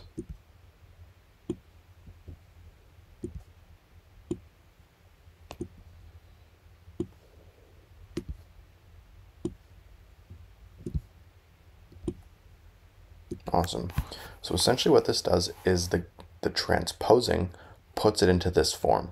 So if we didn't have transpose, then this would be in a different order. It wouldn't be A, B, C, D in both from like top to bottom, left to right type of thing. It would be in a different order, which would essentially not allow us to multiply them the same way. So when we do A by A times B, it's like sort of a direct multiply, if you will. I don't know if you remember times tables at all from elementary school, but that's pretty much what it is. We're just setting up in a times table form, and we're computing attention scores that way. So that's what that is. That's what this transposing is doing. And all this does is it just flips the second last dimension with the last dimension. So in our case, our second last is T and our last is head size, so it just swaps these two. So we get B by T by head size and then B by head size by T. We dot product these together, also keeping in mind our scaling here, which is taking this, we're just taking this scaling of 1 over the square root of length of a row in the keys. If we look at this here, now there's a little analogy I'd like to provide for this scaling right here. So imagine you're in a room with a group of people and you're trying to understand the overall conversation. If everyone is talking at once, it might be challenging to keep track of what's being said. It would be more manageable if you could focus on one person at a time, right? So that's similar to how a multi-head attention in a transformer works. So each of these heads divides the original problem of understanding the entire conversation, i.e. the entire input sequence, into smaller, more manageable subproblems. Each of these subproblems is a head. So the head size is the number of these subproblems. Now consider what happens when each person talks louder or quieter. If someone speaks too loudly, or the values in the vectors are very large, it might drown out the others. This could make it difficult to understand the conversation because you're only hearing one voice or most of one voice. To prevent this, we want to control how loud or how quiet each person is talking so we can hear everyone evenly. The dot product of the query and key vectors in the attention mechanism is like how loud each voice is. If the vectors are very large or high dimensional, or many people are talking, the dot product can be very large. To control this volume by scaling down the dot product using the square root of the head size. This scaling helps ensure that no single voice is too dominant, allowing us to hear all the voices evenly. This is why we don't scale by the number of heads or the number of time steps. They don't directly affect how loud each voice is. So in sum, multi-head attention allows us to focus on different parts of the conversation, and scaling helps us to hear all parts of the conversation evenly, allowing us to understand the overall conversation better. So hopefully that helps you understand exactly what this scaling is doing. So now let's go into the rest of this here. So we have this scaling applied for our head size, our head size dimension. We're doing this dot product matrix multiplication here. We get our b by t by t. And then what is this masked fill doing? So let me help you illustrate this here. So masked fill is essentially like, we'll say block size is 3 here, all right? So we have initially, let's say we have a like a 1, a 0.6, and then like a 0.4, okay? And then our next one is, yeah, we'll just say all of these are the same, okay? So essentially in our first one, we want to mask out everything except for the first time step. And then when we advance one, so let's just change this here back to 0.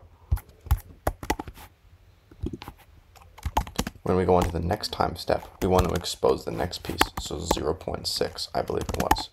And then a 0 again. And then when we expose the next time step after that, we want to expose all of them.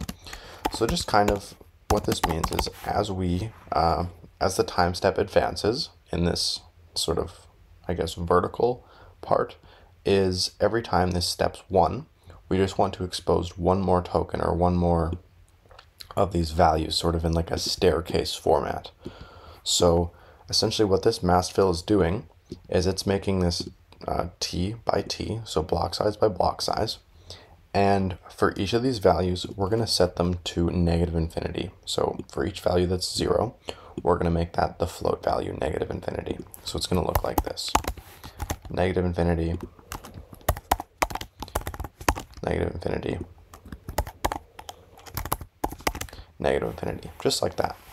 So essentially what happens after this is our softmax is going to take these values and it's going to exponentiate normalize them.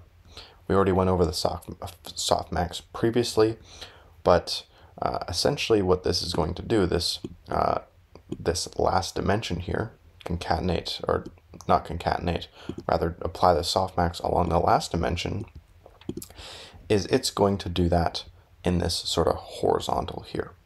So this last t, it's like block size by block size. So it's like, we'll say T1 and T2, each of these being length of block size. We're just going to do it to this last T2 here, and this horizontal is T2. So hopefully that makes sense. And essentially what this exponentiation is going to do is it's going to turn these values to 0, and this one is obviously going to remain a 1, and then it's going to turn these into 0, and it's going to probably sharpen this 1 here. So this 1 is going to be more significant. It's going to grow more than the 0.6 because we're exponentiating. And then same here. So this 1 is going to be very, very sharp compared to 0.6 or 0.4. So that's what the softmax does.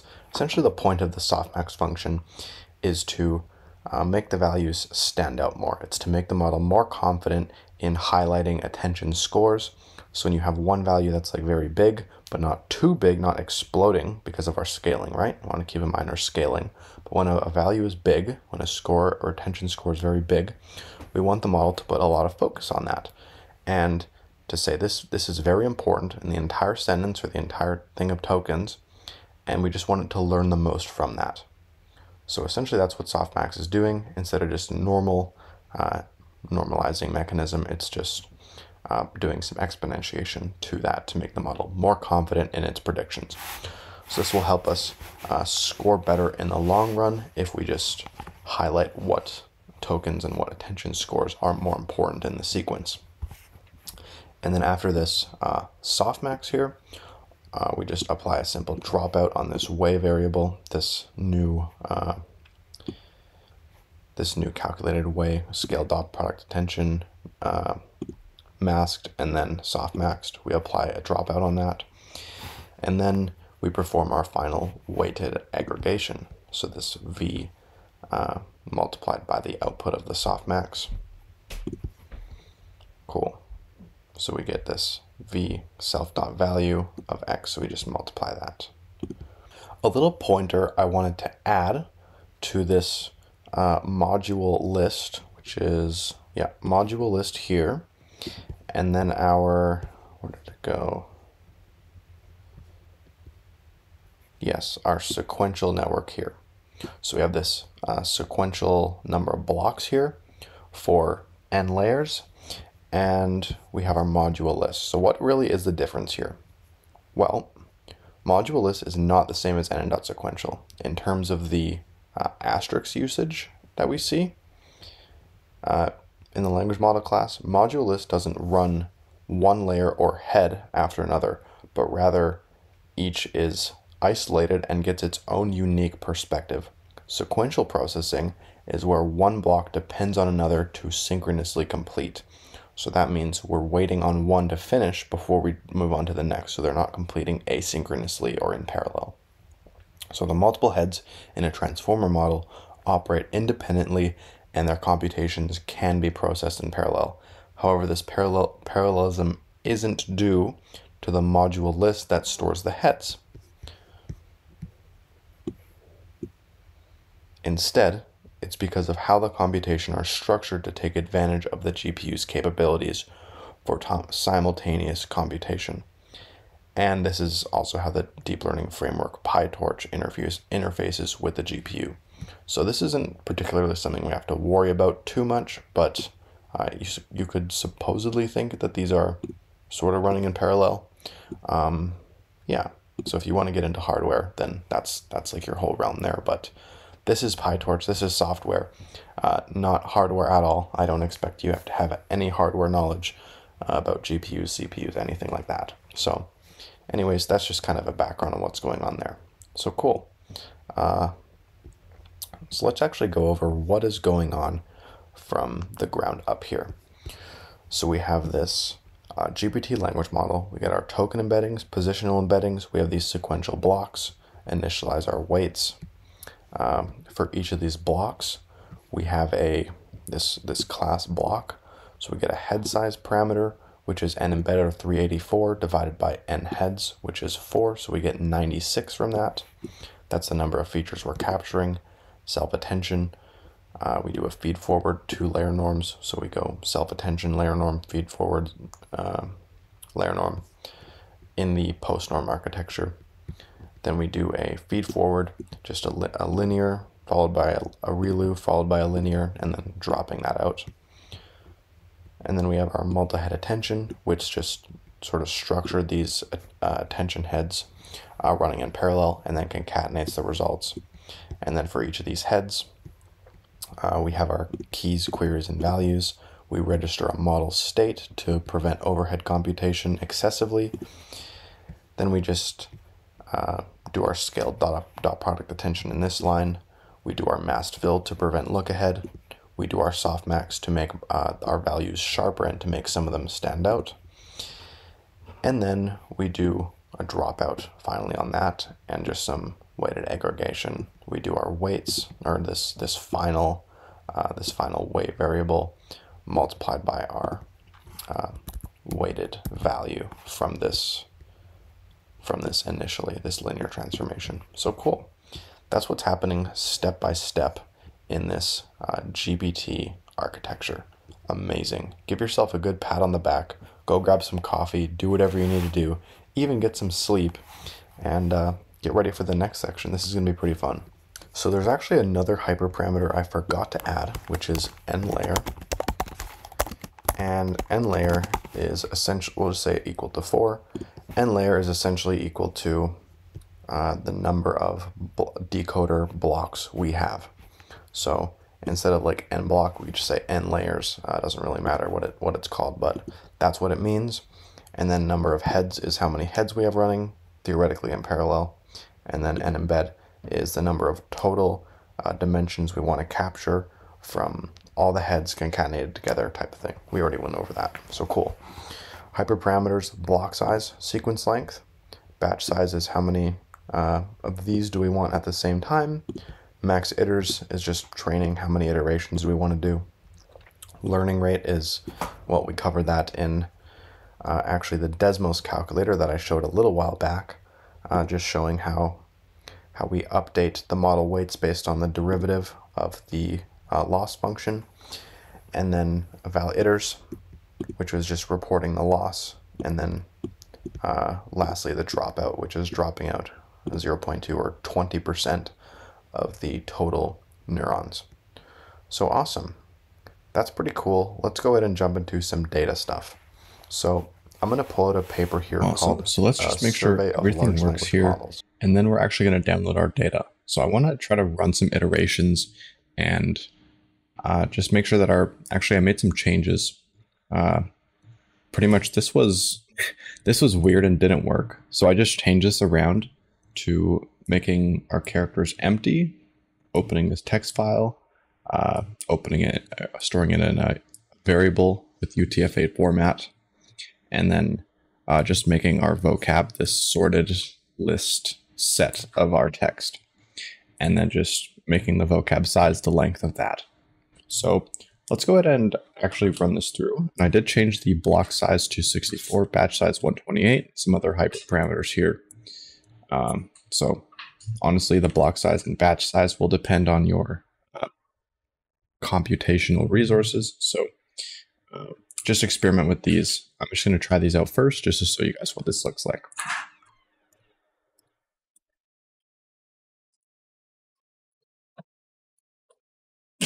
Okay, so looks like we're getting IDX is not defined. Where could that be? Okay, yep. So this is, so we could just change that. It's just saying IDX is not defined. We're using index here, IDX there. So that should work now. And we're getting a local variable t reference before assignment. Okay, so we have some, well, we have t here, and then we initialize t there. So let's just bring that up to there. Cool. Now let's try and run this. Oh, shape is invalid for input size of, okay, let's see what we got. So it turns out we don't actually need 2 token embedding tables. A little bit of a silly mistake, but we don't need 2 of those. So I'll just delete that. And then what I'm going to do is go ahead and run this again. We'll see a new error. Local variable t reference for assignment. Okay. So our t is referenced here. And well, how can we initialize this? What we can do is we could take this index here of shape b by t, because it goes b by t plus 1, etc., and just keeps growing. So we could actually unpack that. So we could go b and t is going to be index.shape. Just unpack that. So cool. So now we're going to run this training loop, and it looks like it's working so far. So that's amazing. Super cool. Step 0, train loss 4.4. That's actually a pretty good training loss overall.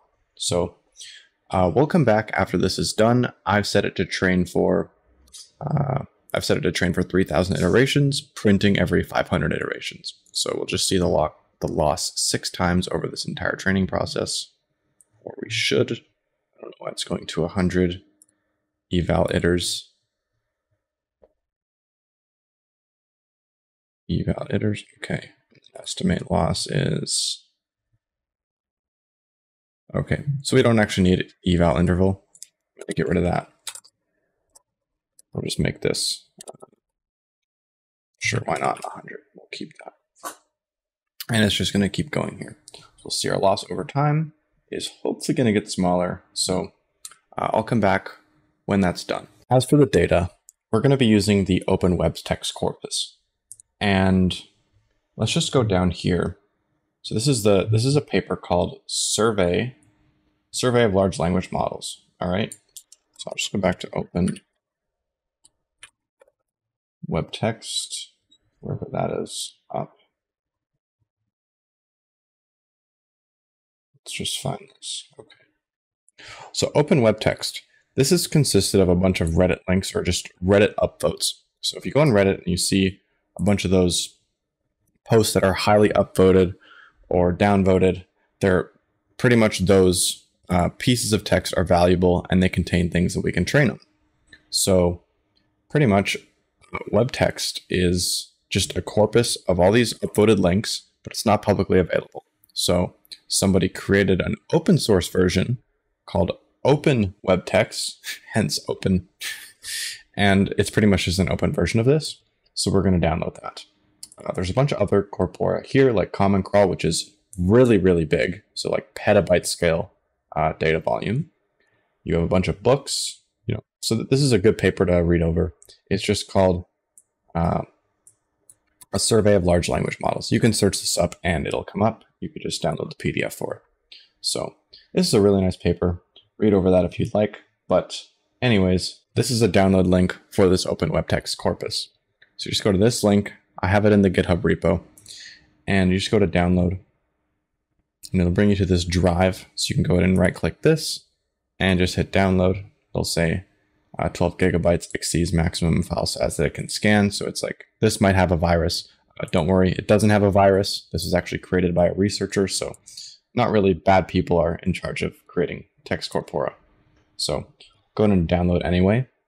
I've actually already downloaded this. So yeah, I'll come back when our training is actually done here. So I'm actually going to stop here at iteration 2000 because we're not actually getting that much amazing progress. And the reason for this is because of our hyperparameters. So batch size and block size, I mean, these are okay. What we might want to change up is our learning rate. So some combinations of learning rates that are really useful is like 3e to the negative 3. You go 3e to the negative 4. You go 1e to the negative 3, 1e to the negative 4. So these are all learning rates that I like to play around with. These are just sort of common ones. It's up to you if you want to use them or not. But what I might do actually is just downgrade to 3e to the negative 4, and we'll retest it. As well, I'm going to bump up the number of heads and the number of layers so that we can capture more complex relationships in the text, thus having it learn more. So I'm going to change each of these to 8. We'll go 8. I'm going to go, actually kernel will go restart. Now we'll just run this from the top.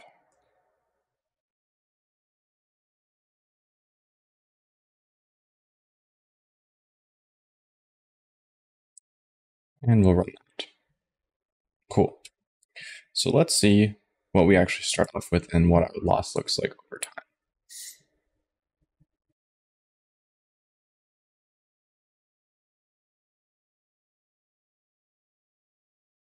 Cool. So we got step 1, 4.5, about the same as last time. It's like 0.2 off or something. So it's pretty close. Let's see the next iteration here.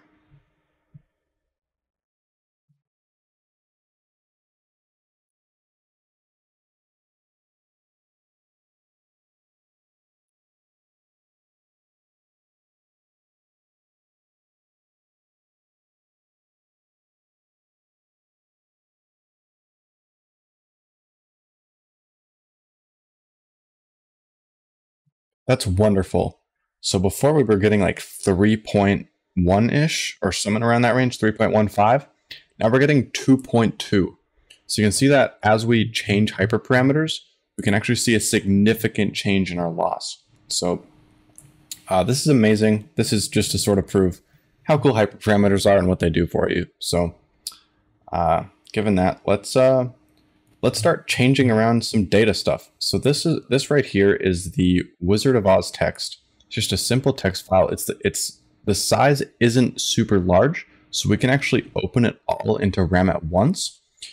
But if we were to use the open web text, we cannot actually read 45 gigabytes of UTF-8 text in RAM at once. Just can't do that unless you have like maybe 64 or 128 gigabytes of RAM. This is really just not feasible at all. So we're going to do some data pre-processing here, some data cleaning, and then just a way to simply load data into the GPT. So let's go ahead and do that. So the model has actually gotten really good at predicting the next token. As you can see, the train loss here is 1.01. So let's actually find what the prediction accuracy of that is. So I might just go into GPT-4 here and just ask it, what is the prediction accuracy of loss 1.01? The loss value comes with a loss function during the training process. Okay, so let's see. Cross entropy loss doesn't mean the model is 99% accurate. Okay. So that pretty much means that the model is really accurate, but I want to find a value here. So if we'll go to Wolfram Alpha and we'll just guess some values here. So negative ln of, let's say, 0.9. Okay, so probably not that. 0.3, 0.2, 0.4, 0.35. Yep, so the model has about a 35% chance of guessing the next token as of right now. So that's actually pretty good. So 1 in every 3 tokens are spot on. So that is wonderful. This is converging even more. We're getting 0.89. So now it's getting like 40% are being guessed properly. Our validation is not doing amazing though, but we'll linger on that in a little bit here, and you'll see sort of how this changes as we scale our data. But yeah, so I've installed this webtext.tar file. Tar files are interesting. So in order to actually extract these, you simply just right click on them, you go extract to, and then it'll just make a new file here. So it'll process this. You have to make sure you have WinRAR or else this might not work to the fullest extent. And yeah, so we'll just wait for this to finish up here. You should end up with something that looks like this. So open web text, and inside of here you have a bunch of XZ files. Cool. So there's actually 20,000 of these. So we're gonna have to do a lot of, there's definitely gonna be some for loops in here for sure. So let's just handle this step by step in this data extract file. So first off, we're gonna need to import some Python modules. We're gonna use OS for interacting with the operating system, LZMA for handling XZ files, which are a type of compressed file, like 7-zip, for example, and then TQDM for displaying a progress bar. So you see a progress bar go left to right in the terminal, and that is pretty much going to show us how quick we are at executing the script. So next up, we're going to define a function called xzFilesIndir that takes a directory as an input, returns a list of all of the xz file names in that directory.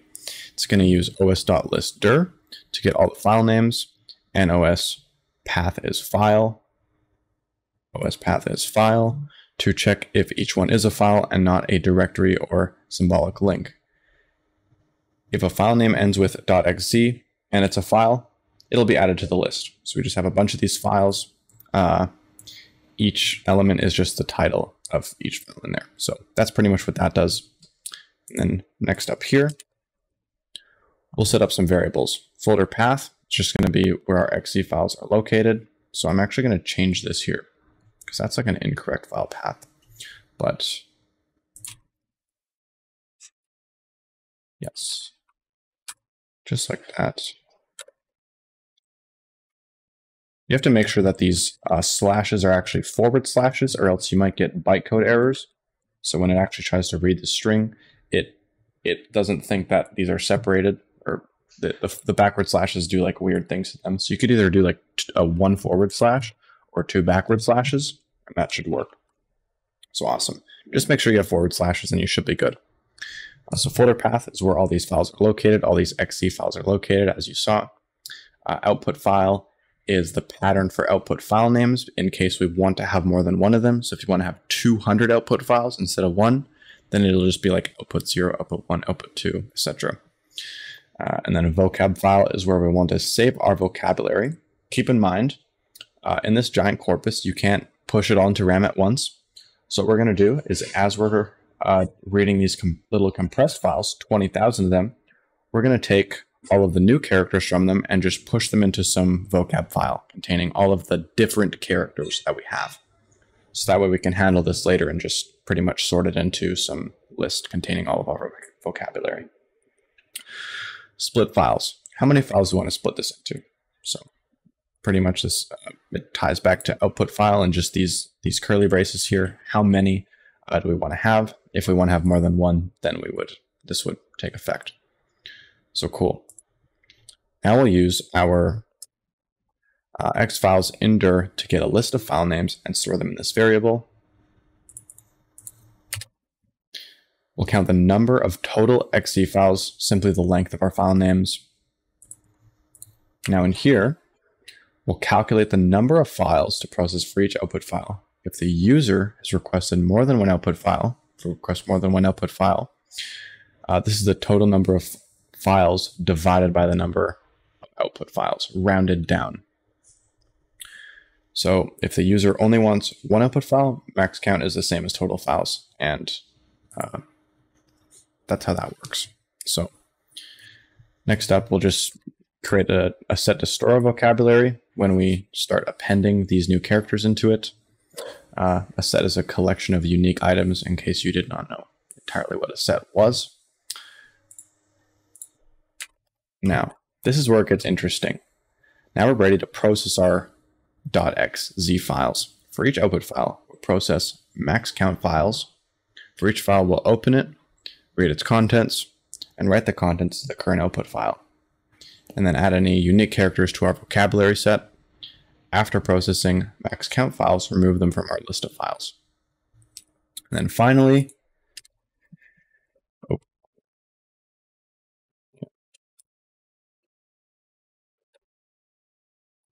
we'll write all of our vocabulary to this file. So we pretty much just open, we just write all of these characters in the vocab to this vocab file, which is here, vocab.txt. So awesome. Now, honestly, we could just go ahead and run this. So let's go ahead and go in here. I'm going to go CLS to clear that. We'll go Python data extract.py. Let's see this work its magic. How many files would you like to split this into? We'll go 1. Then we get a progress bar, 20,000 files, and we'll just let that load. I'll come back to you in about 30 minutes to check up on this. Okay, so there's another little thing we want to consider for, and it's actually quite important, is our splits. So our train and val splits, it would be really inefficient to just get blocks and then creating, train and val splits as we go, every new batch we get. So in turn, what we might be better off doing is just creating an output train file and an output val file. So just 2 of them instead of 1. Train is 90% of our data, val is 10% of our data, if that makes sense. So pretty much what I did is I took away that little input line for how many files do you want. As you can see, I got quite a bit of files produced here by not doing that correctly. So don't do that. And yeah, essentially we're pretty much just doing that. So we're processing some training files. We're separating 90% of the names on the left side and then 10% of the names on the right side. We're just separating those into two different arrays, file names, and then we're just processing each of those arrays based on the file names. So I took away that little bit that was asking, you know, how many files per split do you want? So I took that away, and this is like effectively the same code, just a little bit of tweaks. And yeah, so I'm going to go ahead and run this. Data extract. Cool. So we've got an output train, and then after this, it's going to do the output validation set. So I'll come back after this is done. So awesome. I have just downloaded got both these splits, output train and val train. So just to confirm that they're actually the right size, got 38.9 and then 4.27. So if we do this divided by 9, so about 38.9 divided by 9, we get 4.32, and that's pretty close to 4.27. So we can confirm that these are pretty much the length that we expect them to be. So awesome. We have this vocab.txt file. Wonderful. So now what we have to focus on is getting this into our batches. So when we call our get batch function, I'll actually cd out of this, open this in a Jupyter Notebook.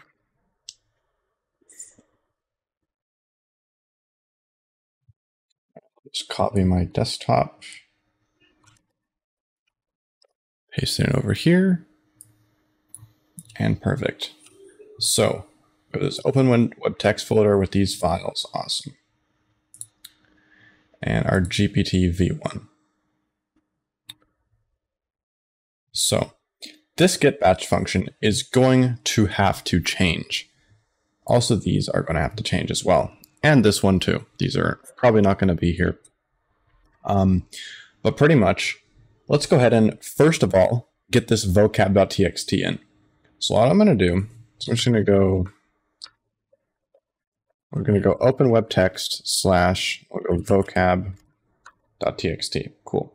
So that's our vocab right there. Text read, vocab size, the length of that, nice. So that's what our vocab is. And then what we're going to do next is change this get batch function around. So first of all, I'm going to go ahead and get rid of this here, get rid of that data. And then I've actually produced some code specifically for this. So I'm just going to go back to my, just need to find this folder. Okay. So I've actually produced some code here. I produced this off camera, but pretty much what this is going to do is it's going to let us call a split. Okay. So we have our get batch function. All of this down here is the same as our GPT v1 file. And then this data is just going to get a random chunk of text, so a giant block of text. And the way that we get it is actually pretty interesting. So the way that we get this text is something called memory mapping. So memory mapping is a way to look at disk files or to open them and look at pieces of them without opening the entire thing at once. So memory mapping. Look at, I'm not a hardware guy, so I can't really talk about that, but yeah, memory mapping is pretty cool and allows us to look at little chunks at a time in very large text files. So that's essentially what we're doing here. We pass in this split, file name is equal to train split. This is just an example text file. If the split is equal to train, then this is our file name, else file split. And then we're going to open this file name in binary mode. This has to be in binary mode. It's also a lot more efficient in binary mode. And then we're going to open this with a memmap. So I don't expect you to memorize all the memmap syntax. You can look at the docs if you would like, but I'm just going to explain sort of logically what's happening. So we're going to open this with the memory map library, and we're going to open this as mm. So the file size is literally just the length of it. So determining the file size. And all we're doing from this point is we're just finding a position. So we're using the random library, and we're finding a position between 0 and the file size minus block size times batch size. So pretty much we have this giant text file. We could either, what we want to do is we want to start from 0 and go up to like just before the end, because if we actually sample that last piece, then it's still going to have some wiggle room to reach further into the file. If we just made it from like the like the very start of the file to the very end, then it would want to do is it would want to look past the end, because it would want to look at more tokens from that. And then we would just get errors because you can't read more than the file size, if that makes sense. So that's why I'm just making this little threshold here. And yeah, so that's what that does. That's the starting position. It could be a random number between the start and a little margin from the end here. So next up, we have this seek function. So seek is going to go to the start position, and then block is going to read. We're going to go up to the start position. So it's going to seek up to there. That's where it's going to start. It's going to go up to it. And then the read function is going to find a block of text that is block size times batch size. So it's going to find a little snippet of text in there at the starting position, and it's going to be of size. It's going to have the same amount of, I guess, bytes as block size times batch size, then all of that minus 1. Just so that it fits into this start position, we don't get errors here. That's why I put the -1. But yeah, so we'll get a pretty decent text amount, I guess you could say. So it's going to be enough to work with. You could of course increase this if you wanted to. You could do like, you know, times 8 if you wanted. You do like times 8 and then times 8 up here, but we're not going to do that.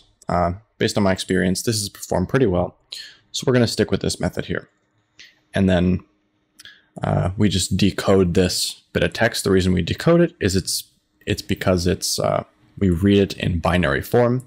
So once we have this block of text, we actually have to decode this to UF8 format or UTF8 format, and then any like bytecode errors we get, we're just going to ignore that.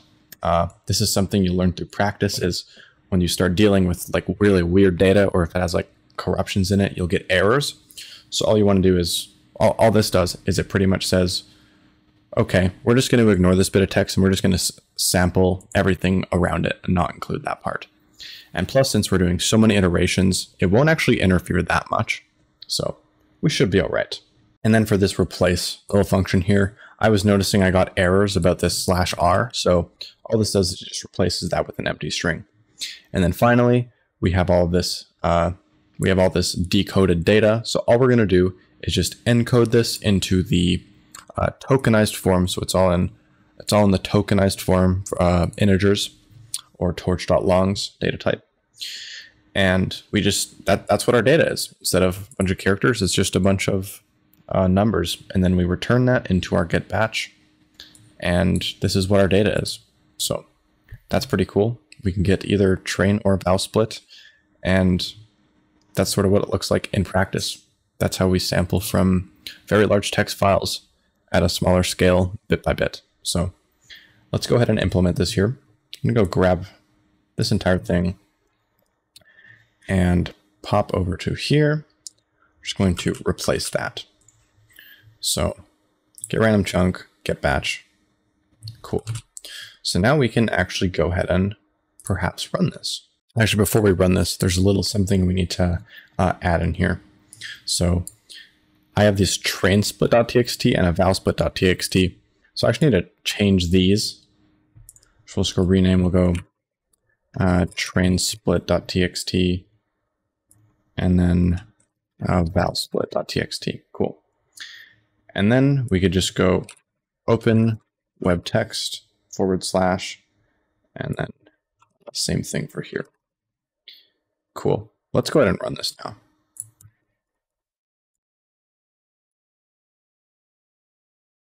Oh, and we're getting errors. Memmap is not defined. Okay, so that's another thing we need to probably add in then. So I'm actually just going to stop this process from running here. We're going to go pip install memmap. Oh, memmap is not defined. Oh, we don't actually need to install this. It by default comes with the operating system. So what we actually need to do is, let me just close this. GPT v1. Awesome. Is everything Everything is good. Nothing is broken. Sweet. So what I actually need to do up here is import this. So I need to go import map, just like that. And should be good to start running this script. Name random is not defined. Again, another importation we have to make. Import random.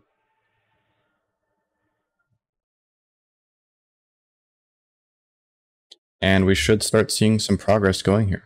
So once we see the first iteration, I'm going to stop it, come back at the last iteration, and then we'll start adding some little bits and pieces onto our script here to make it better. So we're already about 600 iterations in, and you can see how the training loss has actually done really well so far. So it's gone from 10.5, dropped all the way to 2.38, and we can actually see that we might be able to actually get a val loss that is lower than the train. Because keep in mind, in train mode, the dropout takes effect, but in eval mode, let me just scroll up to this here. Yes, so model.eval, what this does is it turns off the dropout. So we don't lose any of the neurons, and they're all sort of showing the same features and giving all the information that they're supposed to because they're all active. But in train mode, 20% of them are off. So once you actually see in eval mode it does better, that means that the network has started to form a sense of completeness in its learning. So it's just adjusting things a little bit once it hits that point, and we might see this happen momentarily, but this is really good progress so far. A loss of 1.8 is amazing. So yeah, in the meantime, I'm just going to add some little tweaks here and there to improve this script. So I've actually stopped the iteration process, but we've gotten to 700 steps, and we can already see that val loss is becoming less than train loss, which is showing that the model is actually converging and doing very well. So this architecture is amazing. We've pretty much covered every architectural, math, PyTorch part that this script has to offer. The only thing I want to add, or actually a few things I want to add, one of them being torch.load and torch.save. So one thing that's going to be really important when you start to scale up your iterations is you don't just want to run a script that executes, a training loop with an architecture and that's it. You want to have some way to store those learnable parameters. So that's what torch.load and torch.save does. So you have some file, right? And you can pretty much, you could put it into like a serialized format. When you save it, you take your initial architecture. In our case, it would actually be the GPTLanguageModel. So you would save this because it contains everything, all these other classes as well. They're all inside of GPTLanguageModel. You would save that architecture, and you'd essentially serialize it into some pickled file that would have the file extension .pkl. So essentially, instead of using Torch, we're just going to use a library called Pickle because they're essentially the same thing. Pickle's a little bit easier to use, or at least a little bit easier to understand. There's less to it. Pickle will only work on one GPU. So if you have like 8 GPUs at the same time, you're going to want to learn a little bit more about hardware stuff and some PyTorch docs. But pretty much, if we want to save this after training, what we're going to do is we're going to use a little library called Pickle, and this comes pre-installed with Windows.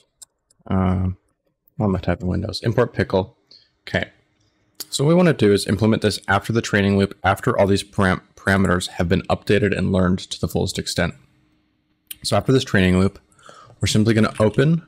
We're going to do with open, and we could just go model 001 like that.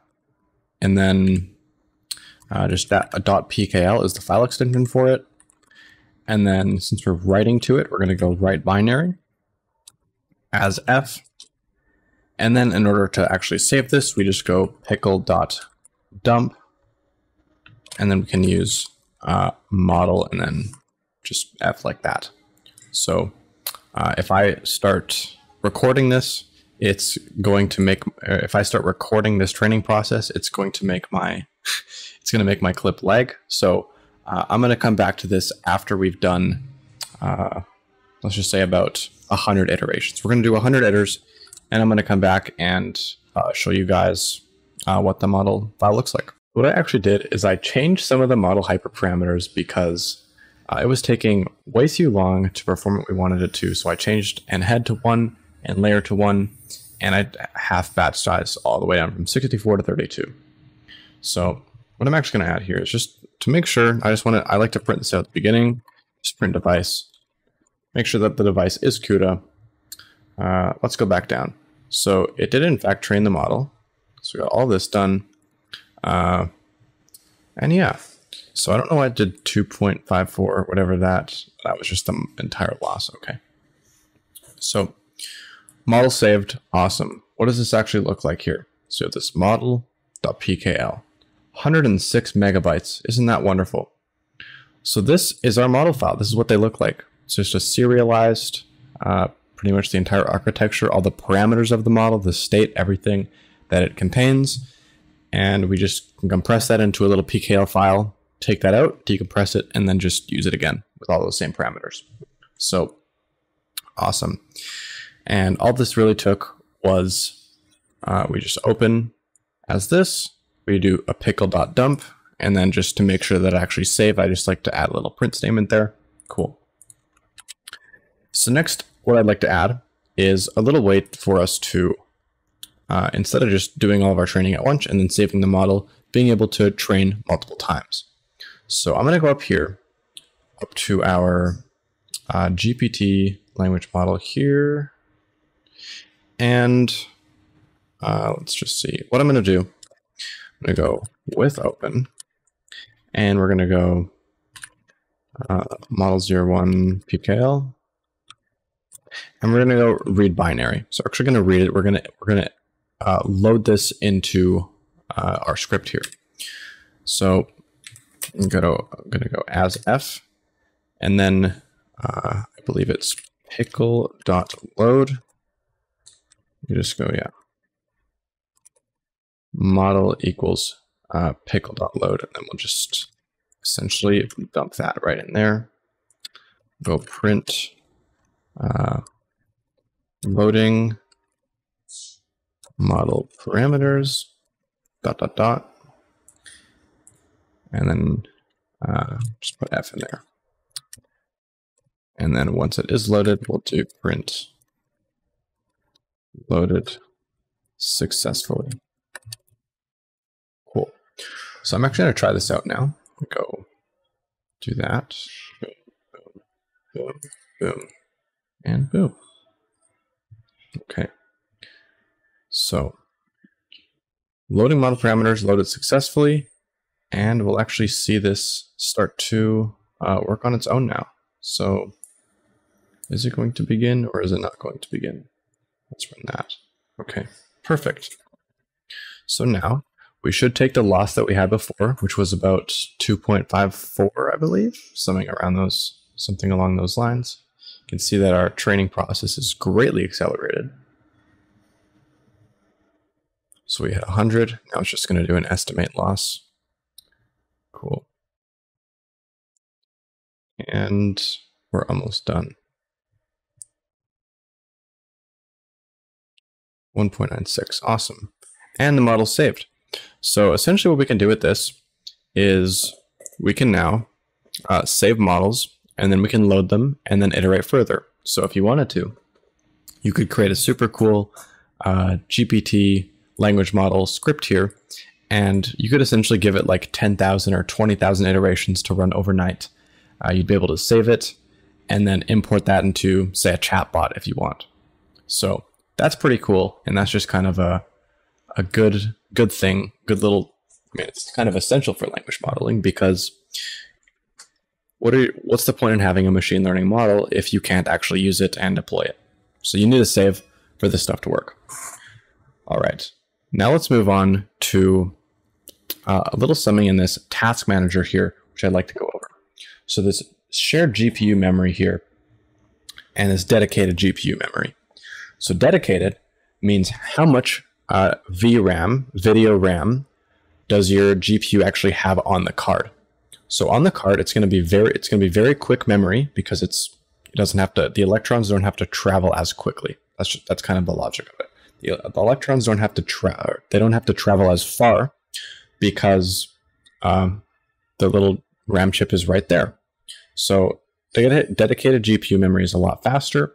Shared GPU memory is essentially, if this gets overloaded, it'll use some of the RAM on your computer instead. So this will typically be about half of your computer's RAM. I have 32 gigabytes of RAM on my computer, so 16.0 makes sense. Half 32. And yeah, so you want to make sure you're only using dedicated GPU memory. Having your shared GPU memory go up is not usually a good thing. A little bit is fine, but dedicated GPU memory is the fastest, and you want everything to stick on there. Just try to make sure all of your parameters sort of fit around this, whatever your max capacity is. Maybe it's 4, maybe it's 8, maybe it's 48, who knows. And a good way to figure out what the highest amount of RAM you can use on your GPU without it getting memory errors or using shared memory is to actually play around with these parameters up here. So block size and batch size, actually let me switch those around. Those are not supposed to be in that order, but all good.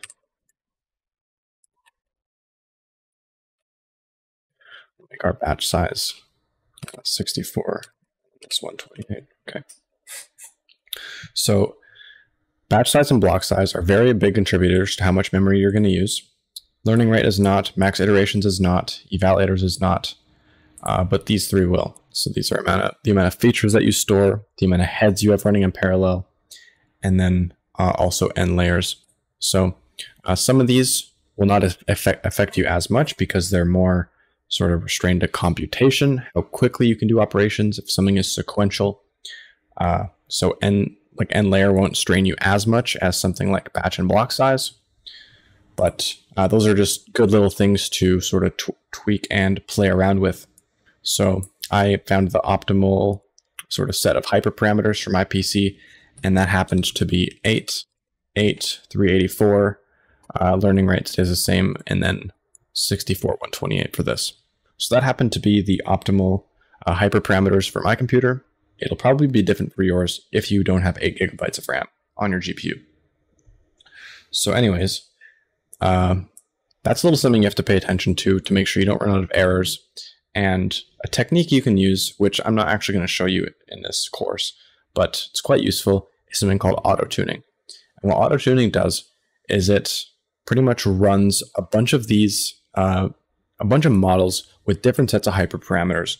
So it'll run like batch size 64, batch size 32, batch size 16, batch size maybe 256. It'll be like, okay, which ones are throwing errors and which ones aren't? So what it'll do, if you properly set up an auto-tuning script, is you will be able to find the most optimal set of parameters for your computer, most optimal set of hyperparameters that is possible. So auto-tuning is cool. You could definitely look more into that. There's tons of research on it. And yeah, so auto-tuning is cool. Let's dig into the next part. The next little cool trick we use in practice, especially by machine learning engineers, is a little something called arguments. So you pass an argument into, not necessarily a function, but into the command line. So this is what it'll look like. This is just a basic example of what arg parsing will look like. So just go Python arg parsing, because that's the script's name. I go dash LLMs, because that's what it says right here. This is what the argument is. And then we can just pass in a string, say hello. The provided whatever is hello. So cool. You can add little arguments to this, and I'm even going to change this around. Let's say batch size, and then we'll just go like that. Batch size, please provide a batch size. I can do the same thing again. And see, it says following arguments required are batch size. So that obviously didn't work. And if we actually try it the correct way, parsing.py, then we go dash batch size. We can make it 32. Oop. Oh, that's because it's not a string. So what we need to actually do is it's BS somewhere. Okay. So args, parse args. So we need to change this to BS like that. And we can go batch size. Batch size is 32. Okay.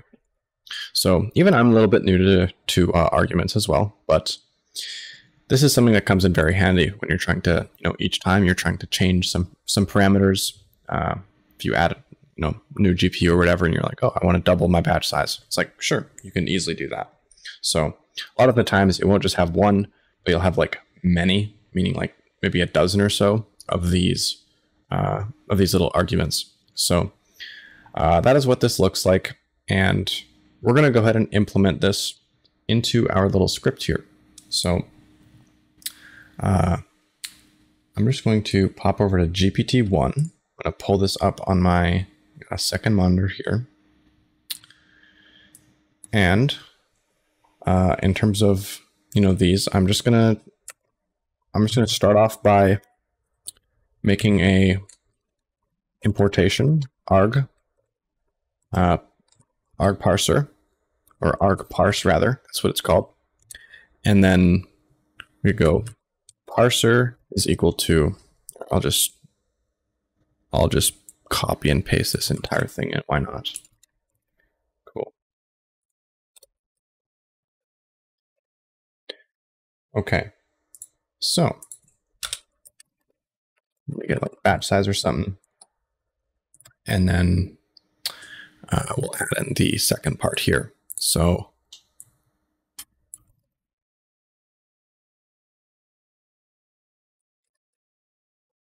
args, parse the arguments here. And then we'll just go batch size like that. Our batch size is equal to whatever that was. And we'll just go args dot batch size. So cool. I'm gonna run this. And not defined. Ah, yes. So I got a little not defined thing here. And pretty much all I missed was that we return this. So essentially, this should be equal to this right here. So I'm just going to go ahead and copy that. And boom, parse args. Except we don't have a parse args function. So what do we need to do instead? Well, actually, that might just work on its own. Let's try it out. Okay, so it looks like it's actually expecting some input here in code.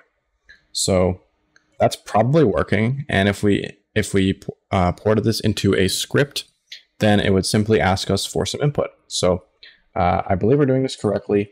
Let's go ahead and actually switch over and pour all of this into some code.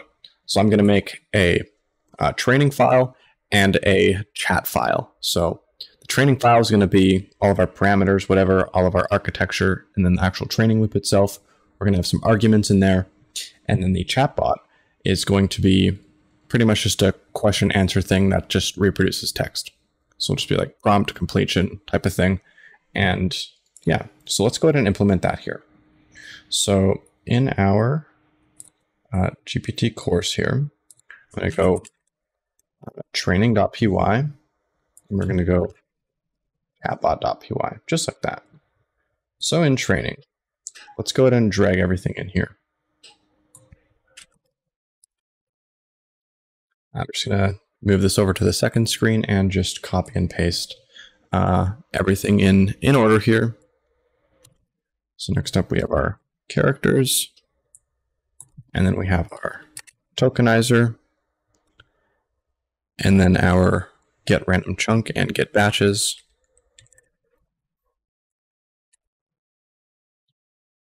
Sweet. Our estimate loss function. And then this giant piece of code containing most of the architecture we built up. I'm just going to add that in there. Cool, we're not getting any warnings. And then the training loop. And the optimizer. Awesome. And then after this, we would simply have this context, but the point of this is that we want to have this in our chatbot script.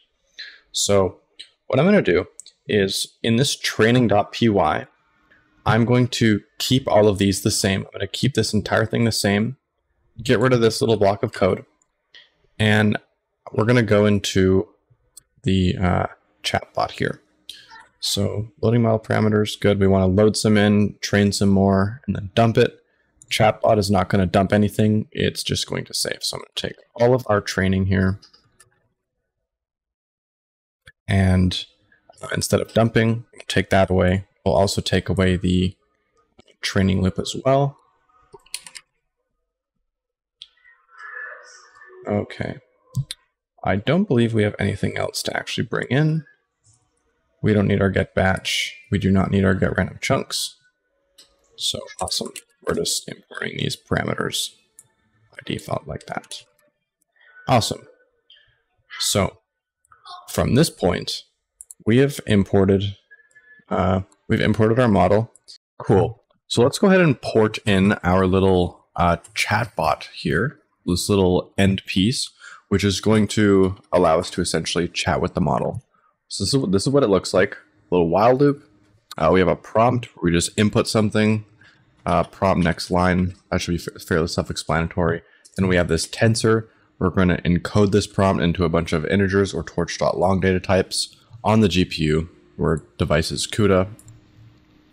And then after we've actually generated these, so model.generate, we're going to unsqueeze these. Remember, it's a torch.tensor, so it's going to be in the matrixy form. So it's going to look like this. It's going to be it's going to look like this or whatever. That's essentially what the shape is. So all we're doing when we unsqueeze it is we're just taking away this wrapping around it. So awesome.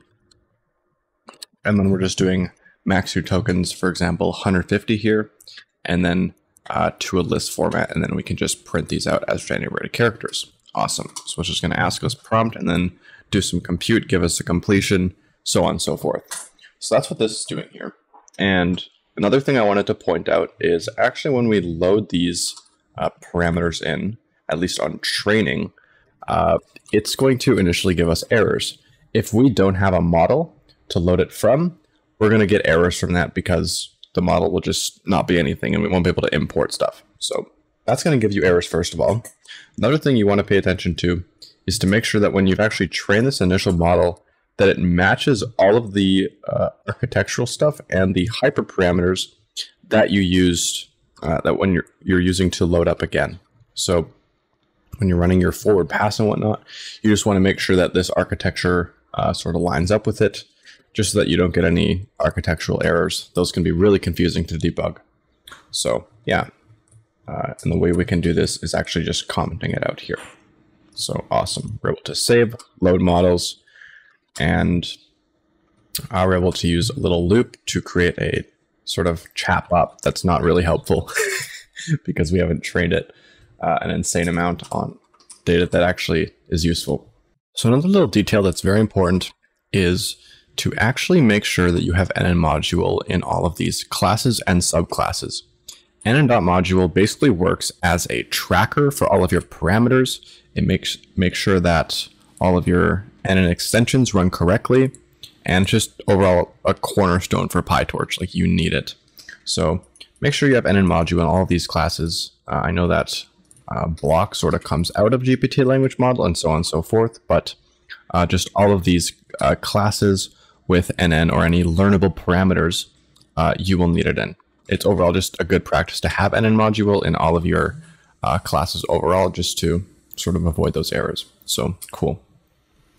I didn't explicitly go over that at the beginning, but that's just a heads up. You always want to make sure nnModule is inside of these. So cool.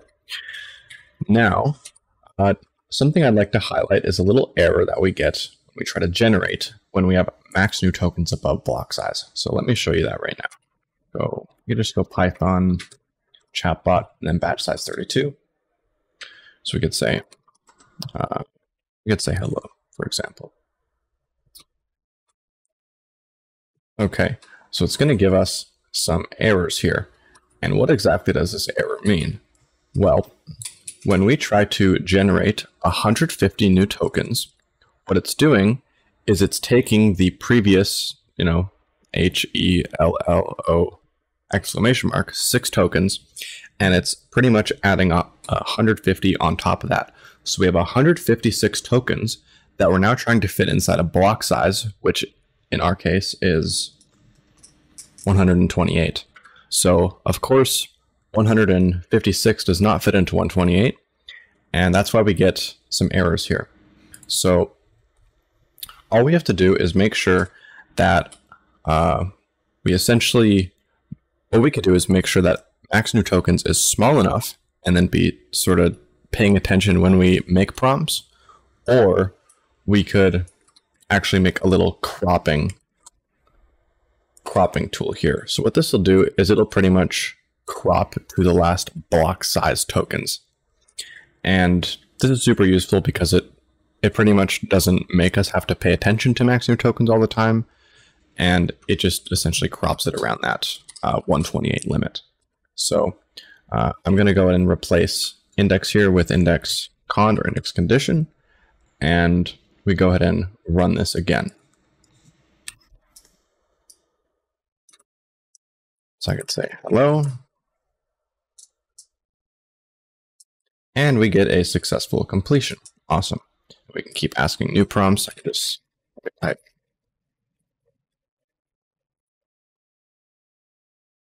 And awesome. So yeah, we're not really getting any of these dimensionality, like architecture fitting type errors, if you want to call them, if you want to make it super fancy that way. But yeah, there's not really that much else to do. Yeah, there's a few points I want to go over, including fine-tuning. So I'm going to go over a little illustrative example as to what fine-tuning actually looks like in practice. So in pre-training, which is what this course is based off of, in pre-training, you have this giant text corpus, right? You have this giant corpus here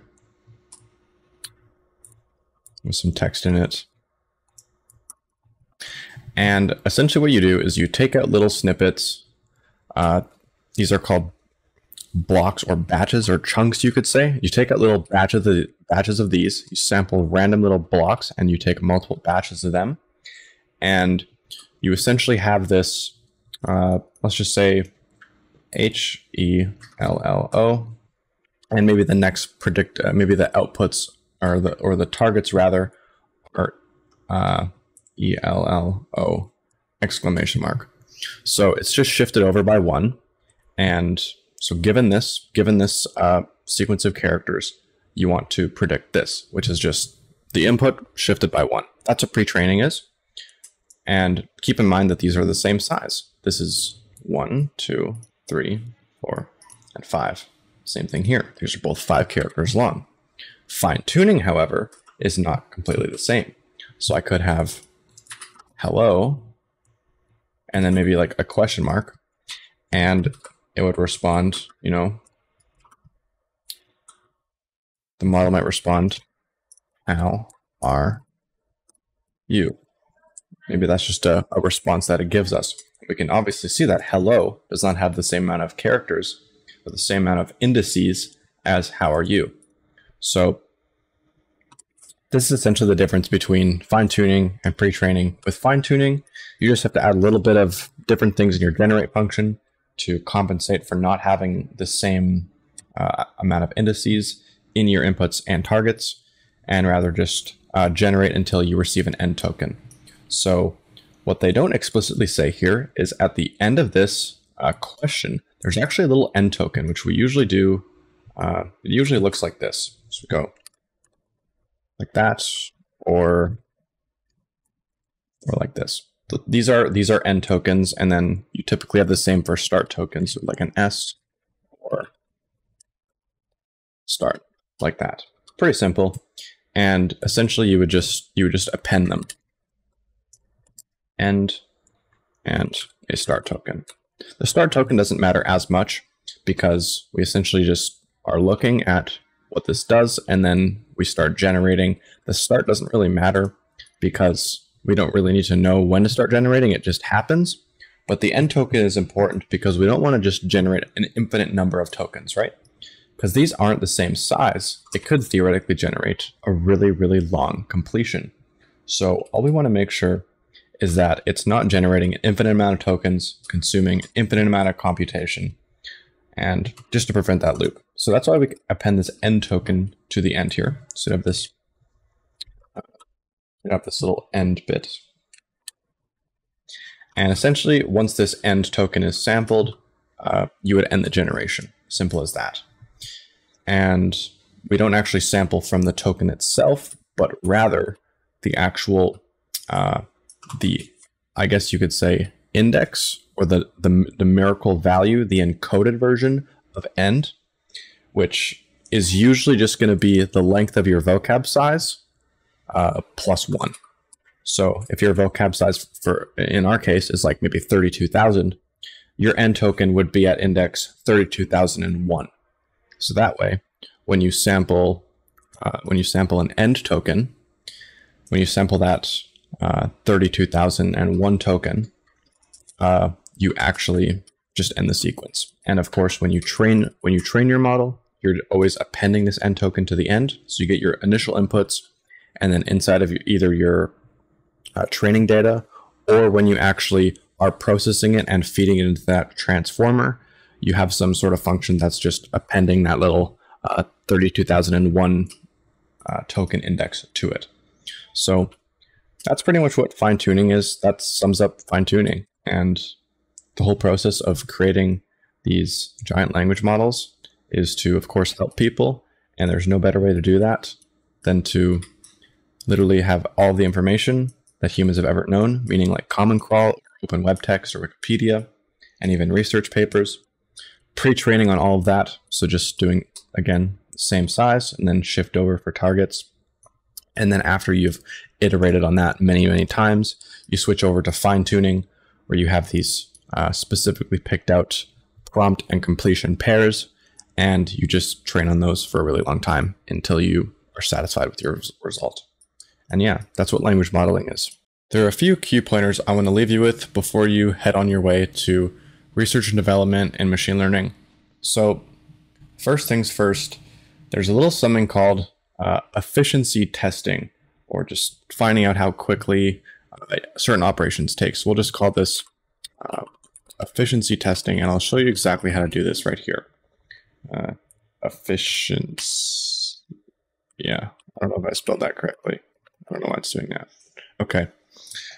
Anyways, we'll just pop into code here, and essentially we'll do I don't know, time testing. Go import time, and essentially all we're going to do is we're just going to time how long operations take. So in here you can go, I don't know, you can go start time equals time.time, and essentially what this function does is it just takes a look at the current time right now, the current like millisecond, very, very precise, and we can do some little operation like, I don't know, for I in range. We'll just go, I don't know, 10,000. Go print I, for example, or print I times 2. Okay, and then we could just end the time here. So we'll go end time equals time.time again, calling the current time. So we're doing right now versus back then, and that little difference is how long it took to execute. So all we can do is we can say total time if you want. We can say total time equals end time minus start time, and we'll just go print end time, or I'm taken. Let's go total time like that. Just execute this. Python time testing. Cool. Time taken 1.32 seconds. So you can essentially time every single operation you do with this method. And you can see even in your, I encourage you to actually try this out. I'm not going to, but I encourage you to try out how long the model actually takes to do certain things. Like how long does it take to load a model? How long does it take to save a model? How long does it take to estimate the loss, right? Play around with hyperparameters, see how long things take, and maybe you'll figure out something new, who knows. But this is a little something we use to pretty much test how long something takes, how efficient it is, and then to also see if it's worth investigating a new way of approaching something in case it takes a ridiculous amount of time. So that's time testing and efficiency testing for you. The next little bit I want to cover is the history. I'm not going to go over the entire history of AI and LLMs, but essentially we originated with something called RNNs, okay? RNNs are called recurrent neural networks, and they're really inefficient, at least for scaled AI systems. So RNNs are a little, essentially think of it as a little loop, keeps learning and learning, and this is sequential, right? It does this, and then this, and then this, and then this. It has to wait for each completion. It's synchronous. You can't have multiple of them at once because they're complex. GPUs cannot run complex things. They're only designed for just matrix multiplication and very simple math like that. So RNNs are essentially a little bit dumber than transformers, and they are run on the CPU. So RNNs was where we last sort of stopped at. And what I encourage you to do is look into more of the language modeling and AI history and research that has led up to this point, so you can have an idea as to how researchers have been able to quickly innovate given all these historical innovations. So you have like all these things leading up to the transformer.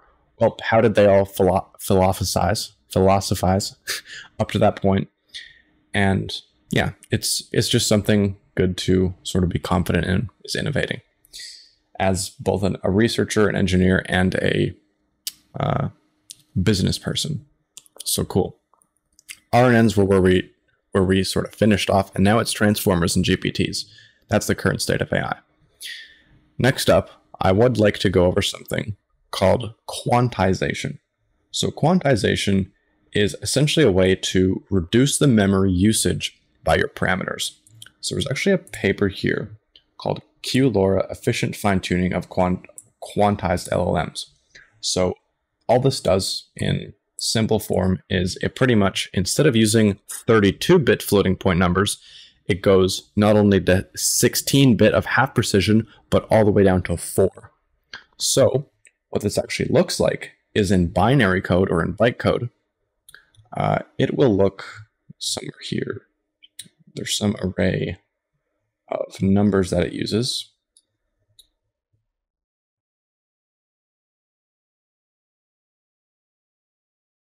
Okay, I can't find it, but pretty much what it is it is a bunch of floating point numbers, and they're all between -1 and 1, and there are 16 of them.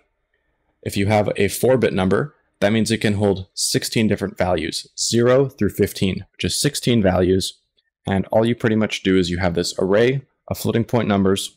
You use the bytecode of that 4-bit number to look up the index in that array, and that is your weight. That is the weight they use in your model. So this way, instead of using 32-bit and just having these super long numbers that are like super precise, you can have super precise numbers that are just generally good parameters to have that just perform decently. They're just sort of well spread out and experimented on, and they happen to work. And you have 16 of them instead of, a lot. So that's another cool little thing that's going on right now is 4-bit quantizations. It's a little bit harder to implement. I would encourage you to experiment with half precision, meaning 16-bit floating point numbers. So that means it occupies 16 on and off switches or capacitors on your GPU. And yeah, so quantization is cool to sort of scale down the memory, so that way you can scale up all of your hyperparameters and have a more complex model with these, just essentially to have bigger models with less space taken up.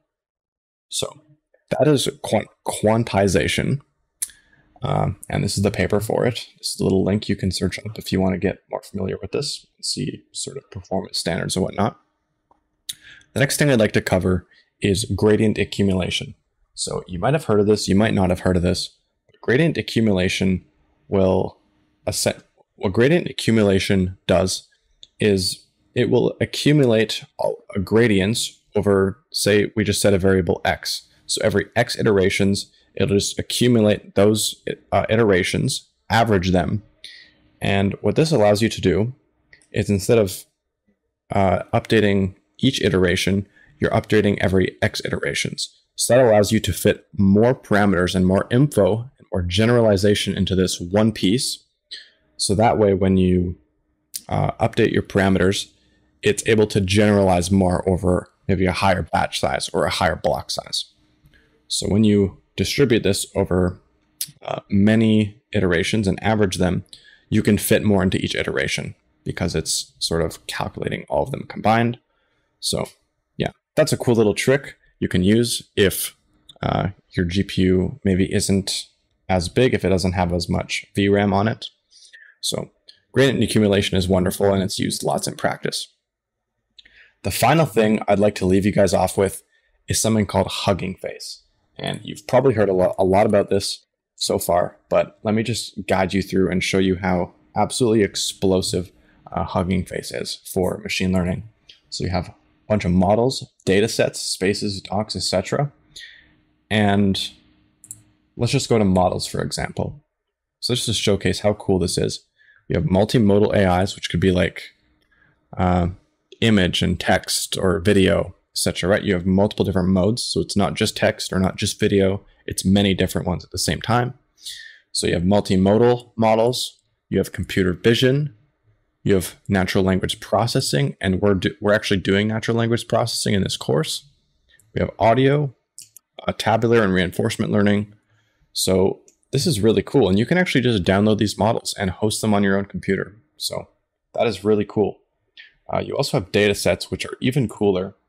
And these are pretty much just really high quality data sets of prompt and answer completions, at least for our purpose, if you want to use those. So you have question answering or conversational. So if I go to the Open Orca dataset, for example, it has 9,000 downloads, 500 likes. It has a bunch of IDs, system prompts, so you're an AI assistant, whatever. And then you have the cool stuff, which is you will be given a definition of a task first and some input of the task, etc. And then the response. It's like, oh, we just gave it an input and asked it to answer in a format, and it actually did that correctly. So you could pretty much train these on a bunch of prompts that you would be able to feed into GPT-4 and try to make your model perform that way. And this actually has 4.23 million rows in the training split, which is amazing. So datasets are wonderful, and you can find the best ones, or at least the best fine-tuning datasets on OpenOrca. Really good. As for pre-training, I believe I mentioned this earlier in this survey of large language models paper that we just go down through Reddit links. Yep, so you could use like open web text, you could use Common Crawl, you could use books, you could use Wikipedia.